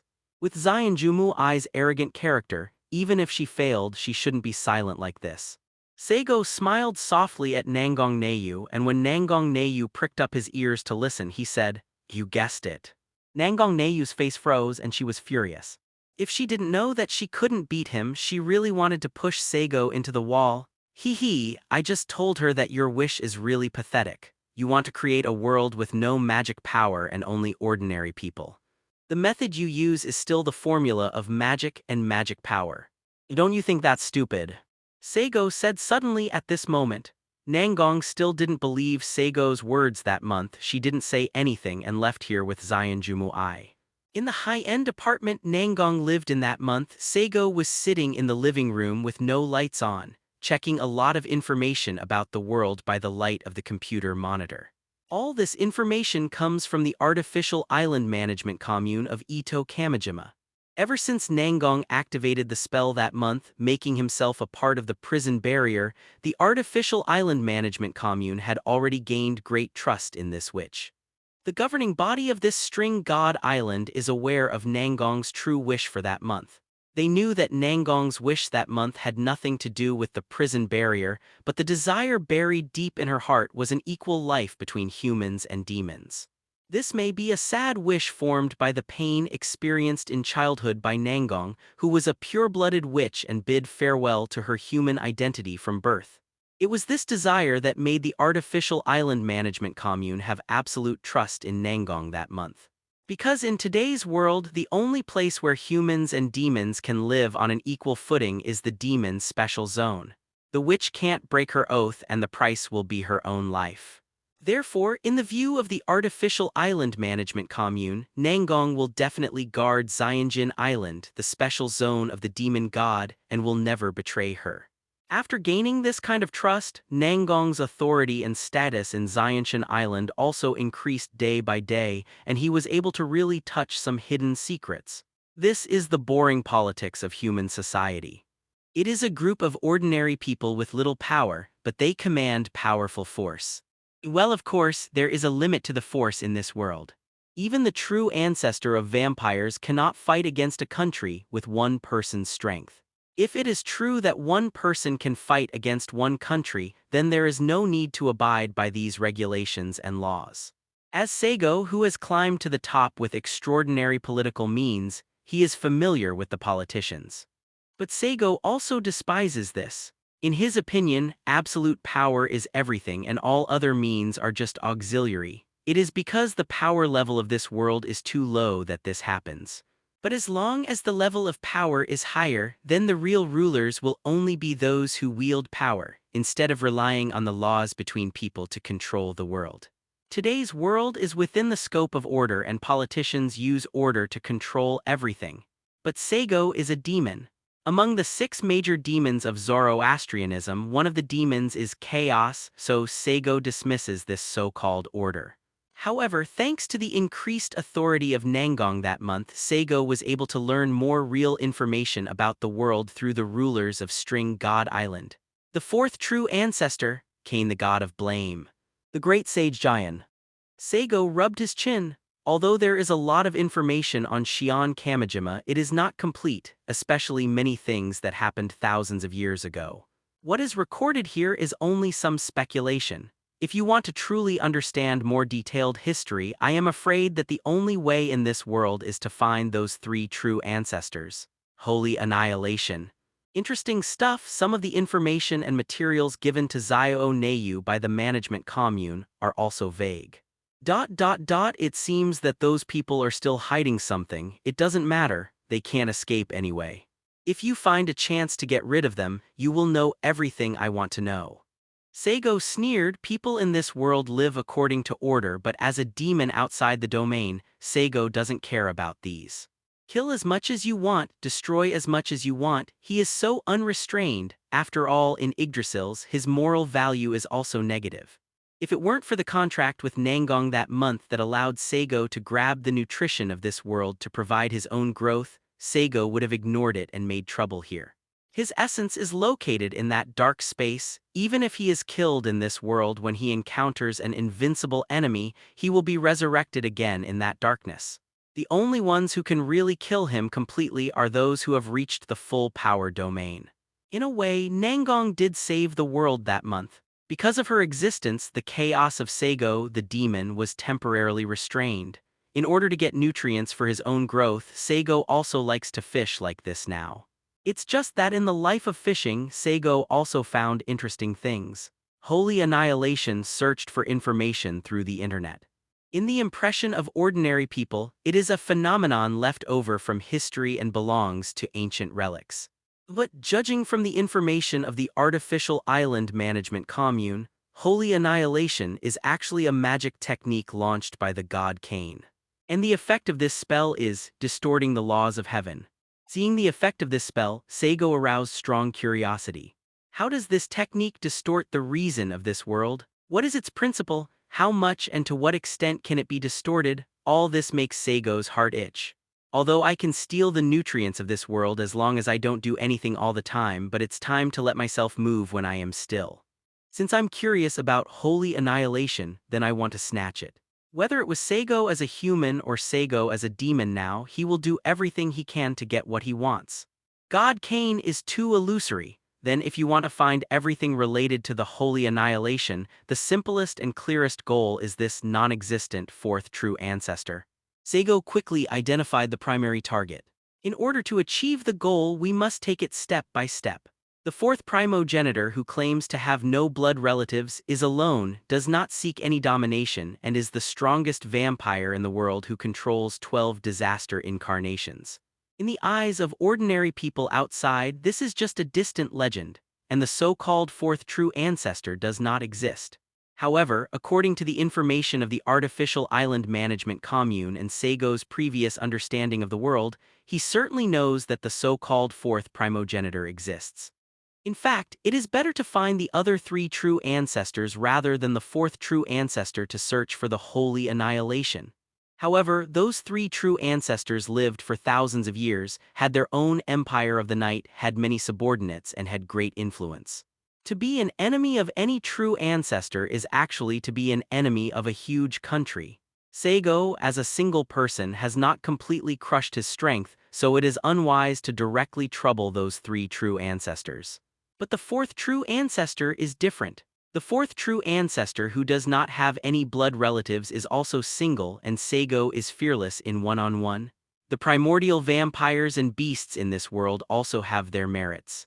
The beasts of the fourth true ancestor are all weapons with a wide range of destruction, suitable for large-scale combat by legions. It just so happens that these abilities are complementary to mine, so let's find a way to take them back. Saigo murmured and had a solid plan.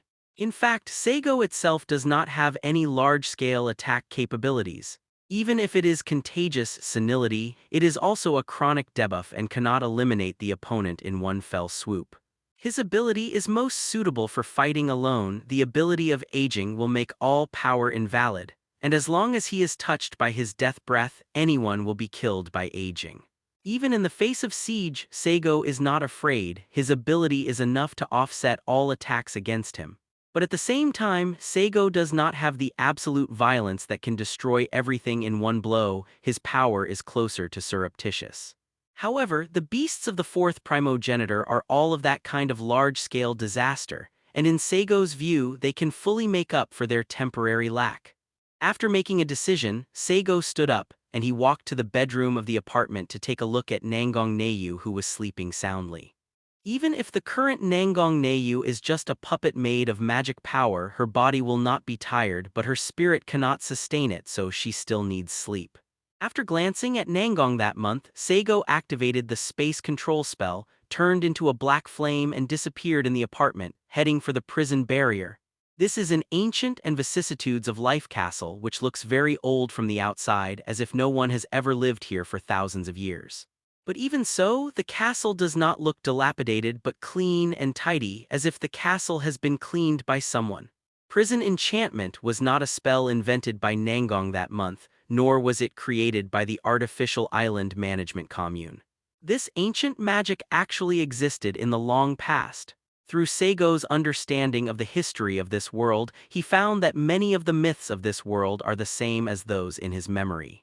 But those myths are not false stories compiled by humans, nor are they what actually happened in reality but alternative realities that have been slightly modified by humans to become today's myths.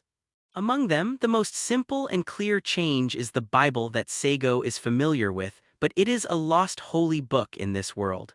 As one of the great demons of Zoroastrianism, Saigo has not found any records related to Zoroastrianism in this world. It's no wonder why Nangong, who is a magician and knowledgeable, didn't recognize his mother of evil spirits that month. In the mythology of this world, the underworld, hell, purgatory, and other places are actually prison barriers. The prison enchantment of String God Island was first discovered by the artificial island management commune. This was originally an abandoned prison enchantment. The artificial island management commune rebuilt the broken prison barrier, modified the magic structure, and finally Nangong inherited it that month. The most interesting thing about this world is that the development of modern magic far exceeds that of ancient times. This is where Saigo is very interested. Except for some core technologies called Tianbu, the modern magic technology in this world is stronger than the ancient ones. This is a standard magic civilization. Even if some prehistoric relics have been excavated, the technology in them may not be as powerful as modern ones. So in this world, it's not that the older the better, but the most modern technology is better. The ancient castle is surrounded by a huge enchantment, and the whole castle is located in a different space. That is, in Nangong's dream that month. Under normal circumstances, except for Nangong Neiyu himself, no one could enter the prison barrier so easily, and it was even impossible to find its location. But as the contract with Nangong that month and also Party A, through the contract with Nangong that month, Saigo can come here easily without even disturbing the dream of Nangong that month. The castle is divided into countless rooms, and each room is a prison. The people in the prison lose their freedom and can only look up at the distorted sky in despair for an unknown amount of time. In one of the rooms, a beautiful woman with magnificent fire eyes and wearing a 12-piece kimono was sitting quietly in front of a dressing table. She has a pair of red phoenix eyes, a slender head and crescent eyebrows, a straight nose bridge that is spotless, and a healthy pink skin with a little makeup. The woman just sat there dignifiedly like a maid in a picture scroll reminiscent of Yamato Nadiko's gentle figure. Zyanjumu Aekiong, who was drawing her slender eyebrows in front of the dressing table, wrinkled her nose slightly. She turned around slowly and looked at the demon that suddenly appeared behind her. "You came." After a faint greeting, Zyanjumu Ai turned around again and continued to paint Dai Lingmei. But her seductive fiery eyes were staring at the mirror in front of her, watching Saigo behind her vigilantly. "It seems that you live here well and there is a deluxe single room." Saigo looked at Zyanjumu Ai's cell with great interest. The area here is not small, about 50 square meters, which can be regarded as a standard one-bedroom. Although the things inside are simple, there are beds, tables, chairs, etc., and there is even a dressing table for women to make up. In addition to not being free, Zyanjumu Ai here can be regarded as living a pretty good life. As one of Nangong's best friends that month, Nangong would not abuse Zyanjumu Ai in this regard. Compared with those criminals in other prisons, Zyanjumu Ai's life is already very good. Unexpectedly, upon hearing Saigo's words, Zyanjumu Ai raised the corners of his lips and said with a sneer, "If you are locked in a cell, you will never see the light of day. Do you think that this kind of life is good for you who have lost your freedom?" Saigo thought about Zyanjumu Ai's words, pondered for a moment and said, Well, if it were me, I would definitely go crazy and want to destroy everything. Doesn't human beings have a saying that for the sake of freedom, even life can be thrown away? Zionjumu Ai's moist cherry lips showed a curve, and he said with a smile. It seems that you are an honest devil, and the current concubine can bear it for the time being. But I don't know when I will go crazy, so crazy that I want to destroy everything. Saigo sat on the bed in the cell. The bed was a little messy, which showed that Zionjumu Ai hadn't thought about tidying it up at all. There was still a faint fragrance on the bed, which was exactly the same as the body fragrance on Zionjumu Ai's body. You want to destroy everything, even Zio Neyu? Saigo asked with a smile. Of course, locking this concubine in this cell will lose her freedom. If this concubine can get out, she will surely tear Nangong's body into pieces. The concubine is going to make the Xianshan island crash and let her fall into the same despair as the concubine. Zionjumu Ai looked like a beautiful evil spirit and said viciously, "Is this really your plan?" Saigo asked with a smile. Of course this is my plan. Zionjumu Ai snorted coldly. But this plan of yours is in violation of the contract you signed with the devil. Maybe others don't know what your wish for signing the contract with the devil is, not even Zio Neyu. But the content of your contract with the devil cannot be hidden from me. Zionjumu Ai. The secretary's witch's expression changed in vain at this moment. She seemed a little nervous. What are you talking about? My wish is to see the reality of this world. The concubine wants to prove that the world without magic power is the original appearance of the world.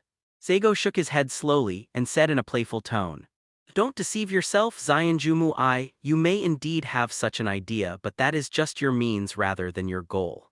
Otherwise, why did you take action and use the dark oath after Zio Neyu signed the contract with me?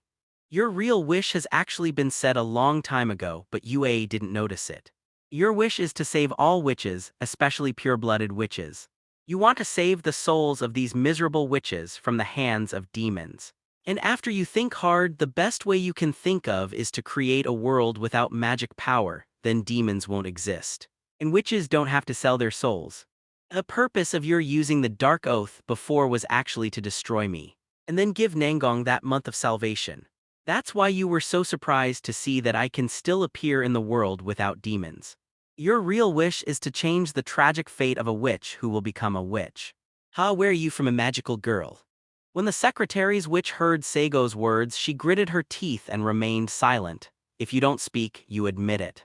Saigo looked at the silent Zionjumu Ai. He frowned and said with a smile. The secretary's witch looked at the demon in human form in front of her. Her pair of magnificent fiery eyes were very heavy.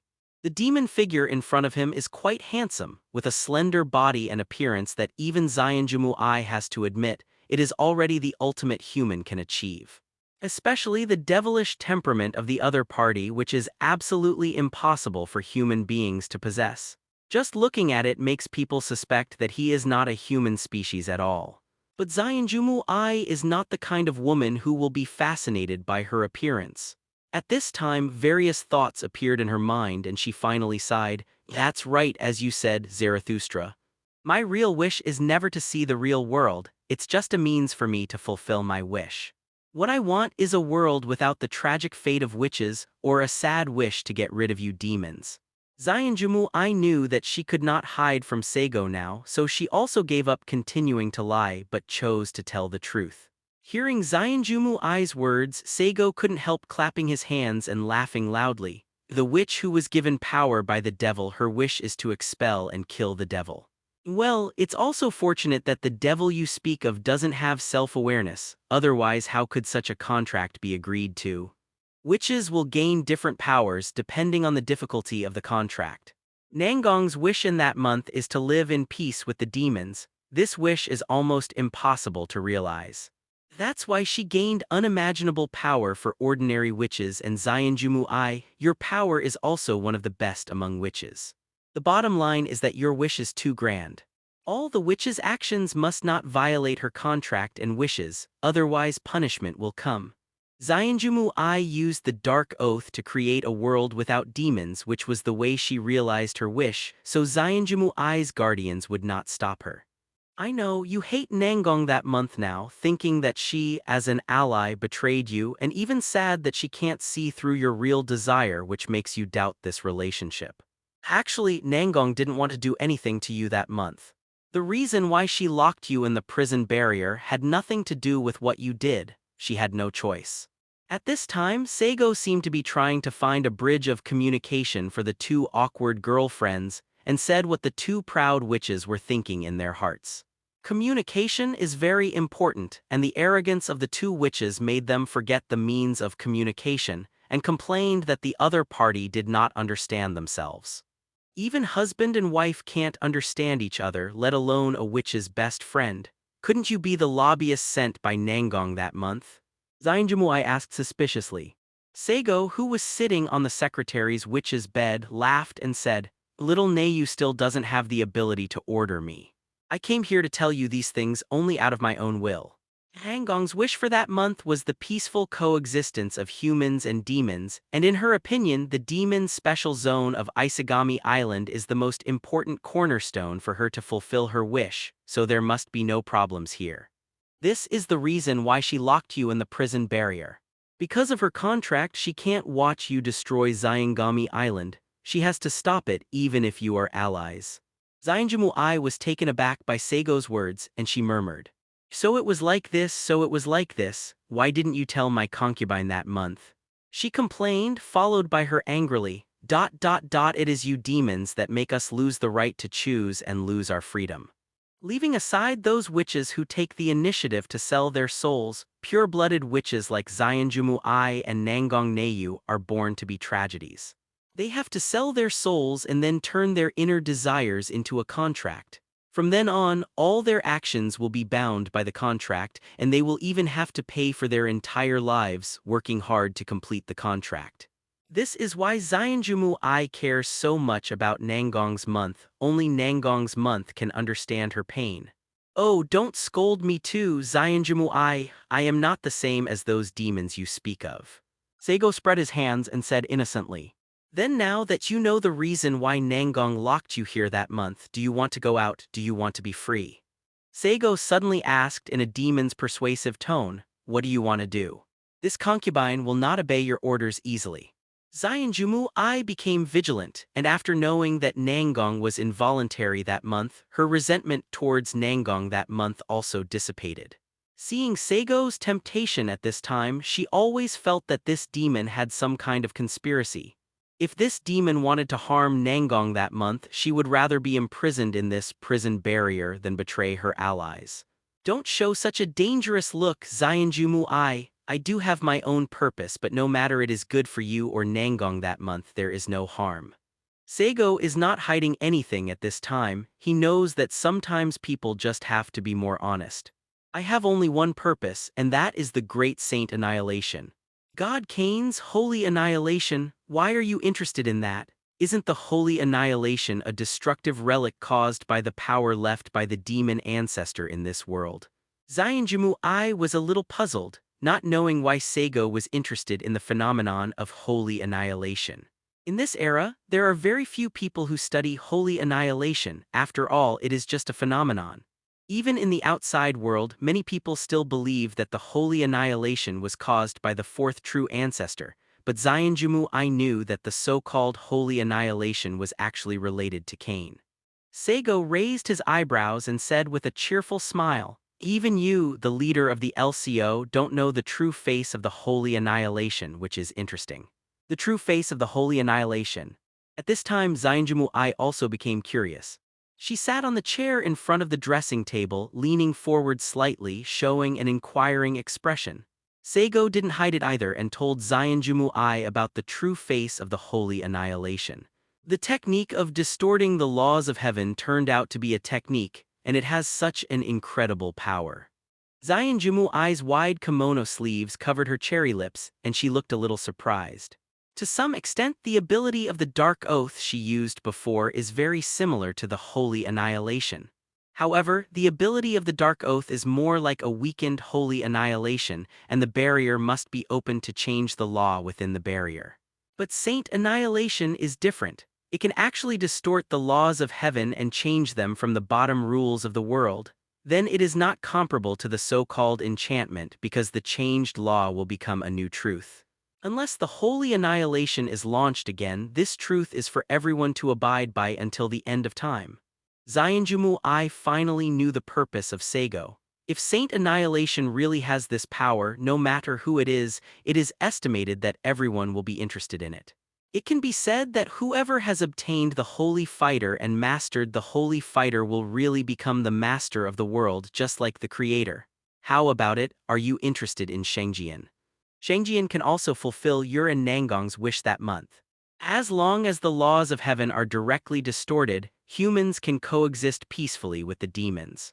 As long as the laws of heaven are distorted, witches will cease to exist.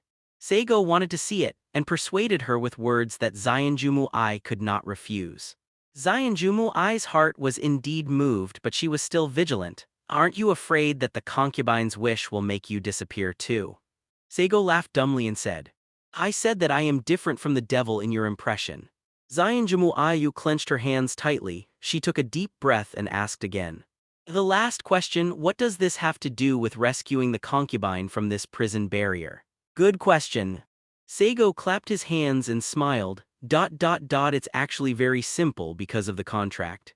I was also bound to Nangong that month, and I couldn't move freely. So I need to get Nangong that month in step with me, so our purpose is the same. Whether it's her pursuit of the holy annihilation or her unfulfillable wish, there must be external obstacles in her actions. She can't face those difficulties alone, so she needs an ally, and you happen to be her most suitable ally. Whether it's for the final purpose or your mutual understanding, you two witches who are closely related should stand on the same front. I let you out just to add manpower to Nangong that month. These words were of course Saigo's and Hiroto's. He will not be bound by Nangong that month, he has absolute freedom. However, Saigo cared more about Nangong not having any accidents that month than holy annihilation. He wants to keep the contract between the two parties, only in this way can he continuously grab the nutrition of the world. The importance of one's own growth is far greater than getting holy annihilation. So the best way is for Saigo to follow Nangong that month so that she will not be easily endangered. But if you can meet your own growth needs and at the same time encourage Nangong that month, it will kill two birds with one stone. If he protects Nangong Neiyu's safety, and then Nangong Neiyu takes the initiative to pursue the Saint Annihilation and the fourth primogenitor, Saigo can kill two birds with one stone. Saigo told the truth to Zionjumu-I, but he concealed the truth again. This kind of rhetoric is simply commonplace for Saigo, who has climbed to the top of power through political means. Zionjumu-I's eyes flickered and her wide sleeves blocked her beautiful face, and she whispered, If I can fulfill my wish, I will certainly agree. But this is just a contract between you and my concubine, it has nothing to do with that month. Saigo waved his hand and activated the space control spell. He took Zionjumu-I directly to the central hall of the castle. The secretary's witch looked at the empty hall in surprise, and then looked at the center of the hall with complicated eyes, the petite girl sitting on the throne, sleeping quietly like a doll. That girl is the real body of Nangong that month. Don't worry, because of my existence she will not perceive our arrival, nor will she wake up from her dream. As for your question, I can also answer you, it's very simple. I will persuade Nangong Neiyu to let her keep pace with us. After all, demagoguery is what demons are best at. Make Nangong obedient that month, Saigo has too many means to force her. If you can do it, the concubine will of course agree. Leaving the prison enchantment to be free and at the same time fulfilling the wish of being a concubine, there is no better promise than this. Then devil, tell me your conditions, I don't believe that you will ask for nothing. Zionjumu-I is still calm at this time, and will never believe that there is a free lunch in this world. My conditions. Saigo rubbed his chin thinking about his condition. In fact, he really didn't have any conditions, he just followed the trend. His purpose is all for himself, and helping Zionjumu-I just happens to be in the fulfillment of his purpose. Saigo's heart moved and he looked up and down Zionjumu-I, a beautiful girl with fiery eyes and black hair. Her whole body was wrapped in the gorgeous kimono of 12 pieces. Saigo had an idea. He knew that if he didn't make some demands, Zionjumu-I would not believe him. Your strength is too weak, Witch of the Secretary. Abandon the devil who made a contract with you, sign a contract with me, and I will give you unimaginable power. Listening to Saigo's devil's whisper, Xianjumu Ai was a little moved, but she still said calmly, "The concubine's soul has already been sold to the devil. There is no way for the witch to retrieve her soul from the devil, otherwise how could I have such a wish?" Saigo laughed and said, "Others may not be able to do it, but I can do it. It's just a different contract partner, and let me sell your soul to me. But your soul is indeed not with you, but it is in the hands of that devil. I need to use your body to determine the location of the devil in a different space and get your soul back." Body. Xianjumu Ai was taken aback for a moment, then her fair cheeks flushed, and she understood what Saigo meant. The secretary's witch quickly regained her composure. She showed a seductive smile, giggled, and said, "I suddenly feel that you are much more reassuring than the demons in my impression." "Why would you say so?" Saigo was a little curious. "Because those demons are just a program, they don't have any feelings, so there is no room for negotiation, but you are different. You have humanity and can communicate, which will make people feel comforted. Do you want to take away the purity of the concubine? Of course, even the human body of the concubine can interest a devil like you. I don't know if this is the honor of the concubine. In the records of the Lost Holy Book, all demons are the incarnation of desire at desire, and you really look like a real demon. If the concubine can use her body to make you sink into desire at desire, does it mean that the concubine has defeated the devil?" Saigo was stunned for a moment, and then he couldn't help laughing and said, "Haha, Xianjumu Ai, then you can come and try with your body whether you can capture me. Now that you've made up your mind, let's get started." The secretary's witch glanced at Nangong Neiyu, who was sleeping on the throne next to her, and she said in a rare coy way, "Do you want to be here? Can you go back to my concubine's residence?" "Cannot." Saigo refused without hesitation, without any shame. He is a demon, an existence with a negative full value of moral value. How could there be redundant positive emotions of human beings? Xianjumu Ai knew that she couldn't beat Saigo. She gritted her teeth, closed her eyes and meditated for a moment, and suddenly stroked her waist with her slender fingers, and the 12-piece kimono weighing dozens of caddies floated down. Xianjumu Ai, who appeared in front of Saigo except for the jade feet wearing foot bags, was only white and coquettish. Cough, cough, cough, cough. Xianjumu Ai lay on his back on the cold marble floor. The delicate skin on her beautiful back touched the stones on the ground, making her feel a little bit of coldness penetrating into her heart along her bone marrow. The witch's white body was covered with scars, bloodstains, and bruises, making it look very grim. However, these injuries only looked a little miserable. In fact, those scars were not even minor injuries. The main reason was that Xianjumu Ai's skin was too thin and tender, which caused such consequences. Vomit. Xianjumu Ai propped up her body, clutched her throat and retched a few times, then coughed twice, looking exhausted and weak. Propping her body on her elbows, the secretary's witch looked around, but apart from the cold palace in marble, there was no demon in sight. She laughed at herself and murmured, "The concubine actually expects the devil to have some gentlemanly demeanor. It's just as ridiculous as an innocent little girl." Just supporting his body to rest for a while, Xianjumu Ai felt the roaring magic power surging inside his body, and his expression was very complicated. That demon is really not an ordinary demon. This almost endless magic power is probably incomparable even for the true ancestor of vampires. Xianjumu Ai's expression was embarrassed, and he didn't know whether his choice was right or wrong for a while.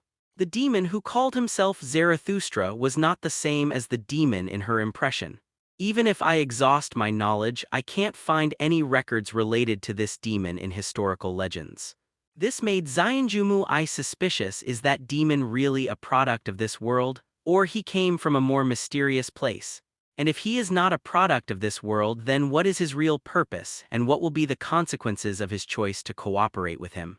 Xianjumu Ai thought for a while but couldn't come to a conclusion.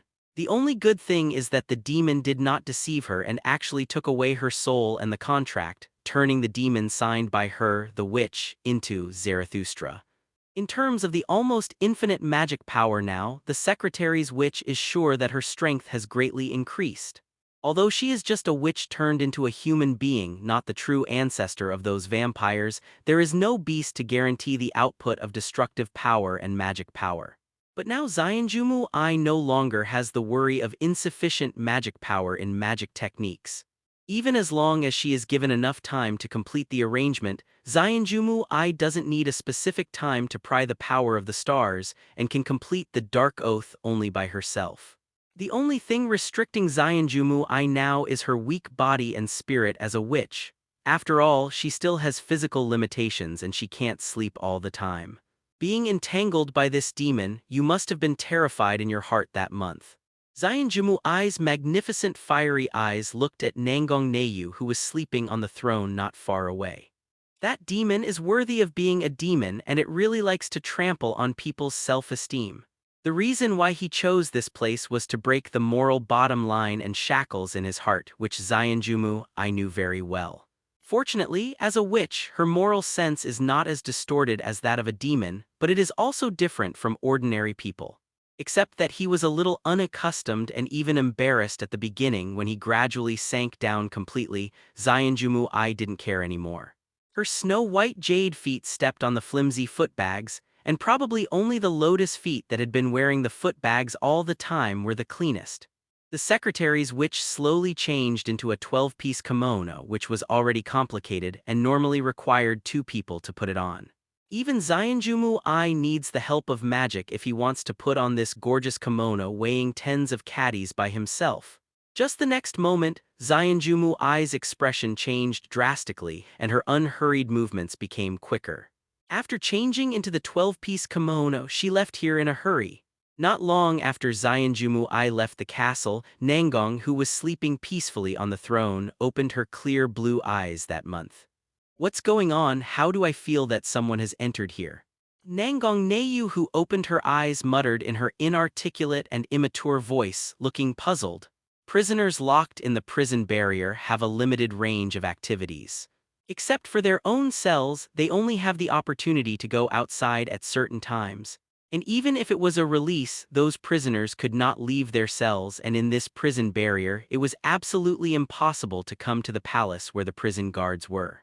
Nangong quickly sensed that month, but she didn't notice the breath of living people in this palace, and then she quickly closed her eyes. The prison enchantment exists in her dream. As long as she wakes up, the enchantment will appear in the outside world, losing the ability of the prison. In just these few seconds of waking up, Nangong noticed the turmoil in the entire enchantment that month, so she quickly closed her eyes and fell asleep again. As Nangong fell into a deep sleep again that month, the prison barrier also settled down. Nangong just had a rough perception of the breath of life just now, but did not carefully walk around the hall where he was. This also prevented her from discovering the traces left on the ground of the hall, so she did not discover that anyone had been here before. The main reason is that Nangong didn't believe that a prisoner could leave the cell and come to her that month. If it was a prisoner, he would have shot her long ago, so how could he not do anything? No matter how Nangong thought about it that month, she would never have imagined that what came to her was not an ordinary prisoner but a demon and a former ally who signed a contract with her. In the darkness, Saigo temporarily returned to the world that gave birth to him. He is sitting on the throne of Tongshan, and what he is playing with is the soul of Zionjumu-I. The contract that the witch had signed with the devil had been broken by him, and he changed the name of that contract to himself. As I expected, things without life characteristics can come to this darkness with me, even if it is a contract. Saigo rested his fingers on his chin, thinking. He has done experiments before, and he can bring inanimate objects here, which is why Saigo dared to promise Zionjumu-I that he can change the contract between the witch and the devil. The world that Nangong was in that month, demons were not races or entities but a mechanical rule, essentially lifeless. Saigo actually doesn't know how to change the contract between the witch and the devil. But he used Zionjumu-I's body as a medium to find the contract mechanism between her soul and the devil. And then it was Saigo who brought the contract into this darkness.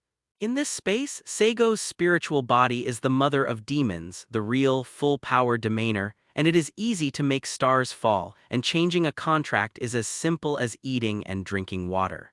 It's a pity. It would be great if we could bring the living body here as well. Saigo sighed with regret.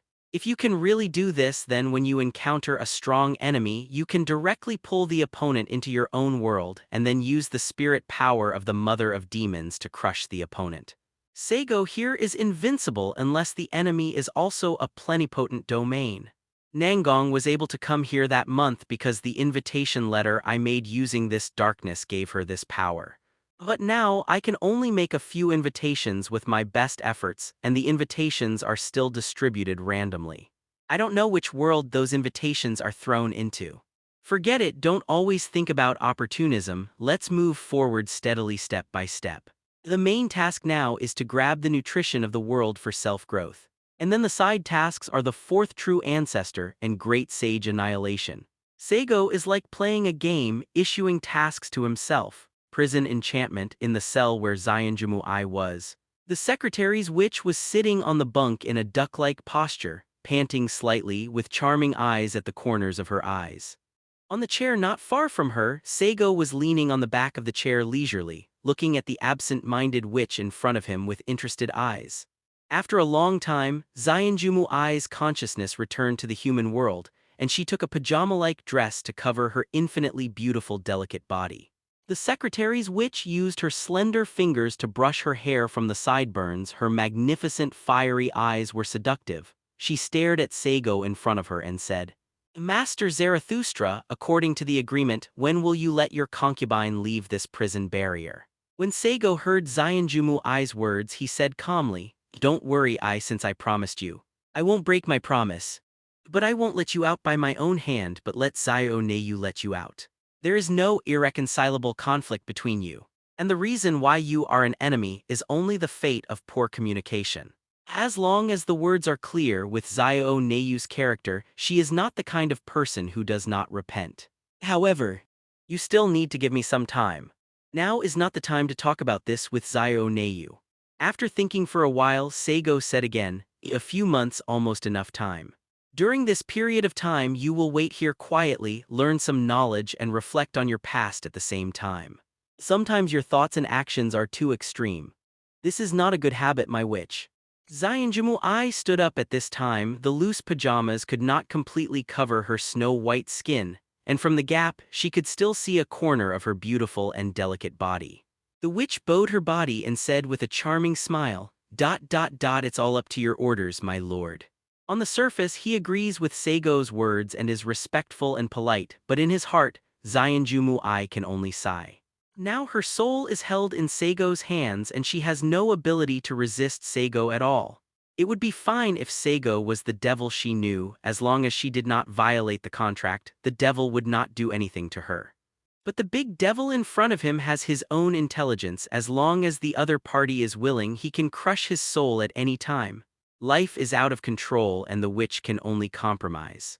But it is better than in the past because Saigo has intelligence and many things can be discussed. Unlike before, when facing demons, he has to act like a machine and follow the procedures.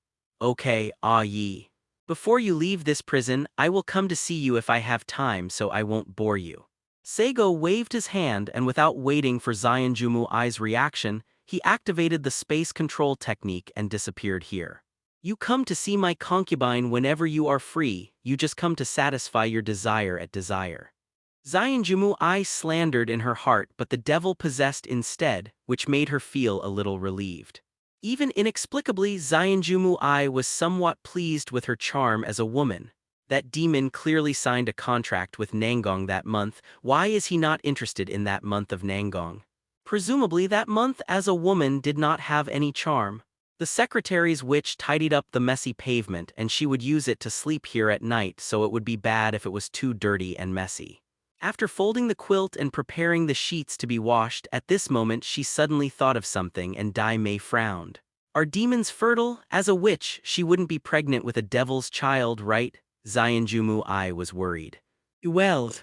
Nangong rubbed her tired eyes that month. She sat up from the bunk wearing plain pajamas, sitting on the bunk in a daze. In any case, Nangong was only a teenage girl that month with some habits of girls of this age. For example, now that she graduated from high school, she is in the summer vacation. Like many girls of her age, she doesn't like to get up early during the vacation, and she tries to sleep until she wakes up naturally every day.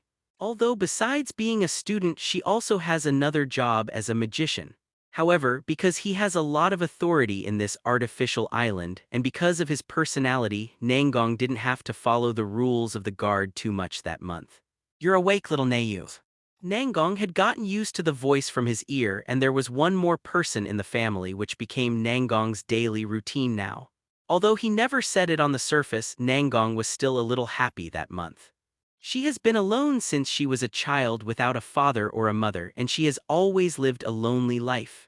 Now that she has someone to accompany her, her lonely heart, which would never be said to outsiders, is also comforted a little. Although this cohabitant is not a human being to be precise, but a demon, Saigo stood up and opened the bedroom curtains. The glare of the sun shone into the bedroom, causing Nangong to squint his eyes subconsciously that month. His pupils constricted a bit, like a little lazy cat that just woke up. "There's something I want to tell you." Saigo opened the curtains and sat back on the chair beside the bed. He crossed his legs and looked at Nangong Nayu, who was still a little sleepy because he just woke up. "What do you want to tell me?" As soon as Nangong heard Saigo say that month, she immediately dissipated her drowsiness and asked in her inarticulate voice. Facing this demon, he must not relax in any way, otherwise he will be played around by this demon. "Don't be so vigilant, this matter is a good thing for you," Saigo said with a smile on his face. "Good thing." Nangong didn't fully believe what he said that month but frowned slightly. "I have a way for you to complete the contract. As a demon created by the Maharaja, I can tell you responsibly that as long as you complete the contract, the Maharaja will also let the world go as agreed."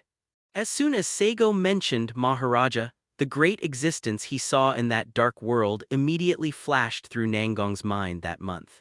Just now, Nangong felt that her soul was about to be frozen after visualizing the existence that seemed to gather all darkness and evil, which made her shake her head quickly, trying to forget that figure. "What method do you have?" Seeing Saigo's serious appearance, Nangong's heart was a little shaken that month and she couldn't help asking. "I can't tell you this method yet because you are too weak now, little Nayu. Even because of the contract, you have power far beyond ordinary witches, but power does not mean strength. To have matching strength, what you need is actual combat. If you want me to tell you that method, then first try to make yourself stronger and have enough combat experience." Saigo's smile remained unchanged, and he spoke softly. The current Nangong is a theoretical school that month, and he can certainly crush ordinary magicians. But in the face of a real strong man, Nangong's skill and experience in that month could not allow her to display all her strength. "What do you want me to do?" Nangong said bluntly that month. Hearing Saigo's words, Nangong knew what the demon was up to that month. "It's very simple, leave String Kami Island temporarily and go to Europe with me. This artificial island is still too stable, and there are not enough strong people to provide you with experience. If necessary, I don't mind if you go to the true ancestors' Empire of the Night." Saigo's suggestion made Nangong's heart flutter that month. The Kingdom of Ardicchia is a small country in northern Europe with a constitutional monarchy. Although the size of the kingdom is small, the country possesses very developed magical technologies, many of which are at the advanced level in the world. In particular, the Kingdom of Ardicchia is bordered by the first true ancestors' War King domain. In the past, it has been fighting against the first true ancestors' Empire of the Night, and even the capital was once destroyed. In the war with the first true ancestor, the Kingdom of Ardicchia also won and lost each other. This country is very famous throughout Europe, and its citizens are brave and good at fighting. The latest development of the artisan hero system and the imitation holy sword by the Kingdom of Ardicchia makes the country's combat power not to be underestimated. Saigo and Nangong were seated in first class on an Ardicchia Airlines flight from Itakami Island to the kingdom that month. Nangong was wearing a gorgeous Gothic Lolita dress that month with a beautiful collar on his slender and long neck, and his black hair was loose. Her facial features are exquisite and soft, and she is like a beautiful doll when she is serious. A pair of slender legs under the long skirt were wrapped in dark black silk stockings, which added a princess-like elegance and coolness to her. At this time, Nangong Neiyu was holding a piece of information about the kingdom of Ardikya, which came from the artificial island management commune of Itagami Island. Since the signing of the Sanctuary Treaty, there has never been a large-scale battle between the King of War domain and the Kingdom of Ardikya. But because of the feud between the soldiers and civilians of the Kingdom of Ardikya and the domain of the King of War, these two countries have occasional conflicts in the border area, but overall they are still very peaceful. Nangong whispered some information about the Kingdom of Ardikya that month, and then her blue eyes looked at Saigo suspiciously. No matter how you look at it, the Kingdom of Ardikya and the domain of the Warlord are now at peace. This demon suddenly wants to go there, isn't it, because he wants to start a war? Why are you looking at me like that? Saigo put down the magazine in his hand, turned his head and smiled slightly at Nangong Neiyu. North America and other countries advocate human supremacy, and there are no demons in the country. The Empire of the Knight of the Queen of Chaos in Central and South America, which is adjacent to the other countries, is too closed and mysterious and rarely communicates with the outside world. This creates an overly peaceful environment in the Americas. But Europe is different. In Europe, humans and demons live together, all kinds of conflicts are sharp, and terrorists abound. Such a complex place is most suitable for you to observe the lifestyles and irreconcilable contradictions between demons and humans. Your wish is the peaceful coexistence of humans and demons. If you don't have a detailed understanding of the conflicts between these two races, your wish will never come true. Although the Kingdom of Ardikya and the domain of the Warlord are peaceful on the surface, there are militants in both countries. They will definitely use all methods to expand the conflict between humans and demons so as to achieve the goal of war. Little Neiyu, you can use these people as targets to exercise your strength. While exercising your own strength, you can also deal with these militants and bring peace to the world. Why not do it? Saigo's words seemed reasonable, but Nangong couldn't believe his words that month. Mainly a demon shouting for world peace, which is just too unbelievable. Seeing Nangong's distrustful expression that month, Saigo didn't say much. He suddenly changed the subject and said, "Do you know what Zyanjumu I's real wish is that you put into the prison barrier?" Nangong was vigilant that month. She glanced at Saigo suspiciously and asked, "Why did you mention Ai all of a sudden?" Nangong, who was her friend and ally, was the most sad that month when Zyanjumu I was imprisoned in the prison barrier. But this is what she has to do. If the other party is not put in prison, Zyanjumu I, who failed once, will definitely make a comeback. Nangong couldn't guarantee that she could always stop Zyanjumu I's plan that month, and the other party's plan would definitely cause the destruction of Zyangami Island. I just want to tell you the truth, and then look at your astonished eyes and painful sadness and sadness. Saigo showed a malicious smile at Nangong Neiyu, but Nangong Neiyu didn't know that this was actually Saigo's aggressive method. You must think that Zyanjumu I's wish is to verify the reality of this world and see the world without magic power. Saigo said persuasively, "Is there anything wrong?" Nangong's heart skipped a beat that month, but she still kept her expression unchanged, pretending to be calm and breezy. "Of course not. Just like you deceive others with the wish of guarding the prison barrier to hide your wish of peaceful coexistence between humans and demons. Zyanjumu I is just using this method to cover up his real wish. The real wish of the Secretary Witch is actually to save all the witches. Especially to save you, Nangong, that month. She wants to create a world without demons, but it's actually the way she wants to save the witch and destroy the demons. In order to save you, she would not hesitate to bear the sin of 600,000 lives. But as an ally and best friend, not only did you fail to see her true desire, but you also put her in prison who wanted to save you. Now Zyanjumu I must be very desperate and painful and hate you to the bone. Little Neiyu, you ruined your friendship with your own hands." Saigo whispered a devil in Nangong's crystal-clear ear. "Others may not be able to see it, but as a devil, it is impossible for me to misread her wish." Nangong, who was sitting next to Saigo, looked cloudy and uncertain that month. Although she tried her best to suppress her inner emotions, the blue veins on the back of her hand holding the magazine revealed her inner unrest. She wanted to think that Saigo's words were a lie, but intellectually, Nangong believed in his words that month. As the demon said, his greatest purpose is to see himself in pain and despair. So this is Ayi's real wish. It turned out that she has been doing these things for me. It turns out that it wasn't Ayi who betrayed our friendship, but I was the one who betrayed. Nangong never thought that month the clown turned out to be me. Sir, would you like something to drink? The stewardess of Ardikya Airlines came to Saigo with a smile and asked, "Just get me a drink and my daughter a juice." Saigo also smiled and said in a gentlemanly manner. The stewardess looked at Nangong in surprise. "So this lady is your daughter? You are really young, sir." The stewardess who said this showed regret in her eyes. "I thought I would meet a beautiful relationship, but I didn't expect that this man with outstanding temperament is already married and even his daughter is so old. Haha, maybe this is the talent of our family." Saigo blinked and made a joke. It was rare for Nangong not to argue with him that month, and the witch at this time had completely fallen into the trance of betraying her friendship. Witch of the Void Nangong that month. At the border of the kingdom of Ardikya, the eyes of the vampire from the warlord's domain were bloodshot. He opened his huge mouth to reveal his sharp fangs and let out a shrill scream. This vampire's whole body was bound by chains. No matter how he mobilized the little magic power left on his body, he couldn't shake the chains at all. The chain is called the Lock of Commandments, and it is not a product of this era but from the hands of the ancient gods, and there is also technology transformed by the Heaven Department. This sacred tool was originally discovered by Shion Kamijima in a certain relic of the gods. In the end, because of his trust in Nangong Neiyu, he gave it to Nangong Neiyu for use. The place of precepts is extremely corrosive to magic power. If you are bound by it, the chance of breaking free is slim. The vampire stared at the indifferent girl in front of her like a puppet and roared angrily. "Could it be that you, a witch, have become a lackey of the kingdom of Ardikya? Are you going to be an enemy of our war king domain?"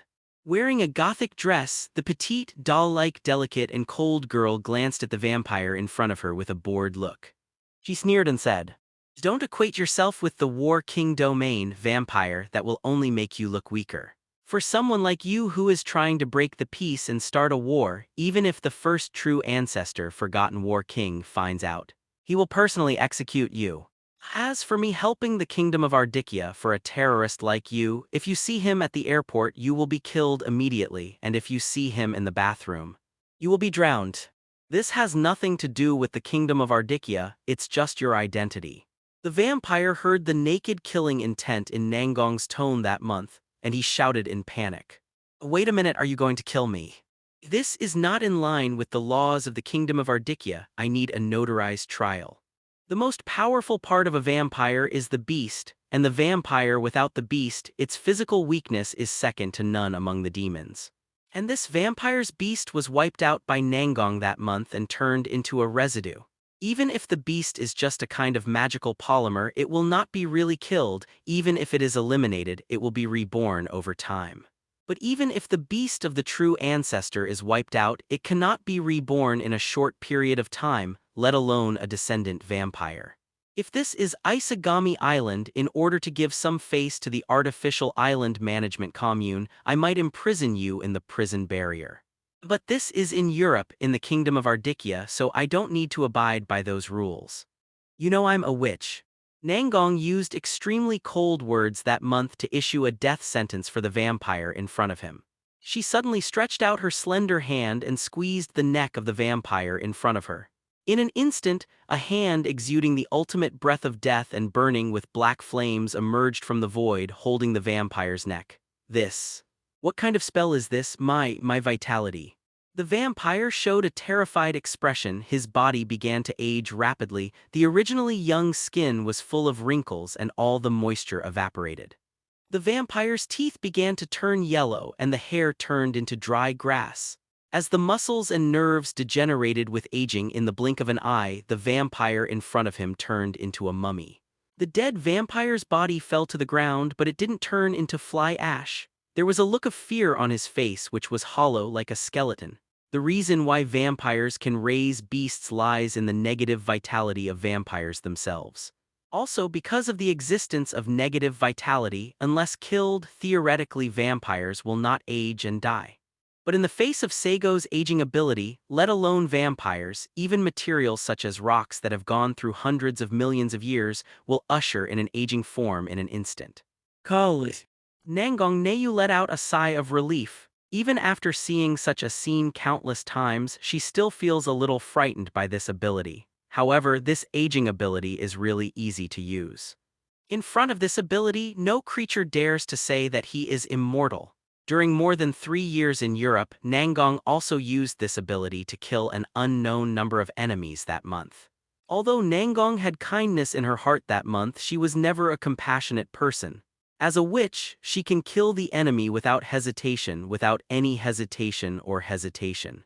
Having dealt with the vampire in front of her, Nangong's little hand grasped the void, and a parasol with lace frills appeared between her palms. The witch put the parasol on her slender shoulders, directly activated the space control spell, and left the scene. For more than 3 years, Nangong spent most of that month in Europe, except occasionally going back to university for classes. She hunted down those demons who committed great crimes and then brutally killed them without showing any mercy. It was this determination and strength that gradually earned her the title of Witch of the Void. All the demons in Europe will be terrified when they mention this witch, for fear that this witch who is good at space control technique will appear beside them. It was also during this cruel killing that she completely mastered all her abilities and developed her own fighting skills. Now Nangong is confident in facing any powerful enemy in this world except those true ancestors that month. If you regard her as a witch as a human being, then Nangong is already one of the strongest humans in that month. The space control spells of Nangong month spanned a wide range. The range that the space control technique itself can use lies in the output of the magic power used. With the infinite magical power provided by Saigo, Nangong can reach the farthest distance he uses every space control spell that month. Just a few seconds later, the witch in the gap left the border of the kingdom of Ardicchia and came to a luxurious hotel room in the capital of the kingdom. Saigo was sitting by the window, reading leisurely with a book in his hand. After realizing the magic power of the technique, he put down the book and said with a faint smile, "You are back, Zaya-o Neiyu."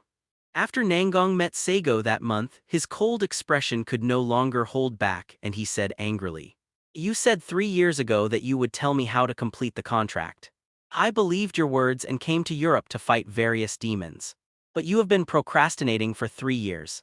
What reason do you have to use today, or are you just fooling me?" Nangong was so angry that month, she felt that she had been cheated by this demon for 3 years. And she also believed in the other party for 3 years. Be safe and don't be impatient, little Neiyu. Saigo's attitude is still unhurried, as if there is nothing too urgent in this world for him and he must be elegant when doing things. He put down the book in his hand, stood up and smiled to comfort the angry Nangong Neiyu. The witch's eyes fell on the book in Saigo's hand. The name of the book was On the Genealogy of Morality. This book is not from this world, at least Nangong didn't check it that month. She has also read the content of this book, and its general content is a book that criticizes traditional moral values such as good and evil, good and bad. There is a superhuman philosophical thought throughout the book, which judges that there is a difference between strength and weakness. Therefore, the value orientation of the strong can be divided into good and bad, while the weak can be divided into good and evil. The strong deny the weak, so they consider it bad. The weak fear the powerful, so they define it as evil. To some extent, this kind of morality and values are quite cruel. To be honest, I didn't expect to drag things out for 3 years. Saigo slowly used the hotel's tea set to make a cup of black tea for himself and Nangong Neiyu, and put the 2 cups of tea on the coffee table. In the beginning, Saigo was planning to make a quick decision in this world. After all, he had to return to the great underground tomb of Nazareth, so he couldn't stay in this world for long. But Saigo discovered that the speed of time was completely different between worlds. When he himself was in a world, he could actually influence the flow of time by virtue of a concept of relativity. This effect may come from the spirituality of the mother of the evil god, or it may come from the laws of the world itself. For the time being, Saigo doesn't have a specific conclusion, but the result is beneficial to him. For example, he spent 3 years in this world, but the time he experienced in the great underground tomb of Nazareth was extremely short. In this case, in order to ensure that you can get the most nutrition, the best strategy is to stay in this world as long as possible. Anyway, as long as the contract exists, he will be continuously nourished. It was also after discovering this point that Saigo stopped worrying and began to play his cultivation game slowly. Besides, Saigo actually prefers the world Nangong was in that month. Saigo once lived in the world of modern technology, and he has become accustomed to the convenience of modern technology.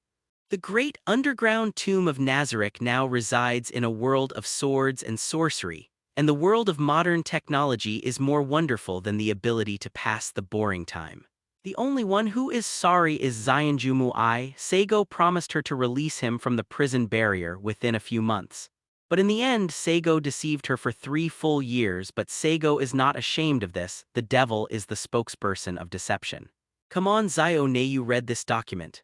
Saigo handed over a document that had been sorted out a long time ago. Nangong snatched the paper that Saigo was talking about that month with a strong momentum. After glancing at the contents written on those few pieces of paper, Daimei frowned and said, "Holy annihilation." She had read this information when Shion Kamijima opened the database to her. It was also in this material that Kuri Nangong learned that the so-called Holy Annihilation was different from what was rumored outside. That is not a relic but some kind of powerful spell. Yes, it is the Holy Annihilation. You should know that this Holy Annihilation is some kind of magic formula that can distort the laws of heaven. Presumably, with your cleverness, you should know the method I suggest you. Saigo picked up the teacup and sipped the black tea and said with a smile, "Do you want to activate the Great Saint Annihilation and then forcibly distort the will of humans and demons so as to achieve the peaceful coexistence of humans and demons?" Nangong's blue eyes instantly widened that month, and his tone was a little stammering. With her intelligence, she couldn't guess the method. Saigo said, "You answered correctly, and I will reward you with a cup of black tea made by myself." Saigo pushed another cup of black tea on the table to Nangong Nea. "No, this method is absolutely not acceptable. I don't agree with the desire to forcibly twist the will of others to fulfill it." Nangong refused that month, but she didn't realize that her refusal was not firm, distorting the will. No, no, no, if the Holy Annihilation really has the ability to change the laws of heaven as the data says, then this is not distorting the will of humans and demons. On the contrary, it will become a law and truth of nature. Just like the apple will fall from the tree to the earth instead of the sky, and the natural law of man must die. What we change is not the human point of view, but the laws of the world. This is the only method you can use. Little Neiyu, you should know that your sad wish will never come true. Humans and demons are still unable to coexist peacefully of the same race, and there are various contradictions, let alone peaceful coexistence of 2 different races. Saigo's words were still unhurried. He knew that Nangong actually had no choice that month, and this was the only way she could use. You are just a witch with a lifespan of at most 100 years. After you pass away, if your contract is not fulfilled, darkness and evil will descend on this world. At that time, there will be no living beings in this world. This is the contract you made with the Majesty. And now, the only way to save the world is in front of you. Do you really want to kill all the creatures in the world for your own selfishness? With the cunning of the devil, Saigo directly puts the life of the whole world on the same scale as the selfish thoughts of Nangong that month. And he forcibly distorted the concept, making Nangong think that he killed everyone that month. This left Nangong with no choice at all. If all life was swallowed by darkness because of his own reasons, it would make Nangong's heart collapse. Sure enough, Nangong's fingers pressed hard that month, wrinkling the paper in his hand. There were blue veins on the back of her white and tender hands, and there were even sweat stains on her forehead, which showed how intense the psychological struggle in Nangong was that month. That's right, the devil is right, it's impossible for his wish to come true, and a wish is a contract. If the contract cannot be fulfilled, the price is the destruction of this world. So in this case, why bother to be entangled in the means? The most important thing is to achieve the result. Nangong was not an idealist that month but a realist. At this time, she knew that her persistence was meaningless. The witch sighed dejectedly, sat on the chair lonely and said, "You win, devil. As you said, this is an offer I cannot refuse." Saigo didn't have any joy of winning, he just said flatly with an undeniable tone. It can be seen from the data that Shion Kami Island is related to the Holy Annihilation. And now the management commune of Shion Kami Island has become the biggest obstacle. If you continue to obey the orders of the artificial island management commune, you will not be able to fulfill your wish.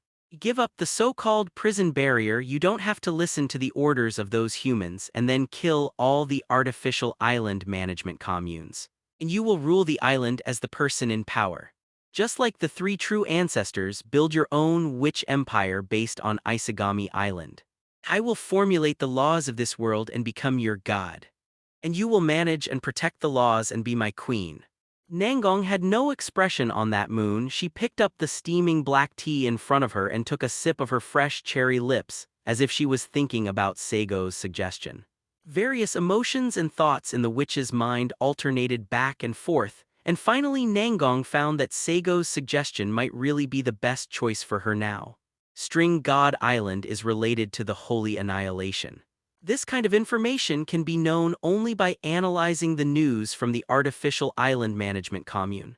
Especially, the current artificial island management commune trusted Nangong that month and did not conceal a lot of information. Nangong even vaguely guessed that the establishment of Xianshan Island was due to the Holy Annihilation and God of Cain. To realize her impossible wish, judging from the current situation, Holy Annihilation is really the best way. Then, if you want to get the Holy Annihilation, you will naturally stand on the opposite side of the current manager of String God Island, the artificial island management commune. Instead of fighting for it when the time comes, it's better to take advantage of the other party's trust in you now, solve it in one go, and then get the ownership of Xiangami Island. In this way, the existence of possible Holy Annihilation is in his own hands. Although the solution given by Saigo is cold, it is undoubtedly the best solution today, able to accomplish one's own goals with minimal sacrifice. Nangong is not an indecisive woman. On the contrary, she is very decisive, which is one of the biggest advantages of Nangong. While maintaining kindness, she will never be bound by morality and kindness, which is what Saigo admires most about her. I just have one question now. Nangong sat upright on the chair that month and she put the parasol in her hand aside. The seemingly childish face showed mature thoughts which gave people a very contradictory feeling. "What is the problem?" Saigo asked, slightly puzzled. "Why do you want to help me? Aren't you a demon? As a demon, you should naturally want to see the scene where this world is swallowed by darkness. Since this is the case, you will choose to help me fulfill my wish and contract. From the very beginning, I have doubts about whether there is some conspiracy of yours. Answer my question without any weird excuses, you know I won't believe it." Nangong had a stern look on that moon, and those eyes that were as clear as sapphires were staring closely at Saigo. Although her voice is still slurred, a little childish, but at this time she feels extremely mature. "Ha ha ha ha, so this is the problem. Then I think Zio Neiyu must have misunderstood something." Saigo is still calm and unhurried. It is this calmness that makes Nangong always fail to understand him in that month and always brings great pressure to Nangong in that month. Saigo picked up a book from the side table which was on the genealogy of morals that Nangong had read that month. You have read the content of this book before and know what it specifically talks about. Then you should understand why we demons are called evil and why in many legends, demons are regarded as a symbol of maliciousness. That's because compared to humans, demons are in the strong position, so in the eyes of demons, weak humans are denied by demons. And in the eyes of humans, powerful demons will naturally be defined as evil. Saigo didn't mind telling Nangong Neiyu about his universal values or demon values. The witch's heart moved in the gap and she blurted out, "You will hold this book all the time. In fact, you are encouraging me to read it. You know that I must be curious about the books you read, so you take this opportunity to convey yourself or to convey the values of your demons." Thinking of this, Nangong Neiyu's heart trembled and a chill arose. This demon is really terrifying. Everything has been calculated from the very beginning. If you are not careful, you will be like a butterfly caught in a spider's web, and you will not even be able to escape. Saigo just smiled. He was non-committal and did not answer Nangong's question that month. Some things are enough for the other party to guess. There is a mistake in what you said before Zio Neyu, that is, I, or the Maharaja who created me, is actually not interested in the destruction of a world. For beings like us, the long lifespan makes us indifferent to victory or defeat. Whether you have completed the contract and made our purpose fail, or you have not completed the contract, let us personally destroy this world to succeed. For us, it's all going to bring joy. Humans can only defeat demons temporarily, but they cannot defeat demons forever. So failure is not unacceptable. The reason why human beings always define demons as evil is that we are stronger and in a position of power. Saigo stood up in a leisurely manner, and he walked slowly to Nangong Neyu's side, gently rubbing the delicate and tender face of the witch with 5 fingers, and said with a smile, "That's why I'm helping you. I'm not here to destroy the world, I'm just here to be happy. You should know that the 3 true ancestors who have lived for thousands of years have different ways of thinking from humans. And their choices are also different from humans. A long life makes them look for the meaning of life, and for us demons, the meaning of life lies in happiness. Majesty is not optimistic about your ability to complete the contract, so if I help you complete the contract and let Majesty fail, we will be happy for both me and Majesty." Saigo has been fooling around that month of Nangong. He has not really lived for thousands of years. He does not have that kind of twisted mentality. His only purpose is to keep his contract with Nangong for that month and at the same time get something that interests him, such as holy annihilation, such as 4th true ancestor. Saigo said that he didn't believe it, but Nangong believed it that month. With the other 3 true ancestors as examples, this made Nangong Neyu think that perhaps the demons like Saigo, their true thoughts are like this, distorted and completely different from humans. At this time, Nangong Neyu felt that he could only believe, and he had to believe in Saigo. This is the only way to fulfill contracts and wishes. Come with me to the prison barrier. Nangong's expression was determined that month. After she made a decision, she was an absolute taker. What to do?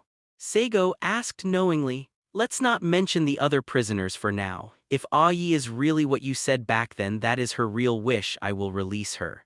I won't say apologies to her because our positions were different back then, but I will pray for her help. I knows more witches. If I want to accomplish my goal, I need more people, and this can also fulfill Ai's wish.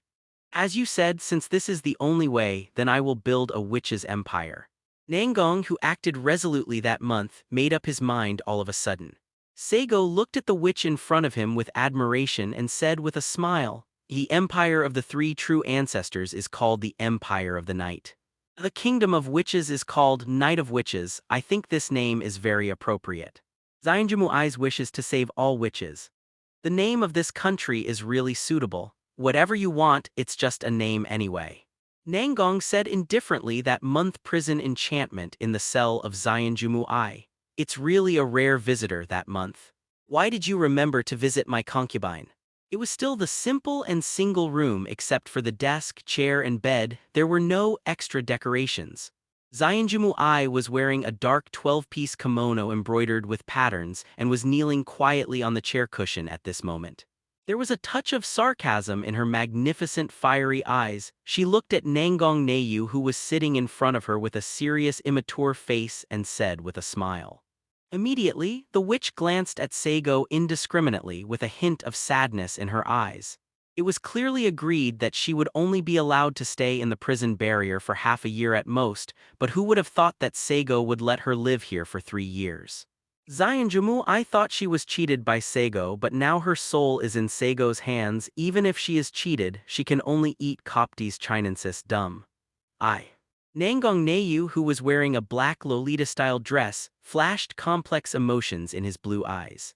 But soon she restrained her emotions and said with a straight face, I know you may still resent me for arresting you in the prison barrier. But I won't apologize to you for that because we had different positions at that time and there is nothing wrong with me doing so. It's not that Nangong didn't admit her mistakes that month, but she really believed that her decision 3 years ago was not wrong. Zainjumu Ai is also non-committal about this. After knowing the importance of Xianshan Island to Nangong that month, she is also very open about it, knowing that the two had communication problems back then. It's just that even if he didn't have any resentment towards Nangong that month, Xianjumu I still had a sarcastic expression on his face. Since you didn't come to apologize to my concubine, then why did you come to find me? Nangong Neiyu took a deep breath, lowered her head slightly and said, I'm here to ask for your help, Yi. What Nangong said that month made Xianjumu I startled. She glanced at Saigo and quickly looked away. I just heard Nangong continue that month. Of course, I was the one who caught you into the prison barrier and I am the one who begs you for help now. I'm not that thick-skinned yet, I'm asking for your help now. If you have any requests you can just say so.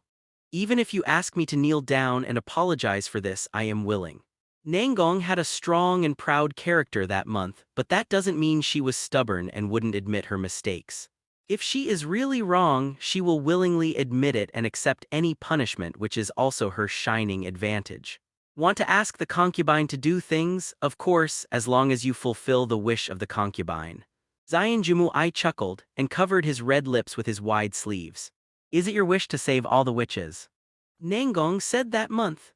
Xianjumu I was taken aback for a moment, then shrugged and said, It seems that Mr. Devil over there told you my concubine's true wish. It's really boring. I still want to threaten you with the desire to see the reality of this world. Let's see how you react that month. However, since you already know the true wish of the concubine will not hide it. That's right, that is my desire. If you can accomplish it, no matter what you ask me to do, I will be willing to do it. Nangong Neiyu gritted his teeth. When these words really came from Xianjumu I's mouth, Nangong Neiyu's heart trembled. Xianjumu I back then actually did the thing that wanted to destroy Xianshan Island to save himself, and he did not hesitate to bear 600,000 innocent souls for this. But I didn't see her real plan and instead arrested Xianjumu I into the prison barrier. From this point of view, my friend is really unqualified. Nangong laughed to herself that month, but she knew that now was not the time to think about it. The witch in the gap took a deep breath and said to Xianjumu I, if this is your wish, then the means to realize our wishes are exactly the same. We can still be allies, Yi. Hearing Nangong say the word ally again that month, Xianjumu I's delicate body trembled imperceptibly, and she maintained a calm expression and said, then tell me your plan that month. Nangong told Xianjumu I about his plan in detail that month. You mean to say that you want to get rid of the artificial island management commune, build a country based on Xiangami Island, and hope that I can find more witches to help you consolidate your rule.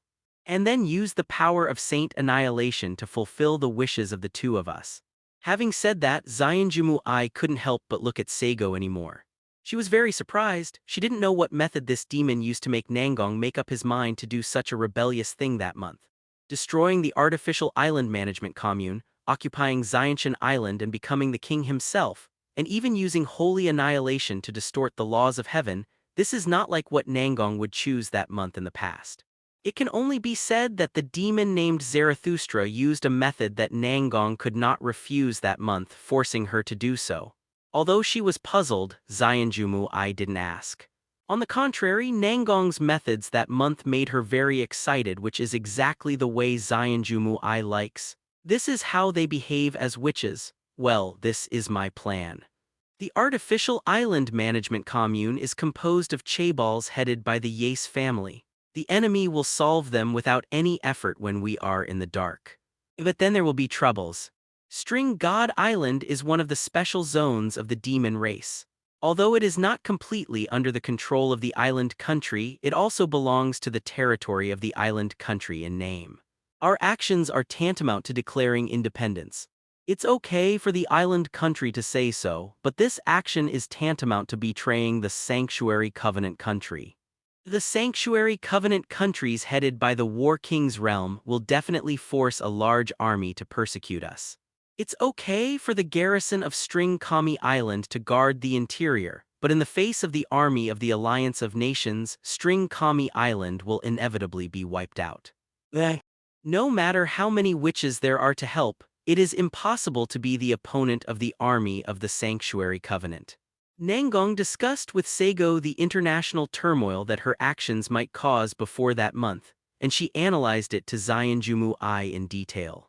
So what's your plan for that month? At this time, Zionjumu-I was also with Nangong that month, making suggestions for this plan. Since the three true ancestors have their own empire of the night, if we also have a true ancestor here, we have a strong claim that the fourth true ancestor is a necessary component for the establishment of the country. And with the rumored ability of the fourth true ancestor, she can also be used as a strategic weapon to fight against the Sanctuary Covenant. After finishing speaking, Nangong looked at Saigo that month, as if he was speaking to Zionjumu-I as well as Saigo. After my investigation during this period of time, I learned from some vampires of the previous generation in the field of the King of War that the fourth true ancestor has been divided into 12 parts. Only when all 12 fragments of the fourth true ancestor are gathered and a ceremony called Banquet of Flames is held, will the fourth true ancestor be truly resurrected. We have only one purpose now: to find one of the fragments of the fourth true ancestor, to obtain the qualification to participate in the Flame Banquet, and thus to gain the power of the fourth true ancestor. Nangong said his plan that month. Zionjumu-I frowned and she slowly asked, "The biggest problem is how to make the fourth true ancestor willing to obey our orders." After finishing speaking, Zionjumu-I actually already knew the answer. She and Nangong looked at Saigo at the same time that month. Saigo bowed politely and said with a smile, "Just leave this to me. I already have a way to manipulate the power of the fourth primogenitor." Everything is going according to Saigo's plan. The contract with Nangong that month has been maintained, and Nangong also chose a difficult path under his series of deceptions. But at the end of the road, Saigo can get what she wants, and Nangong can change her miserable life without freedom that month. So we all win and we all have a bright future. The kingdom of Ardicchia is still in that luxury hotel. In the past few years, when Nangong was in Europe that month, he lived here most of the time and he almost regarded it as his own home. 2 years have passed since Zionjumu-I was released from the prison barrier. Today's Nangong is a 21-year-old girl who just graduated from university not long ago. For 2 years, Nangong has been investigating the intelligence of the fourth primogenitor matrix all over the world that month. And Zionjumu-I is contacting witches he knows all over the world, and when he has free time, he will also help Nangong to conduct investigations that month. There is so little information about the fourth true ancestor. No wonder the outside world has been rumoring that the fourth true ancestor does not exist at all. But according to my investigation, the fourth true ancestor has indeed awakened in the past thousands of years. But the awakened one should not be the body of the fourth primogenitor, but one of her 12 base bodies. As if someone doesn't want the world to completely forget the existence of the fourth true ancestor, they take out the fourth true ancestor every once in a while. Is this treating the fourth primogenitor as a dog? Nangong sat at the rose-white round table that month, holding a cup of warm black tea in her hand, complaining in despair. But even though he was complaining, Nangong's expression didn't change much that month, and he still maintained the coolness and delicacy of a doll. "Don't be angry, Zio-Neyu, since it is one of the world's biggest secrets. How can you find out all the truth in a short period of time?" Saigo sat beside Nangong-Neyu. He spoke in a very calm tone. "You guys just don't do anything, just watch me busy all the time, don't you?" Nangong gave Saigo a fierce look that month. "I'm just your stand-in, why should I help you work? Anyway, even if things don't go well, it's you and not me who can't complete the contract, so why should I worry?" Saigo's tone was still so elegant and casual, with a mocking look on his face, so angry that Nangong wanted to jump his feet directly. The long battle with demons and humans has been wandering around the world for 5 years. This brought a lot of experience and life experience to Nangong that month, and she had already faded away from her youthfulness. Even though she still looks young, Nangong was already a mature and stable woman that month. She has rarely been emotionally agitated by other people's words, only the demon Saigo is an exception.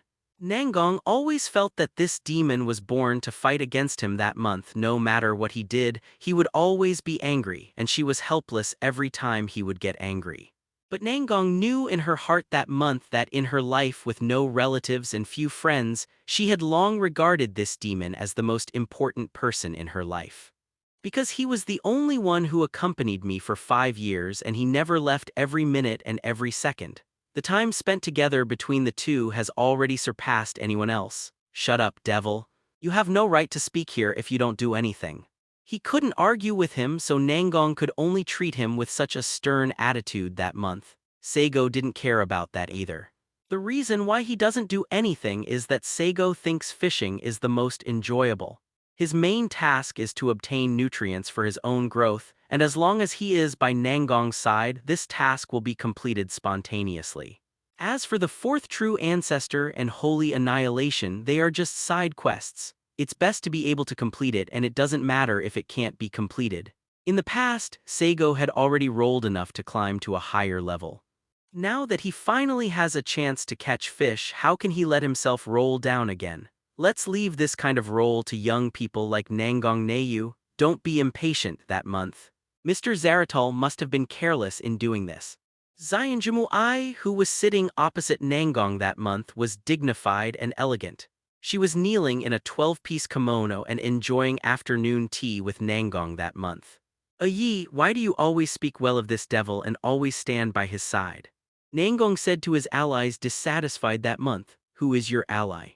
The concubine is just telling the truth, not intentionally to stand on anyone's side or favor anyone. The secretary's witch looked at Nangong Neyu with her magnificent fiery eyes. Her wide cuffs covered her cherry lips, and the corners of her eyes were curled up as if smiling, revealing a little charm and enchantment. Yi, how is your work over there? Nangong didn't continue to talk about this issue that month but asked Xianjumu Ai about the work of the witch. The work here is very smooth, but what I do is not the most important thing. The most important thing is the news about the fourth true ancestor. Xianjumu Ai said softly. Her words made Nangong frown again that month. What we can know is that the forgotten warlord, the Eye of Extinction, and the Chaos Queen must know all the information about the fourth primogenitor's body. But we have no way to forcefully ask the three true ancestors to tell them everything they know. It is even very possible that most of the body of the fourth true ancestor is in their hands. At this time, Xianjumu Ai also frowned with slender eyebrows. That is to say, even if we find one of the fourth true ancestor's body, we will be enemies of those three true ancestors. HMPH, when I decided to complete the plan given by Zaratal, I was ready for everything, even if it was an enemy of the three great ancestors. Nangong closed his beautiful eyes that month, and his expression was cold and haughty. His majestic appearance already had the demeanor of a queen. Well said. At this moment, Saigo applauded suddenly. Zio Neyu is really domineering. With Saigo's exaggerated compliments, Nangong's hard-won momentum that month was exhausted. She looked at Saigo with a sullen face, opened her mouth, and finally said nothing.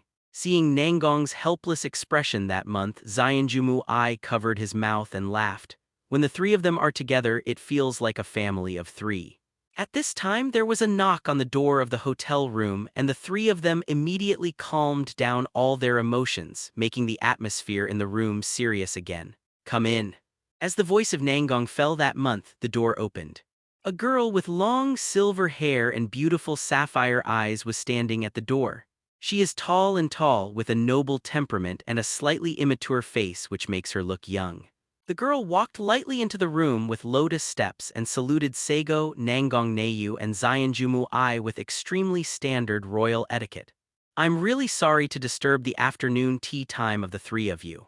The girl said respectfully and politely with a full smile.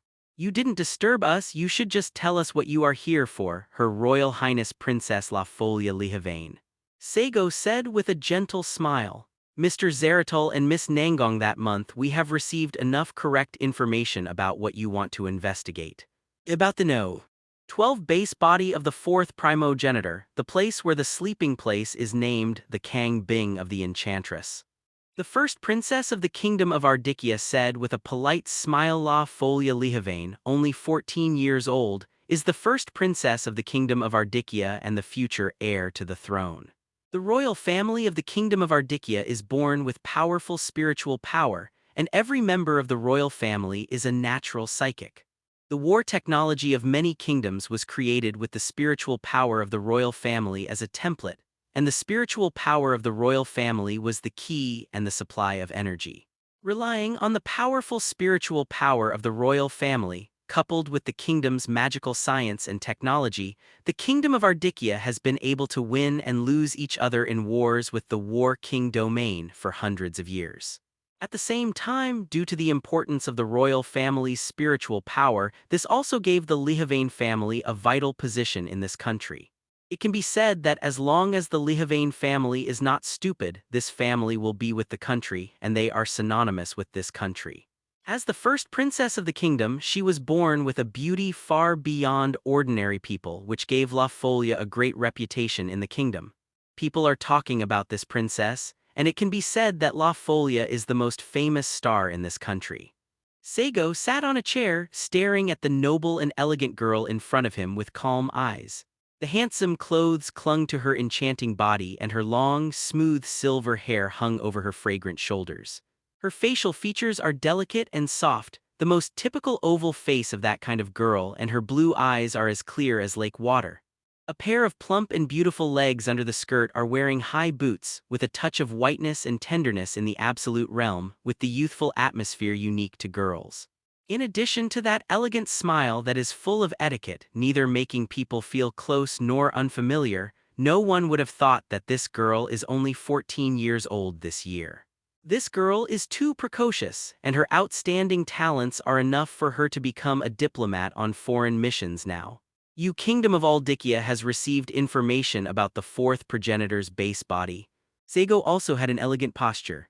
He was dressed in a suit-like black gown, looked at the first princess of the kingdom with his dark eyes and asked with a smile.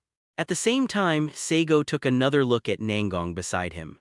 Although the witch didn't show any expression, Saigo, who lived with Nangong that month for 5 years, knew that she must be very upset at this time.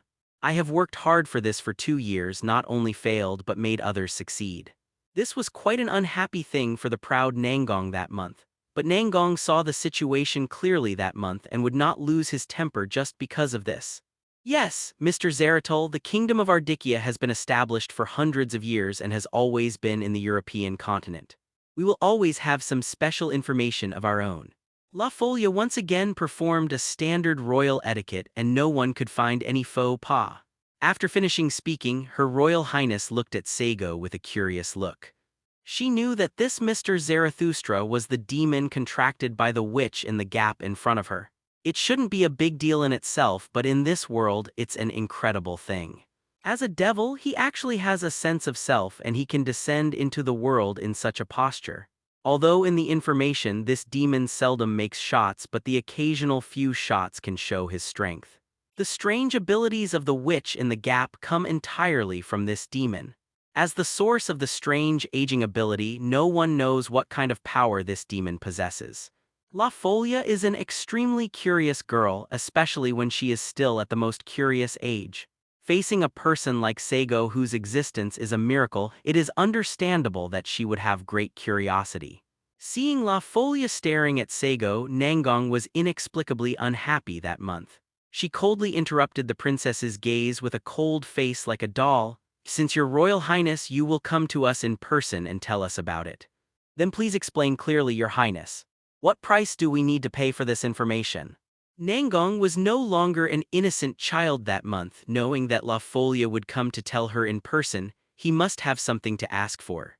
At this moment, La Folia finally took her eyes away from Saigo. She looked at Nangong Nayu, maintained a noble and polite smile, and said, "I came this time to express my gratitude to the witch in the gap.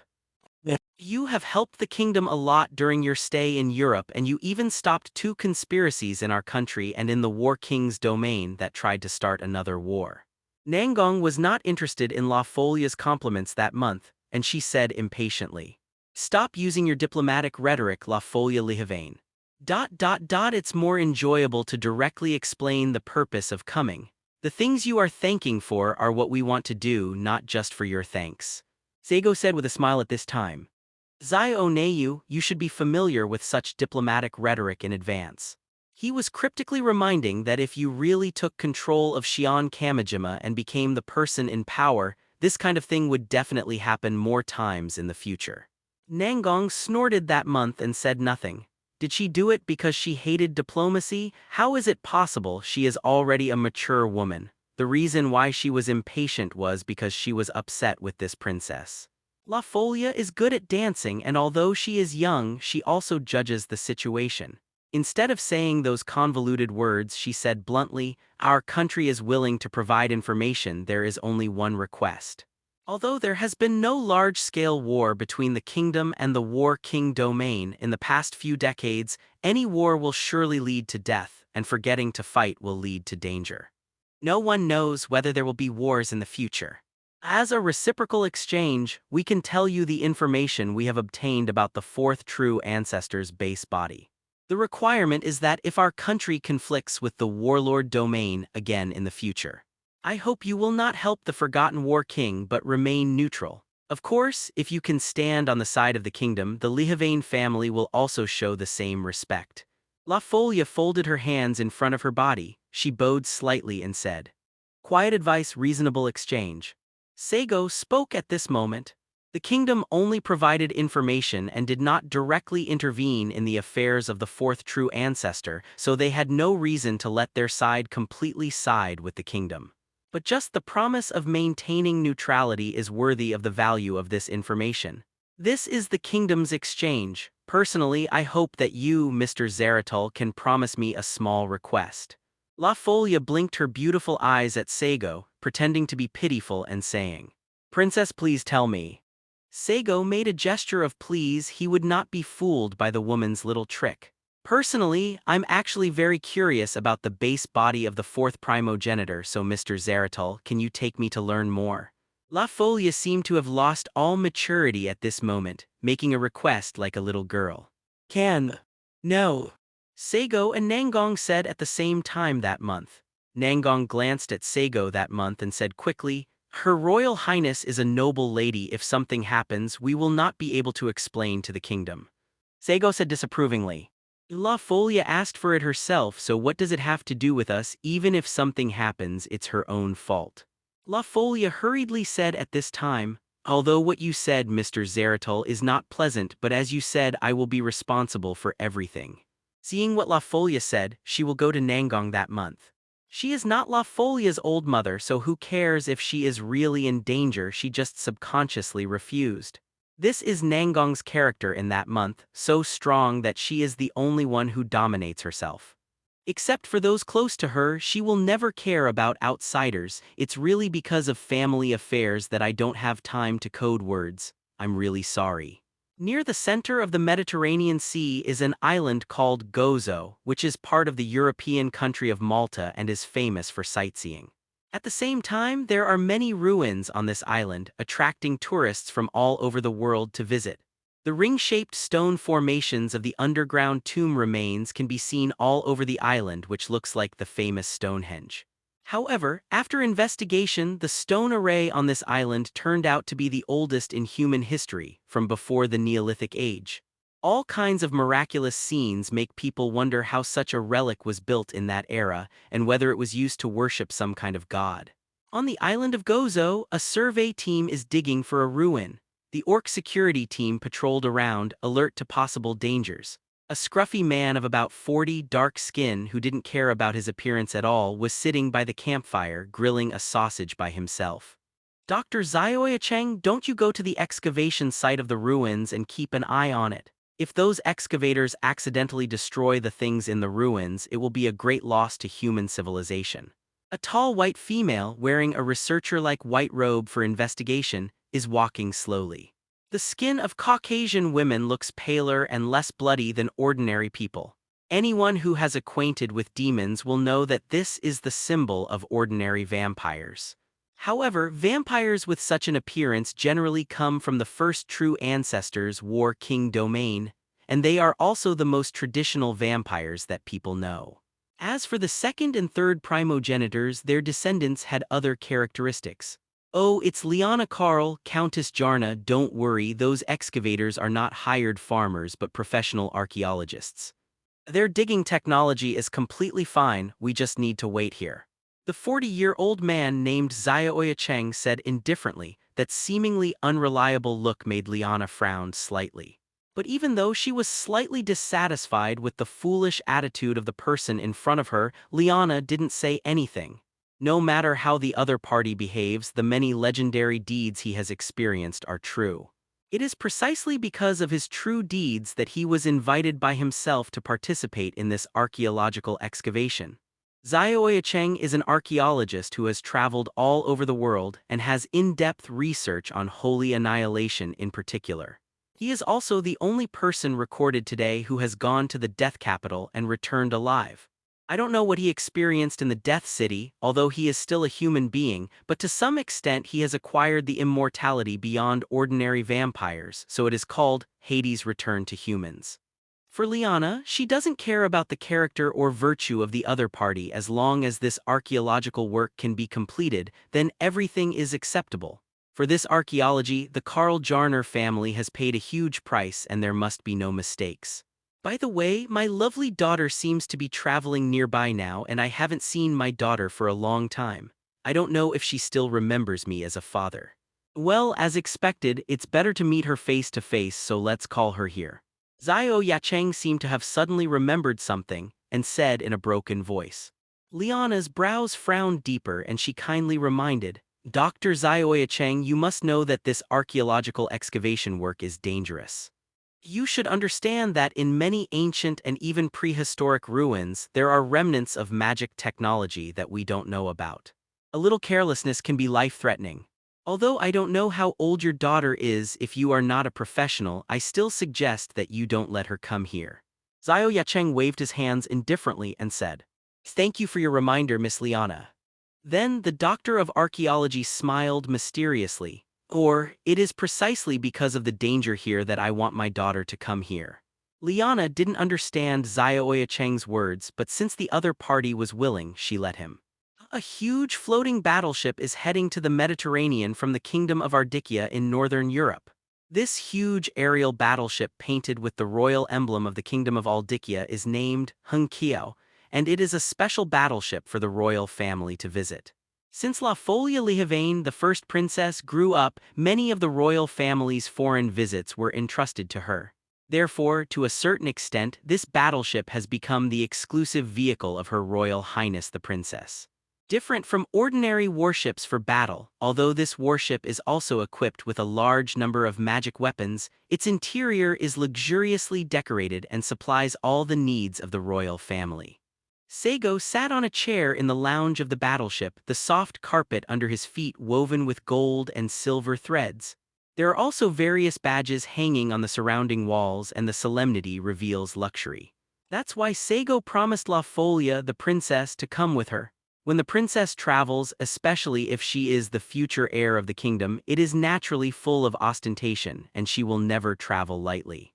Being able to enjoy going out like traveling along the way, Saigo is not willing to follow Nangong's magic of space control that month. This made Saigo start to think about whether he made a contract with the wrong person. He should not choose this poor witch but should choose La Folia, a rich woman. However, although the decoration here is luxurious, Saigo doesn't care much about it. To be honest, compared to the decorations in the great underground tomb of Nazarick, this place is still a bit worse.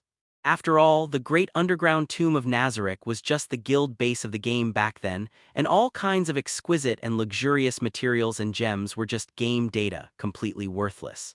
As a matter of course, the gold, silver, and jewels stored in the great underground tomb of Nazarick are really based on mountains. And after these gold and silver jewels become real, the value they bring is immeasurable. Mr. Zeratul, this time I was visiting the country of Malta on behalf of the kingdom, and I also learned a piece of news from the upper echelons of the country of Malta. Not long ago, the heir of the Karl Jarner family in the Warlord domain invited the world-renowned archaeologist Zioya Cheng to conduct excavations on the island of Gozo in the country of Malta. Because the archaeological excavation is carried out on the land of other countries, naturally Malta can obtain some information that others do not have. It is said that what these people are digging is called the coffin of the 12th fairy. If it was in the past, we might not really know what this thing is. But now from the name, we can also guess that it should be related to the fourth true ancestor. La Folia was sitting upright beside Saigo. With an elegant and calm smile on her face, she was wearing a royal attire similar to a military uniform and told the information she had obtained. Gozo Island, this name is somewhat familiar. Nangon Yuxiu frowned and whispered. Saigo said with a smile on his face at this time, Gozo Island is the location of the world's first demon special zone, but it has long been abandoned. He has searched a lot of information in this world, and he already knows this world better than the natives of this world. The coffin of fairy number 12, from the name, one can probably guess that it is related to the fourth true ancestor. Nangong nodded slightly that month. If it was the past, she really didn't know what it meant. But the current research on the fourth true ancestor also made Nangong guess Nayu that it must be one of the substrates of the fourth true ancestor. The Karl Yana family is one of the vampire nobles in the War King domain, with the title of Earl. If the excavation work this time is the heir of the Karl Jarna family, then there is a very high possibility that the things excavated are related to the fourth primogenitor. At this time, Xianjimuai, who had been silent all the time and always showed a faint smile like Yamato Nadiko, who was following Saigo, said suddenly. Nangong looked at the Hefeng beauty wearing a 12-piece kimono in surprise that month and said in surprise, how do you know so much about the nobles in the Battle King domain? Xianjimuai sat gracefully, and after hearing Nangong's words that month he smiled softly and said, In addition to looking for the witch, I can also help you pay attention to the news of the fourth true ancestor, that month. The Karl Yana family once had a glorious period in the field of war kings, but now the family is in decline. It is said that the Karl Yana family has been looking for clues related to the fourth true ancestor in order to revive the family again. Outsiders have no way of knowing what they want to do. Xianjimuai covered her petite lips with wide sleeves and said in a mature and charming voice, I don't know if the Karl Yana family has any relationship with the fourth primogenitor. But when I was investigating them, I discovered something interesting. Nangong asked in that month's interface, What's the matter? Xianjimuai seemed to be waiting for Nangong's words that month, and she didn't make a fool of herself, saying bluntly, Karl Yana's family has the original scripture of the Godhead vibration wave drive technique. Hearing her words, Nangong's expression was moved a little that month. The crystallization of the highest magic technology of the Heaven Department. According to records, the Heaven Department created 3 copies of the original script of the Godhead vibration wave driving technique, except for one of which is in the hands of the Lion King Agency. The whereabouts of the remaining 2 are unknown. I didn't expect that thing to be in the hands of Karl Jarner's family. The Lion King Agency's current status mainly depends on the technical crystallization of the Heaven Department. Through the research and imitation of the original code, the witches have mastered some of its abilities. And those witches are the embodiment of the Lion King's agency, maintaining its authority. But the imitation is only an imitation after all, and the effect will be greatly reduced. As for the power of the original, no one knows. The witch in the gap said everything she knew. La Folia, who had been listening to the conversation with a smile on her face, asked curiously at this moment, Miss Nangong, since the Lion King institution gained its current status by virtue of the divine vibration technique, and the Karl Yarner family has the original scripture, why not use it? Her Royal Highness's words made Nangong shrug her slender shoulders that month. I don't know why they don't use it. I haven't seen what the original scripture is, so naturally I don't have any right to speak about it. Facing Nangong's rude and even choking words that month, La Folia was not angry. As a qualified diplomat, La Folia knows how to control her emotions. The Lion King's agency is human and the Karl Yarner family is a vampire. This is the biggest difference between them. Maybe that thing vampires can't use. Saigo said suddenly at this time. Seeing the eyes of everyone looking over, he smiled cheekily and said, I just guessed you don't have to believe too much. Although Saigo said this, others felt that what he said might be right, which may be the biggest reason. Skip this topic for the time being, and the direction of everyone's topic returns to the fourth primogenitor again. La Folia put her hands on her lap and said while sitting upright, Malta's military strength is not strong and this country mainly relies on tourism as its source of income. They are not interested in the fourth true ancestor, and they don't want their country to have any connection with the disaster of the fourth true ancestor. So they asked the kingdom to ask us to intervene in it. Now I have obtained the diplomatic words, and the Hunkiao will land near Gozo Island soon. With this diplomatic rhetoric, we can intervene reasonably and legally. La Folia smiled slyly and talked about her plan, but there was a trace of embarrassment in her words. A weak country has no diplomacy. It is impossible to say that Malta has no interest in the fourth true ancestor. After all, the disaster of the fourth true ancestor can be used as a strategic weapon. But the other party tried their best to make themselves have no connection with the fourth true ancestor, because this country knew that the Buddha of the fourth true ancestor was not invited by their small temple. Although the kingdom of Ardicchia is small in size, it has strong military, technological, and economic strength. Therefore, the country of Malta is the one who sold this Nordic country. Your Royal Highness, Princess La Folia, you are very good everywhere. You are well-founded and well-founded so that no one can find any flaws. You are good at using diplomatic means to solve problems. But this is also your biggest shortcoming. You are too obsessed with rules and order. You have to know that the other side of order is chaos, and not everyone will obey the laws of order. If you encounter enemies who don't follow the order and rules in the future, your way of thinking will definitely put you in danger and despair. There is nothing wrong with the order, but it will limit our unrestrained imagination. Sometimes you don't have to think so much, and you don't have to care about superfluous things. Absolute power will make others obey your order, so don't be bound by yourself. Saigo smiled and said that La Folia was a little unaccustomed to the clear morality between the strong and the weak in his words, as well as the way of thinking that was close to the confusion of demons. However, Her Royal Highness the First Princess of the Kingdom did not deny Saigo's words. She just thought about it and said to Saigo with a stern smile, "Mr. Zeratul, I have learned from your words." Saigo is very satisfied with the modesty of the princess.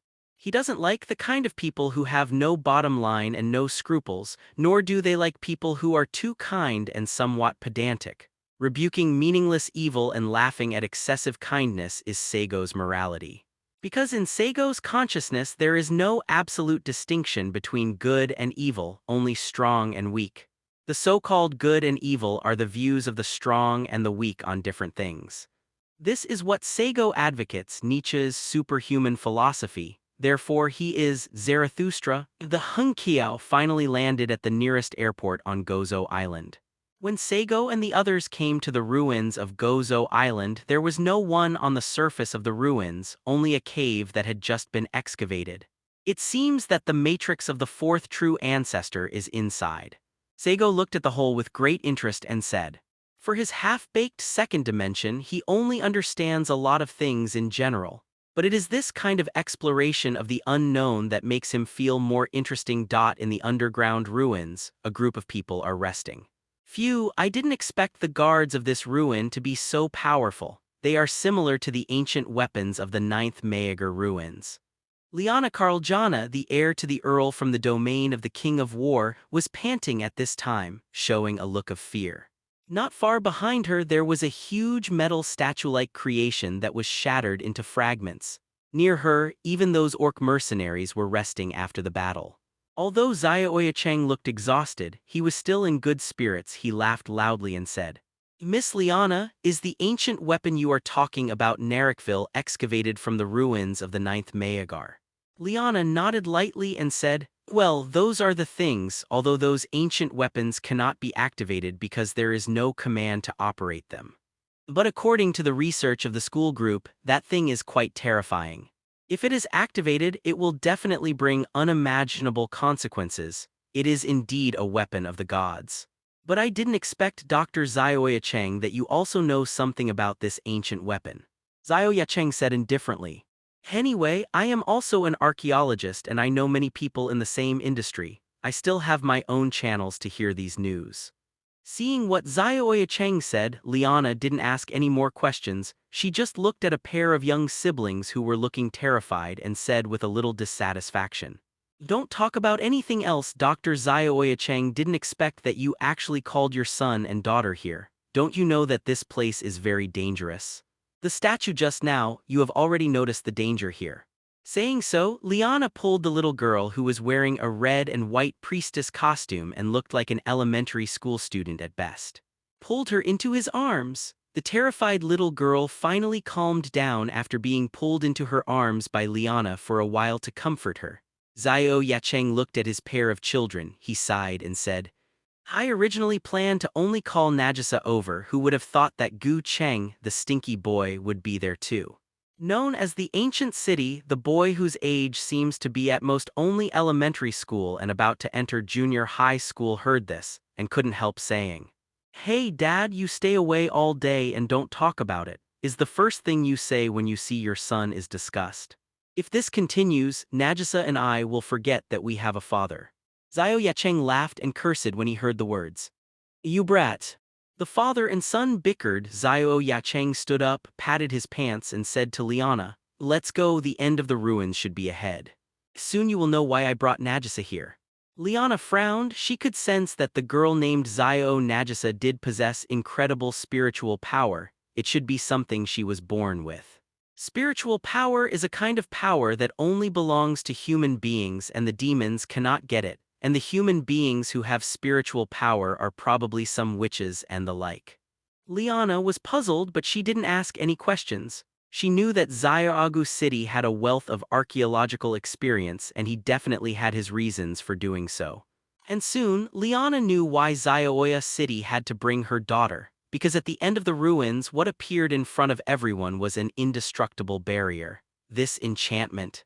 Liana touched the barrier in front of her with her hand. Her expression was ugly. Under her detection, the vampires from the domain of the King of Battle knew that although this enchantment seemed to be thousands of years old, it was still in operation. It's as if there is a certain existence that has been providing a steady stream of magic power. According to her analysis, it is very difficult to break through this barrier. Apart from breaking through it forcibly with a magic weapon of mass destruction, the only way is to break the barrier.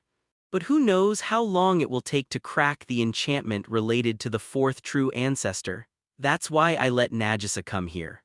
I guess that there must be such an enchantment at the end. My mother is an excellent shrine maiden and my wife is an overdaptor. Although I and my useless son over there didn't inherit any qualities, Nagisa has the two talents of a witch and an overadapter. Nagisa, it's up to you next, but you should also be careful not to be brave. If you really can't break the barrier, we'll think of other ways. It can be seen from Zio Cheng's words that although he is foolish, he actually cares about his children. I see, Dad. Zio Nagisa took a deep breath. She came to the boundary, closed her eyes and recalled the method of using spiritual power that her grandmother gave her. Zio Cheng, Aga Cheng and Liana all looked at her nervously for fear that the girl would be in danger. Very smoothly, with the input of Zio Nagisha's spiritual power, the barrier faded visible to the naked eye. Seeing this, everyone breathed a sigh of relief. Only Zio Yacheng frowned and muttered, The barrier has traces of the Heaven Department. Sure enough, when the Ministry of Heaven exists, the spiritual power of human beings has a special effect. According to my investigation, it should be related to the Godhead vibration wave. His voice was so low that no one else heard him. It's so cold. As the barrier gradually dissipated, Liana, who was a vampire, shivered with her arms folded. Except for those orcs, the others were shivering from the cold. When the enchantment completely disappeared, what appeared in front of everyone was a huge underground hole. The entire burrow was almost hollowed out and there were countless magic patterns painted on the surrounding walls. And in the center of this huge cave, like a stalactite cave, there is a beautiful crystal-like sarcophagus. It is said to be a sarcophagus, but it is actually a huge ice cube like a coffin. In the faint light reflected by the ice cube, it seems that there is a beautiful girl sleeping in it. After Liana saw the girl, she looked frenzied and walked forward quickly. Zio Yacheng wanted to stop her but was still a step too late, so he had to stop his son and daughter who wanted to go forward. Gacheng Nagisa, don't go there, that ice coffin is very dangerous. Zio Yacheng's face was serious. At this moment, anyone could feel the ominous aura floating around the ice coffin. It was a curse, a terrible curse, but at this moment Liana didn't care about this. She staggered to the ice coffin with a frenzied look on her face. I found it, I finally found it, no. 12 Ziguanyibo. As long as I have her, I can go to the banquet of flames again and get back the body I lost in the past. It's really beautiful, just like Sleeping Beauty. Liana murmured, her whole body seemed to be in a daze as if she had lost her soul. Then in the next moment, Liana's expression became ferocious. Hurry up, wake up, you Sleeping Beauty. The banquet of flames will start soon, you must complete your mission, and then I will be your ally to receive the favor of the fourth true ancestor, so as to revive the glory of the Karl Yana family. Seeing Liana's sudden madness, everyone else frowned. At this moment in this empty cave came a calm and mysterious voice. Sleeping Beauty Aurora Flo Rias Tina. Ha, that's a pretty good name and it's better than the no. 12 Flame Knight Boss. It's also much better than the 12th Daudkatos. Hearing this sudden voice, Liana was startled. She recovered her senses and quickly turned around, shouting sharply. Come out, who is it? A strange black flame burned from nothing in the cavern clearing. The black flame twisted into a human shape and finally turned into a man wearing a black robe with a silver border with a clear and strange face. My name is Zarathustra and I am a demon. Can you give me the Sleeping Beauty over there? Don't worry, I will pay the price, and that price is your life. Saigo said politely. With his appearance, all living creatures in the surrounding area seemed to have fallen into the realm of aging. The sudden appearance of Saigo shocked everyone present. Zio Yacheng's expression changed slightly. This decadent and slovenly uncle quickly blocked his son and daughter and stared at the eerie demon in front of him. Dad. Suddenly, the young girl in the red and white witch costume uttered a miserable scream, and she shouted her father's name loudly in fear. Hearing Zio Najisha's scream, Zio Oyacheng panicked. He quickly looked at his daughter and said in a panic, "What's wrong, Najisha? What happened?" At this time, Zio Najisha tightly closed her beautiful and innocent eyes, and tears flowed down from the corners of her eyes, completely soaking the girl's beautiful eyes. And on that tear-stained face was still mixed with a little red, two blood tears dripped from the corner of Zio Najisha's eyes. At this moment, both Zio Oyacheng and Zio Agacheng were covered up, and the two shouted Zio Najisha's name anxiously. Fortunately, Zio Oyacheng has enough life experience and he can still maintain his composure at this time. He quickly said, "Najisa, what happened? What did you see?" The daughter's eyes have problems in Zio Oyacheng's opinion. It must be because she saw something terrible that she shouldn't see. This is also a problem that witches with strong spiritual power often encounter. Sometimes when they see terrifying things that ordinary people cannot see, it is easy to cause their own mental and rational collapse. All are aging, all are perishing. I saw all living beings turned into mummies, their lives taken away, and I saw the planet swallowed by eternal darkness. Daddy, everyone's dead, they're crying for help, they're wailing. Zio Nagi let out a murmur, until finally she let out another scream. The voice was extremely shrill. This time, Zio Oyacheng finally knew what happened to his daughter. He hugged Zio Najisa tightly and said in a terrified voice, "Close your eyes and don't look at that demon, Najisha, don't look at him." The vegetation is dry, the two rocks that have gone through a long time are drying up, and even the water mist in the cave seems to be rotting. The terrible aging breath is spreading in all directions, bringing people a sense of supreme fear. That is the most terrifying meaning of aging among the 10 forms of death, and it is the end that all living beings are avoiding. Zio Oyacheng finally knew that his daughter saw the demon and saw the essence of the demon, which made the witch with strong spiritual power go crazy.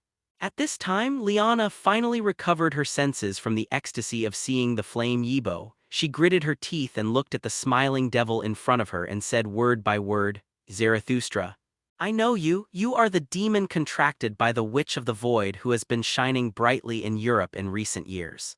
Since you are here, where is the witch? The witch and the devil are always inseparable." As soon as Liana's voice fell, the space around Saigo fluctuated. With the use of the space control magic, which is also extremely difficult in the magic field, two graceful figures appeared in the underground cave. One of them was petite, she was expressionless, her facial features were exquisite like a doll, and she was wearing a black Gothic dress. There are many gorgeous lace and ruffles on the long skirt. Even in this underground cave, it is still wearing a gorgeous parasol. The other lady is tall and tall. She is wearing a 12-single kimono. She is a typical Hefeng beauty. Her soft black hair is scattered on her fragrant shoulders and her bright facial features are full of charm. Nangong, the Witch of the Gap and the Chief Secretary of the LCO, Zionjumu, the Secretary's Witch. Liana looked extremely ugly after seeing the two witches. She moved her right hand slightly to summon the beast directly, but her rationality prevented her from doing so, and that hand also froze. Zionjumu, the leader of the organization in charge of the LCO, will not say that this witch is too mysterious and has very few records of her actions. But Nangong, the Witch of the Void, was definitely famous that month, and her name was earned entirely by killing. I don't know how many powerful people in the entire European demon race died at the hands of her. Even those vampires of the previous generation were helpless against this witch. Compared to those ancient vampires, Liana can be described as young, and she is sure that she will never be the opponent of that witch.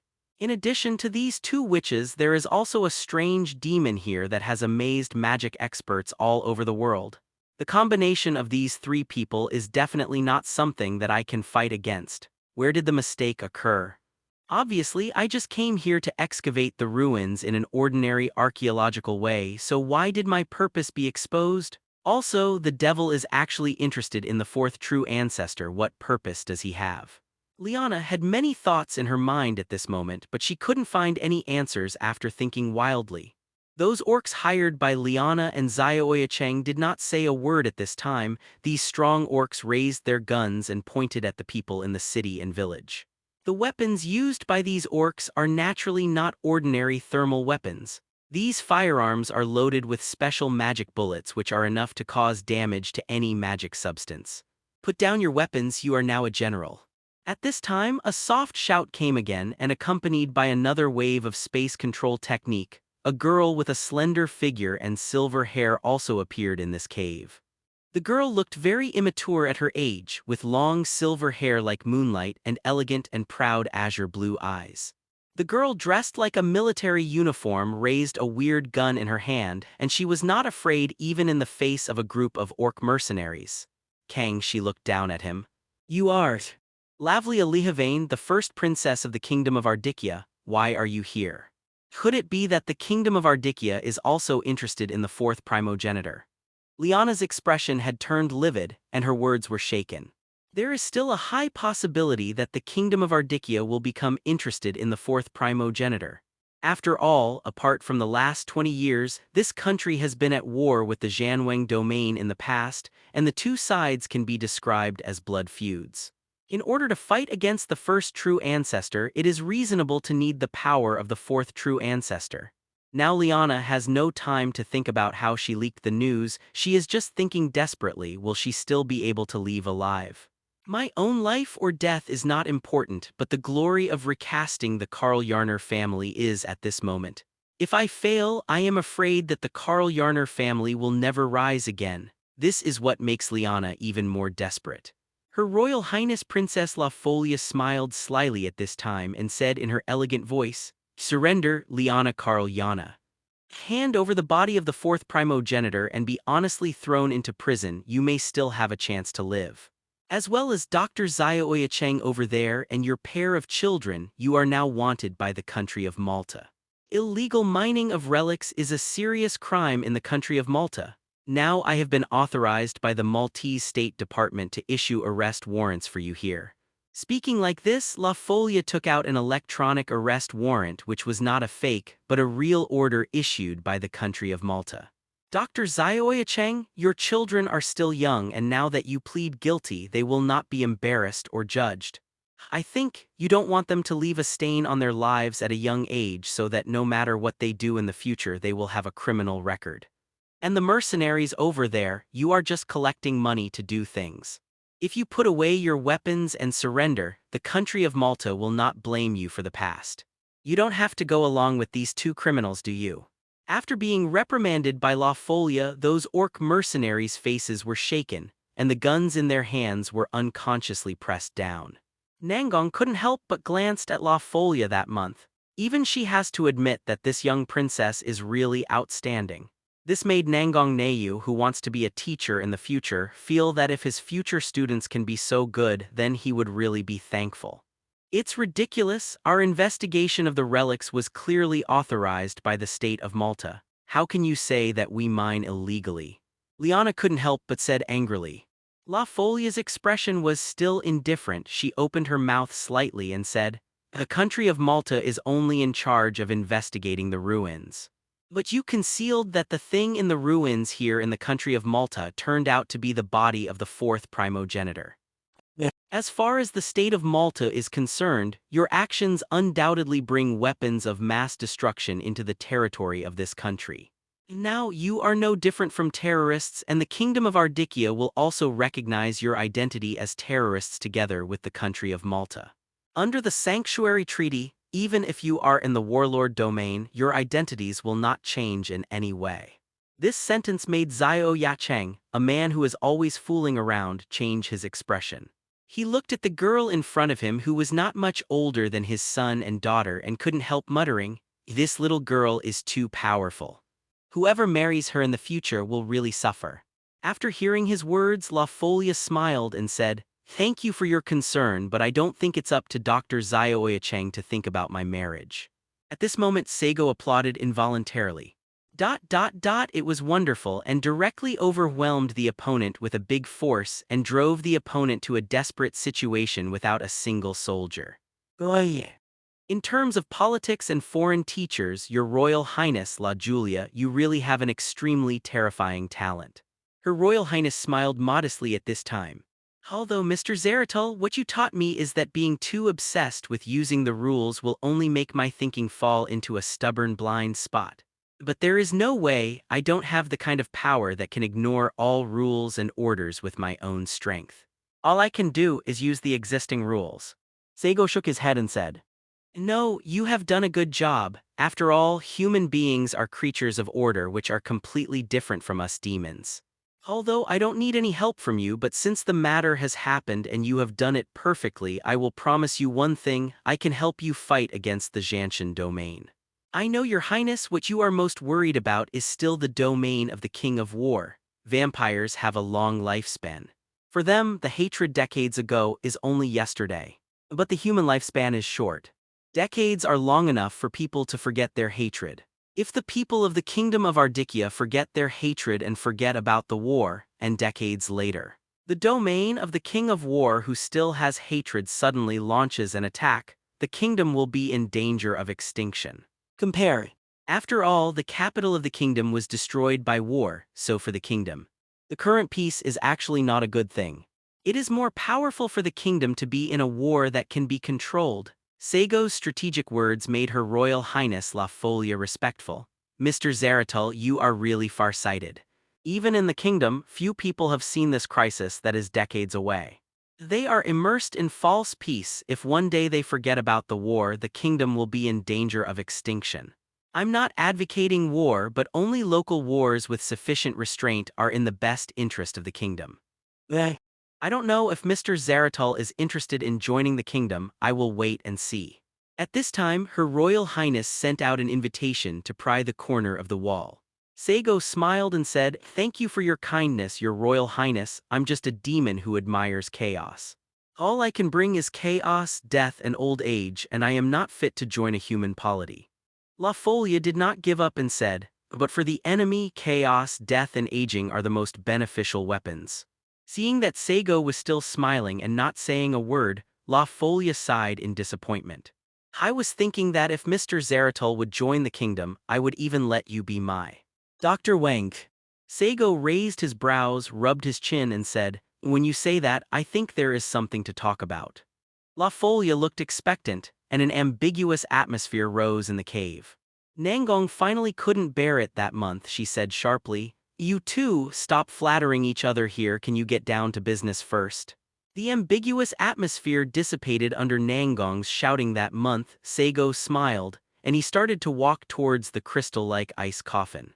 Seeing this, Nangong hurriedly said, "Hey, what are you doing? Don't you notice the strong curse on the ice coffin?" "Oh, Zioneyu, are you worried about me?" Saigo stopped in his tracks with a half-smile on his face. Ha, idiot, who is worried about you? I'm afraid that something wrong with you will affect me. Nangong sneered that month. I thought you had a straightforward personality, but now it seems that you, Zio Neiyu, also have elements of arrogance. Saigo was thoughtful, then he smiled and said, Don't worry, that curse can't hurt me. On the contrary, that curse is the vehicle for manipulating the fourth primogenitor.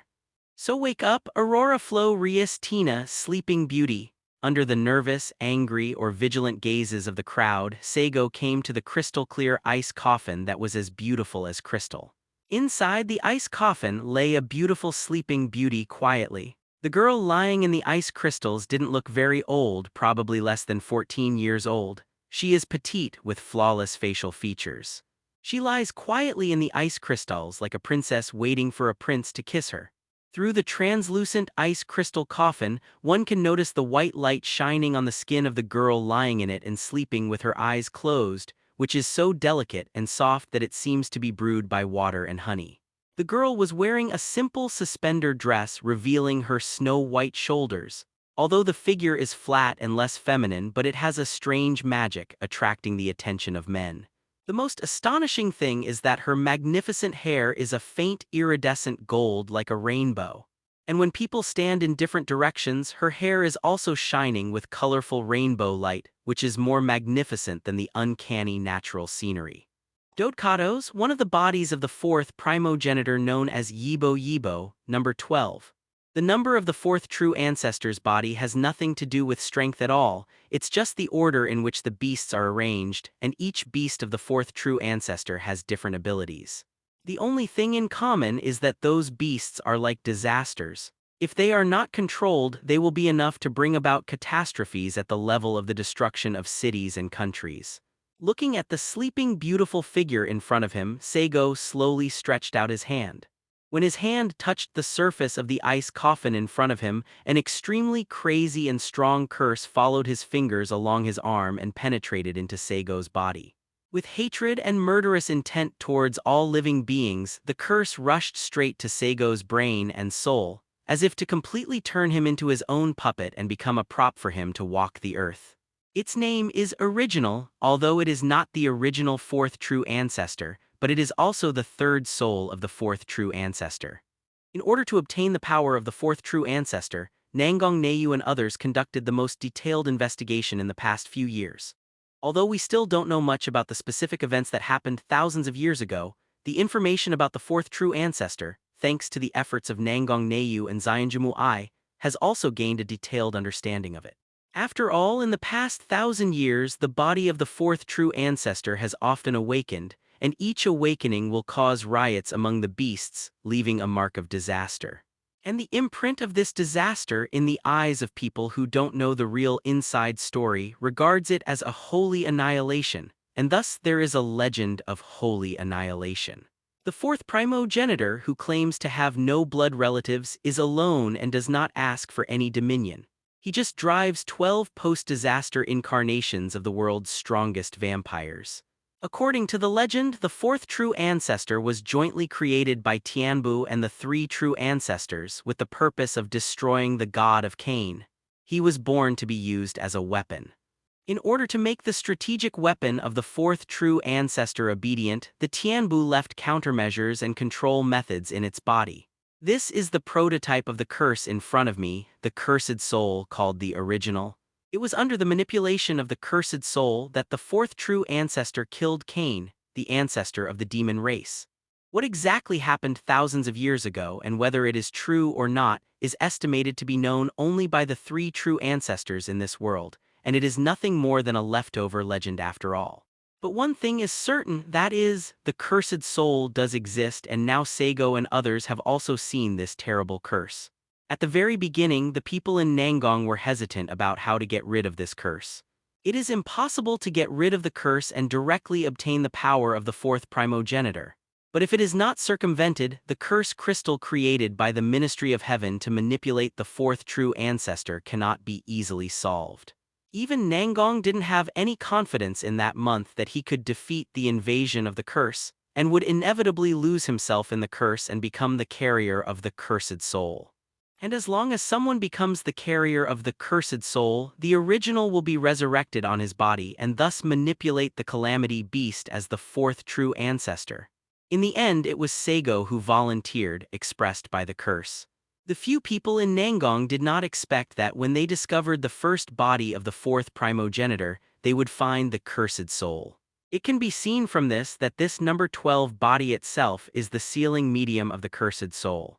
The terrible curse invaded Saigo's mind and soul, and his body remained motionless as if touching the ice coffin.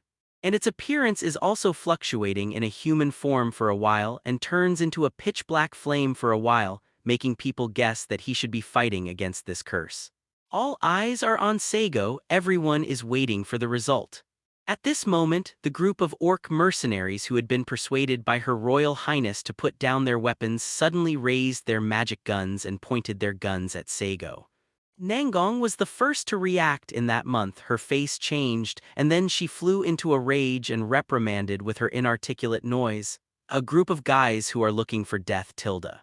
Following Nangong's sharp shouts that month, a magic circle appeared in the void and dozens of metal chains shot out from the magic circle.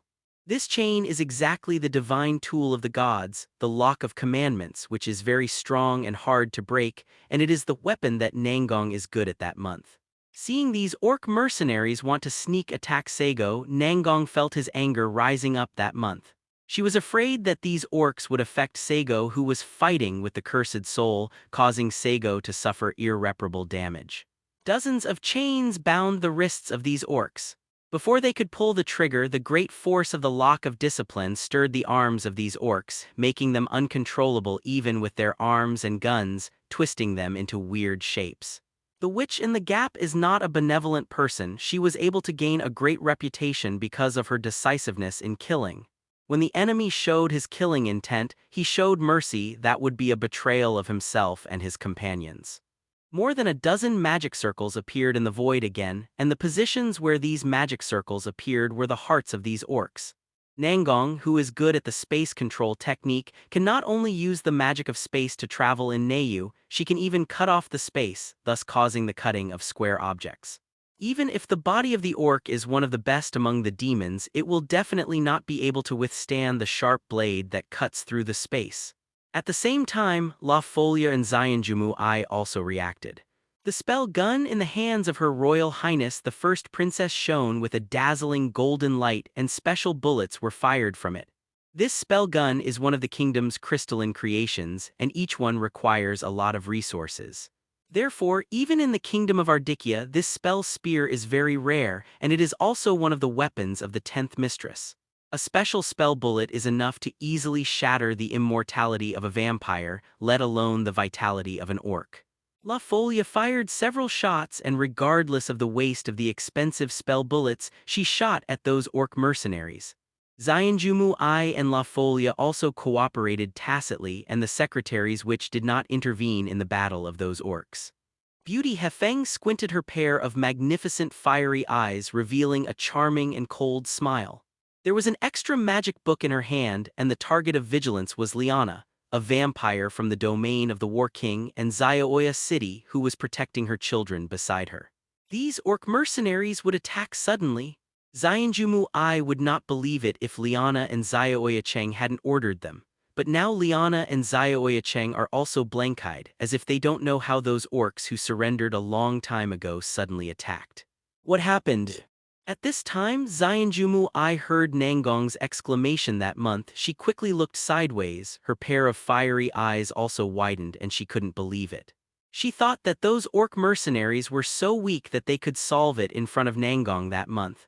But things turned out to be contrary to expectations. Even the magic formula that could cut off the space did not kill these orcs but left a deep and visible bone wound on their bodies. Such a wound is considered a minor injury at most to an orc. Those tall orcs, their bodies changed and grew up again, and they turned into wild beasts in a short time. These orcs seemed to have lost all their sanity, howled, and strange patterns appeared on their skin. At the same time, in these orc fields, a high degree of magical power such as aura appeared. You must know that air is a power that only the gods can use. It is difficult for ordinary people and demons to compress the magic power to that extent. It is said that this involves the spiritual center of the human body, which is the chakra in Indian culture. Because there is only one spiritual center of human beings, the aura cannot be gathered by ordinary human beings.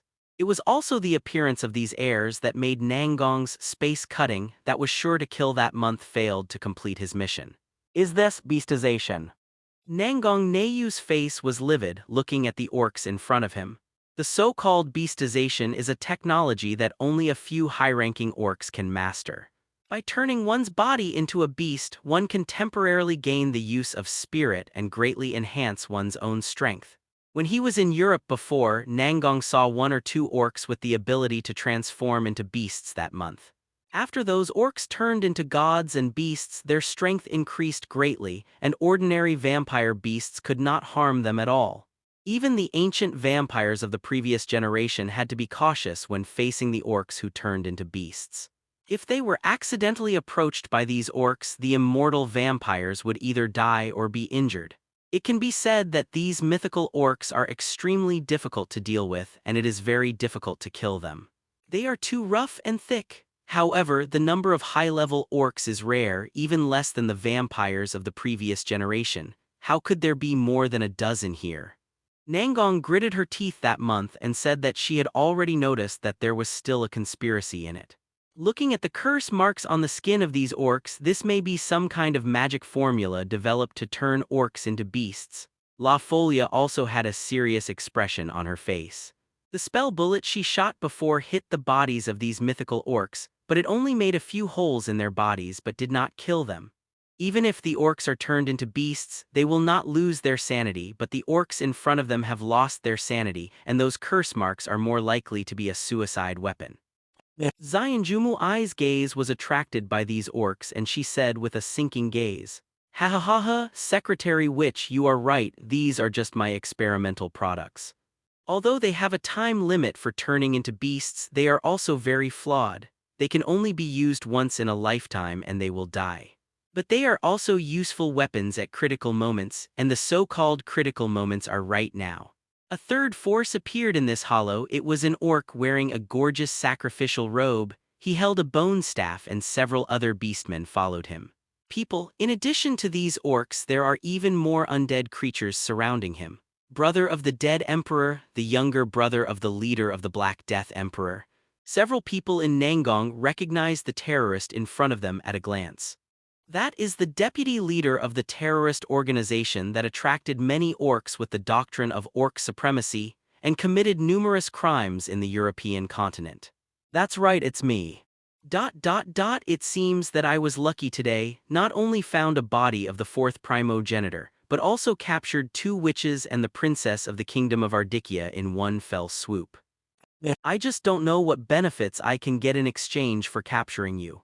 The orc known as the Dead Emperor let out a bold and cruel laugh. Saigo's battle with the cursed soul comes to an end. Give me your body, I am the original, the greatest disaster to this world. Hand over your body, I will grant you a comfortable death, and the 4th true ancestor will be truly resurrected from your body. The cursed soul let out a sharp cry, and that sound alone was enough to break the will of an ordinary person. But Saigo was not moved but completely suppressed it with his own spirituality. As one of the 6 great demons of Zoroastrianism, Saigo himself has 3 digits. The reason why he can't exert 3-digit strength is because he doesn't get enough growth and nutrition. But the essence of his spirituality is 3 digits, which is indisputable. This is why Saigo dared to face Li Wang's this cursed soul, not even afraid of it entering himself. Given the absolute disparity in the spirit level, it is impossible for the cursed soul to take away the ownership of his body. He does not believe that the mere cursed soul can have 3-digit strength. If he really rolls over and encounters trouble, Saigo is also ready to retreat. He could go straight back to the dark space, which would not allow uninvited creatures to enter. If the darkness treats the cursed souls as non-living beings, then Saigo who enters the dark space will turn into a double-digit mother of evil gods. It is not easy to suppress this mere soul. If the dark space regards this soul as a living being, then it will also be expelled from the dark space so that Saigo will let it leave Saigo's body and Saigo will not have any problems. How dangerous. It can be said that Saigo has already calculated everything into it, and there will never be any problems. But now it seems that I don't need to go to that dark space anymore. Just relying on my 3-digit spiritual status, I can already completely suppress this cursed soul. But Saigo didn't kill the soul but sealed it in a corner of the soul. As a safety mechanism for the Ministry of Heaven to manipulate the fourth true ancestor, Saigo can coerce the Son of Heaven to command the princes, and use it as an operating system to control the fourth true ancestor by controlling the cursed soul. The power of. As the cursed soul is taken away by Saigo, the seal of the ice coffin is also lifted. The reason why the 12th substrate is sleeping is because she is both the monitor and the sealing medium of the cursed soul. Now the cursed soul is gone, she too shall awaken from her eternal slumber. Now, open your eyes, become my wings, become my strength, become a slave under my control, Aurora Flo Riestina. Saigo's words fell like words, and the sleeping beauty in the ice coffin finally opened her beautiful eyes. What a pair of beautiful pupils they are, burning with flames. If they are scorching flames, they will bring colorful splendor, more beautiful than any gemstone in the world. Except for our Royal Highness, kill all the rest. The younger brother of the Black Death Emperor, his name was forgotten, but the tall orc known as the Death Emperor's brother stood tall like a mountain and issued orders to his servants. The dozen orcs who had turned into beasts let out an angry roar. They rushed towards the crowd with bare hands and an indomitable momentum. These orcs are surrounded by spirit, which is composed of high-concentration magic power, which is absolutely inaccessible to mortals, and it is a representation of a high-level dimension. Just like the ability of these orcs to beastize, it is the angels and gods who can use the spirit wantonly in the legend. The role of beastmanization has allowed these orcs to obtain unimaginably powerful bodies. They don't need any weapons because they themselves are the sharpest blades. Boom. Every time the orcs took a step forward, they left a deep crack on the ground, shaking the entire cave and falling grains of gravel from the top of their heads. Roar! The roar of the orcs echoed in the cave, making people's eardrums hurt. As the orc waved his thick, hairy arm, there was a loud bang, and that arm was like a battering ram, smashing a deep hole in the ground. What a bunch of rude savages! Nangong Nayu snorted coldly. She waved her hand casually, and the shackle of discipline emerged from the void, tying up several orcs who had turned into gods and beasts. Those orcs roared desperately, muscles twisted all over their bodies, but no matter how hard they tried, they couldn't break free from the chains that bound the gods. After restraining the animal-like orcs rushing towards him, Nangong waved his white hand again that month, and a complex magic circle appeared in the void. The powerful magic power raging from the magic circle, the vibrating air trembled, and then a huge space crack suddenly appeared, and an orc was almost built in half in an instant. I saw a terrible gap in the orc from the left shoulder to the right abdomen, and even his internal organs could be seen from the gap. Even a vampire would be seriously injured by this kind of injury, and if no one paid attention to it, he would die. But the orc in front of him seemed to know no death or pain, still roaring towards Nangong that month. This time Nangong finally changed slightly that month. She never thought that these orcs would be so rough and fleshy that even before they died, they could display such a terrifying killing intent.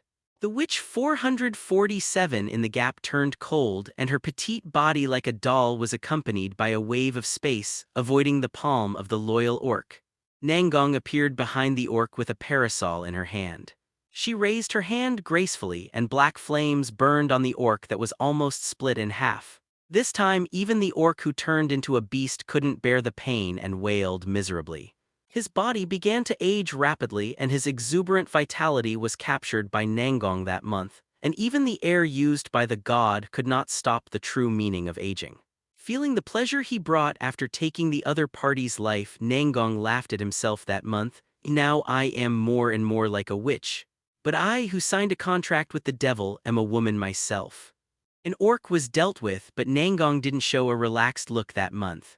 To be honest, the strength of this group of orcs who can turn into beasts in front of them already made Nangong a little wary that month. It's not that these orcs can defeat her, but that the orcs who are difficult to kill are too troublesome. Nangong was a witch that month. Although she had learned many close combat skills in the Isagami Island Guard, those skills were a joke in front of the orc race. She is not capable of fighting with orcs, especially monks who turned into beasts. As a witch, she has a delicate body. If she is really injured by these orcs, she will be seriously injured even if she is not dead. Even if she is using the body of a puppet now, she will not be able to affect the world in a short time.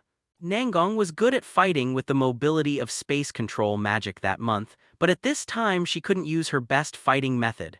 The main reason is that Saigo seems to be in a stalemate with the cursed soul at this time. If she leaves the place and lets those orcs rush to Saigo, it will be even more troublesome. You demon, move me faster. Nangong said something angrily that month, but she still stood there, using her thin and delicate shot to prevent those orcs from overstepping. I will leave these orcs to you. Nangong looked at the secretary's witch at this time and shouted. The current Nangong couldn't use her best fighting style that month and she couldn't get out of the way. At this time, Xianjumu was the one she could rely on the most. Leave it to me that month. Help me stop those demons, give me some time and I will be able to get rid of all these ugly guys. Xianjumu smiled dignifiedly, holding a magic book in her hand and began to build a huge ending. As the Witch of the Secretary, Xianjumu has the ability to record all magic in the world, although these magics need to be recorded again after being used once. As the Secretary of the LCO, she has the authority to read most of the magic books in the world. Therefore, in the special field of the Secretary's Witch, she almost masters most of the magic in this world, even the magic that can only be used once. It is also her characteristic that Xianjumu can become the leader of LCO. Even in the past, Xianjumu recorded most of the magic in the world, but due to the magic power, she still couldn't use many magic, especially the large-scale magic. But it's different now. She signed a contract with Saigo and has an infinite reserve of magic power. She can use any magic in this world as long as she has time to construct magic. This is... Feeling the magic rune depicted in the void, an extremely mysterious and strange power gushes out from the rune. Nangong whispered in surprise that month with admiration for Xianjumu in his tone. The Secretary's Witch uses the most mysterious time control magic in the world, and it is also a time-like structure. After discovering the technique used by Xianjumu Nangong was also relieved that month. Although Xianjumu has little combat experience, she is not the kind of witch who can't fight. At this time, the magic she chose is very correct. Anyone present could see that these mythical orcs were defective products that had used some kind of secret technique. It takes only a moment for them to self-destruct. Now Nangong Neiyu and Xianjumu can only stand in a stalemate, mainly to protect Saigo from harm. Then developing this kind of protective enchantment is the best choice nowadays. It will not only consume time to destroy the enemy but also perfectly protect yourself.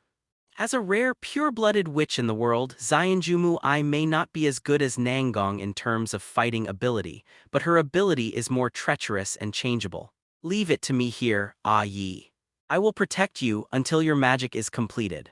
Nangong that month's petite and beautiful body stood in front of Xianjumu and she was still able to hold the parasol with ease, making it impossible for those orcs to cross the line no matter how they roared and charged. The only thing that worried Nangong that month was the brother of the dead emperor who had not acted all the time, and he didn't know what the plan of this orc with a bright mind was. La Folia was right next to Nangong Neiyu, sniping coldly with the spell gun in her hand, and she was not in any danger. The heir of the kingdom of Ardicchia was furious at this time and reprimanded the dead brother. Even if this seemingly imperfect secret method brings powerful power in a short period of time, it will quickly take the lives of these orcs. Is this how you treat your fellow man, dead man? La Folia was very angry, mainly because these mythical orcs reminded her of the imperfect secret method that has been passed down in their royal family. The technique called Akfishi Modeled Angel is to deify human beings through special means, so as to obtain the aura and power of high-level angels. However, this secret method has too many flaws and is extremely inhumane. In the end, it was only used as a secret method, and it has been kept in the Imperial Bookcurry and has not been further developed. Apparently, the secret technique imposed on these mythical orcs is also similar to the technique of modeling an angel. But this spell is a half-finished product at first glance. It doesn't really turn the orc into a beast at all. It just stimulates the powerful vitality of the orc to complete the evolution in a very short period of time. Faced with La Folia's reprimand, the dead brother said flatly, "Ye should be proud of giving their precious lives for the great cause of the orcs.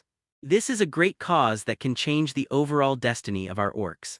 As the best race in the world, whether it is your weak humans or those vampires, they should be ruled by our orcs. In order to accomplish this goal, it is nothing to sacrifice one's own life. This is the obligation of all orcs." Hearing the brazen words of the dead emperor's brother, Rafflia knew that she had nothing to say to him and that she was a pure terrorist. Brother Shihuang was not in a hurry at this time. He didn't just bring these people in front of him. Outside the ruins, his magic troops are building a large enchantment. As long as the formation of the enchantment is completed, these people in front of them are just turtles in the urn. Speaking of the appearance of these people in front of me, it was a surprise. He knew the news that Liana had discovered the body of the fourth primogenitor, and then sent orcs to pretend to be mercenaries to join the archaeological group. At first, he only planned to wipe out the vampires and the archaeological team, and then take away the body of the fourth primogenitor to complete his goal. But who would have expected to see the witch and the princess of the kingdom here? The witch is of no use to the dead brother. His plan is to kill him directly, but La Folia is different. As the heir of the kingdom of Ardikia, if he can be captured, he can exchange for greater benefits with the kingdom. At this time, the dead emperor felt that he was sure of winning. He has already started to think about whether to destroy the body of the fourth true ancestor directly, or use the power of the fourth true ancestor to deal with those arrogant vampires. School Hattie. On the other side, Liana summoned her own beasts, which were two transparent wolves, one emitting sunlight and the other emitting moonlight. These are Liana's two beasts. At the same time, Liana's last beast formed an enchantment protecting Zaiooya City and his pair of children. Although Liana will do anything to restore the family's glory, she is not evil. At least at this time, she has done her duty to protect Zaiooya City and his children. But Liana is not a particularly powerful vampire. She is neither the true ancestor nor the vampires of the first and second generations. In the face of this group of catalyzed divine beasts, her beasts were powerless and could barely maintain the situation. Ow. With a howl of a wolf, one of Liana's beasts was shot straight by the orcs, then shred. The power of vampires is all in the beasts, and the death of one is equivalent to losing 1/3 of Liana's power. The other wolf was alone and was soon torn apart by the crazy orcs. These orcs rushed to Liana's side, howled and tore off one of her arms, put it in their mouths and chewed it. The scene was extremely horrific. The vampire screamed. The vampire's immortality just doesn't mean they won't die of old age, but it doesn't mean they won't be killed. For ordinary vampires, losing an arm and losing a lot of blood will not kill them, but it is still a serious injury. Nangong frowned that month. When she saw Liana, she was about to be torn into pieces and eaten by the orcs. She summoned the chain of discipline, tied up the orcs, and saved her life. Okay, the enchantment has been completed. It's time to win the fruits of victory. Suddenly, the dead emperor spoke, and the orc was holding a staff of withered bones and laughed loudly. At that time, Nangong discovered that her space control magic had temporarily lost its effectiveness. It seemed that the elite magic troops brought by the dead emperor could still use the ability to temporarily restrain space magic. Just when Nangong was a little impatient that month and wanted to ignore the demon for the time being and get rid of all these orcs, the temperature in the empty cave suddenly dropped. The moisture in the air turned into ice crystals, and even the walls of the cave in the distance were covered with a thick layer of ice. Click. There was a crack in the beautiful fairy coffin. As the crystal cracked every inch, the sleeping beauty lying in the ice crystal opened her eyes of flame. She stood up from the remaining ice and stood beside Saigo. Rainbow-colored hair, charming figure, flaming beautiful eyes, pale and delicate skin. The impeccable facial features and the mysterious temperament made everyone present lose their voices for a moment, and they all subconsciously looked at the sleeping beauty. Zio Gacheng seemed to have lost his soul at this time. He stared blankly at the beautiful girl, and there was nothing else in his eyes. Compared to Xiao Gucheng, who was obsessed with the girl's beauty, the other people present looked dignified, shocked by the terrifying magic power radiating from the girl's body. Dirty orcs, let's use you to try this newly acquired power. Come quickly, the flower ice of the enchantress. With a faint smile on the corner of Saigo's mouth, he raised his hand, and behind the girl with flaming eyes, a beautiful and monstrous beast appeared. That is the number 12 beast of the fourth progenitor, Kang Bing of the Enchantress, who has the ability to freeze everything. It was an extremely monstrous and graceful beast. The body is as transparent as ice crystals, and it is like the combined form of a mermaid and a demon bird, mysterious and weird. This world does not have the concept of 12 constellations, but the symbol of Kang Bing of the Enchantress is exactly Pisces among the 12 constellations. The soul-piercing cold air swept across the entire underground cave in an instant, and the indescribable magic power seemed to be a boiling cauldron which could burst out of the pressure cooker at any time. Saigo, who was wearing a long black dress like a dress with silver borders inlaid on the edge of the long dress, was standing there quietly. Beside Saigo, a beautiful girl with flaming pupils, iridescent hair, and snow-white complexion is expressionless. She is like a doll but also like a noble princess accompanying Saigo, Yibo of Flame. Liana murmured when she saw the beautiful figure of Kyanli. Then the next moment, this vampire who was seriously injured and missing an arm turned paler and even said with fear and horror, Why is that demon able to manipulate the power of the fourth true ancestor, and why does the beast of the fourth true ancestor obey his orders?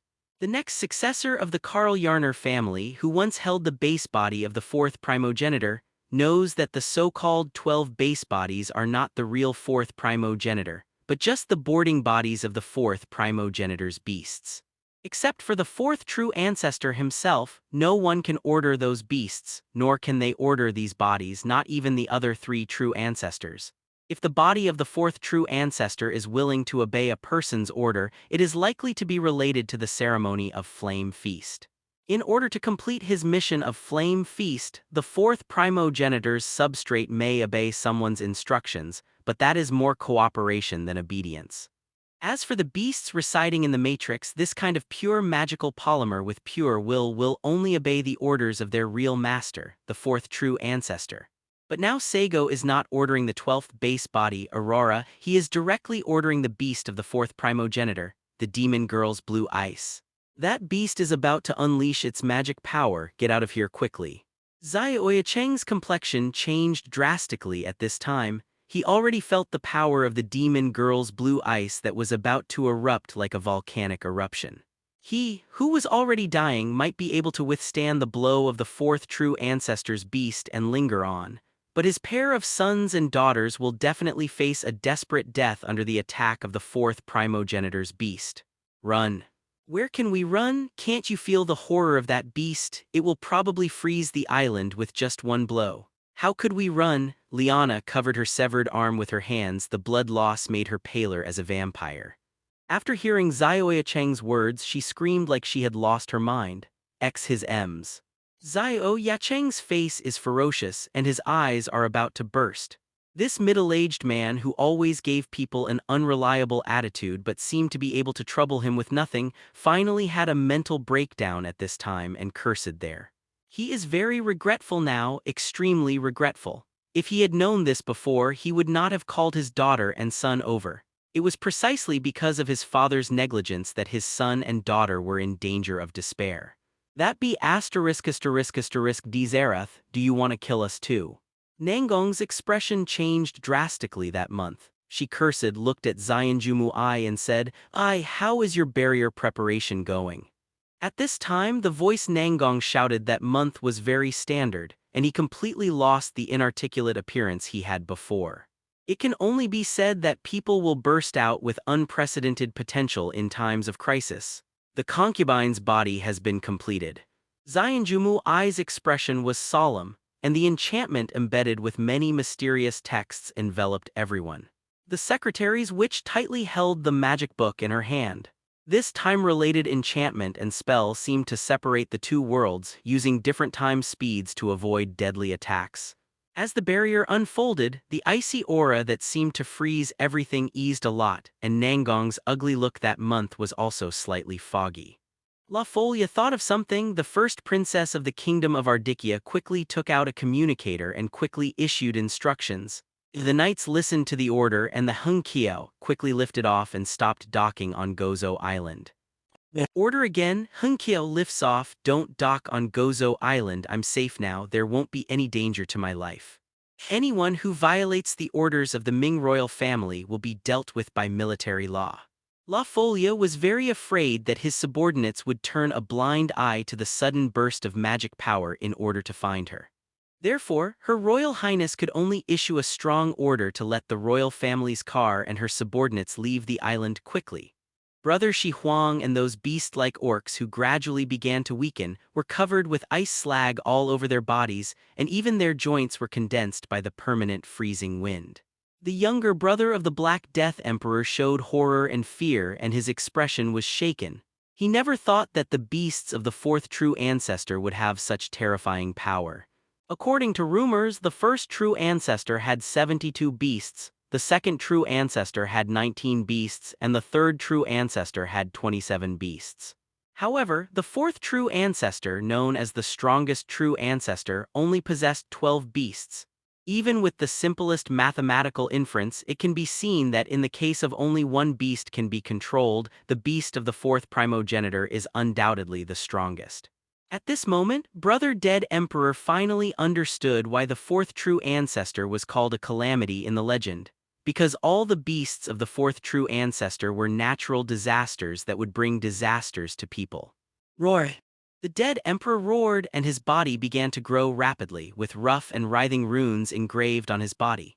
Different from those orcs who were forcibly turned into beasts by magic techniques, the dead emperor brother is a real high-ranking orc, a rare orc who can fully control the ability to turn into a beast.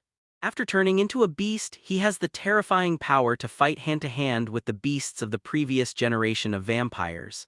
But even after turning into a beast, Brother Sihuang found that his body was still stiff, his blood and bones were frozen, and it was so difficult to even take a step forward. He never imagined that the beast of the fourth primogenitor has such terrifying power. Or, it's not that the beast of the fourth primogenitor is so powerful, but the beast manipulated by that demon is so terrifying. To a certain extent, Brother Si Huang guessed right. The reason why vampires can raise beasts is because vampires have negative vitality. The way of existence that is completely opposite to life has become the nourishment for the beasts to parasitize the vampires. Saigo is a demon. He is not a vampire. Theoretically speaking, he cannot raise these beasts. But at the same time, Saigo has the third star particle body, and the magic power produced by this third type of perpetual motion machine makes the enchantress Kangbing make a happy sound. This beast greedily devoured the magic power produced by the third star particle body, as if it had been hungry for countless years. If it was an ordinary vampire here, I am afraid that even a vampire with negative vitality would be sucked up by the beast in an instant.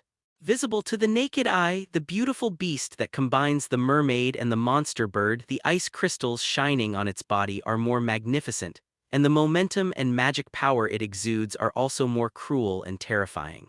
This made Saigo understand that it seems that the third star particle body still has the ability that he has not discovered. Otherwise, how to explain the change that the beast of the fourth true ancestor would have after devouring the magic power of the third star particle body? Saigo seemed to be waiting for others to find a safe place and seemed to be silently getting used to the method of manipulating the true ancestor beast. He didn't launch an attack directly, but just let the freezing wind blowing over the enchantress Zhai Kangbing freeze everything. I beg you, I am willing to accept all trials and I am willing to bear all consequences. I only ask you to save my children for their young sake. At this time, Zioyacheng showed his face and prayed, and this well-known archaeologist in the world knelt on the ground, giving up all dignity. He only hoped that Nangong could save his 2 sons and daughters that month. Zioyacheng knew that in the face of the natural disaster of the fourth true ancestor, it was impossible for him to escape with his children, and the only thing he could pray for was the month of Nangong. 0. Asking for flowers. The witch in the gap frowned her beautiful black eyebrows. Although she was a witch, Nangong was not the kind of person who was completely hard-hearted that month. In particular, one of her wishes is to become a teacher, and she has an instinctive love for children. The miserable appearance of Zioya City will not soften Nangong Neyu's heart. However, Zio Gachang and Zio Najisa were about to lose their lives in the freezing wind, which made Nangong feel compassionate that month. Xianjumu I glanced at Nangong that month and said with a soft smile, "I know it." With a wave of the secretary's witch hand, the enchantment related to time enveloped Zioya Cheng's family in it. Boom. The enchantment had just shrouded the people in Zioya City, and Saigo, who had already almost fully understood the beast like the demon girl Kangbing, finally let this disaster show its destructive side. The roar from the ancient ice age swept across the island. "Quickly, obey the order of Her Royal Highness Hunkia will quickly open the court." In the parking area of Gozo Island, the commander of Hunkia shouted orders, and the staff of the whole ship started to use the fastest speed to lift the air battleship into the air. At this time, Gozo Island had already blown a violent freezing wind that was hard to distinguish 5 meters ahead with the naked eye, and the entire island was covered with snow trails and ice crystals. This island, located in the Mediterranean Sea, seemed to have come to the North and South Poles in an instant, and even the temperature in the air dropped rapidly. Suddenly, a magical storm erupted from a corner of Gozo Island, causing the magic indicator of the battleship to be on the alert. The commander reacted quickly and ordered, "Open the spirit furnace and deploy the defensive enchantment." The battleship, swaying from side to side in the violent freezing wind, opened up a barrier. The edge of the enchantment collided with the violent magic power, and the whole battleship made a piercing and twisting sound as if it would disintegrate in an instant. The terrifying magic storm lasted for about a minute. The commander of the battleship watched the energy of the spirit furnace drop a lot and couldn't help swallowing. He wiped the cold sweat from his forehead and muttered, "What the hell is this? You should know that this is an elf furnace." The spirit furnace is expensive and requires extremely high technology. It can be said to be the nuclear reactor of this world. But even the magic power barrier produced by the nuclear reactor will suddenly drop in energy when it collides with the magic power explosion. It is conceivable how terrifying it is at the center of the magic power explosion. Looking down through the bridge of the battleship, the commander stared dumbfounded at the former island of Gozo.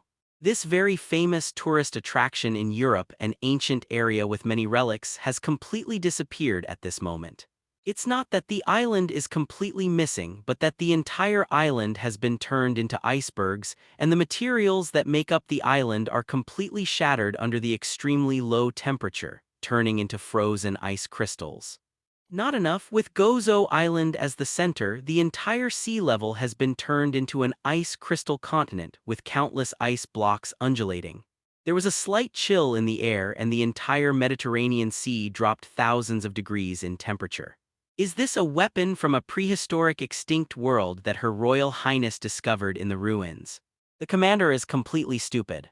Brother Si Huang and the elite magician troops of the orcs he brought faced the demon girl's blue ice, and even the cells were frozen into residues. With the entire orc troop being wiped out, the ruins shrouded in result also disappeared. Nangong activated the magic of space control for the first time that month, and the people who survived because of Xianjumu Ai's enchantment were transferred out of Gozo Island. It can only be said that Xianjumu Ai's enchantment involving the secret method of time is strong enough to block the first round of magical explosion of the enchantress Zhai Kangbing.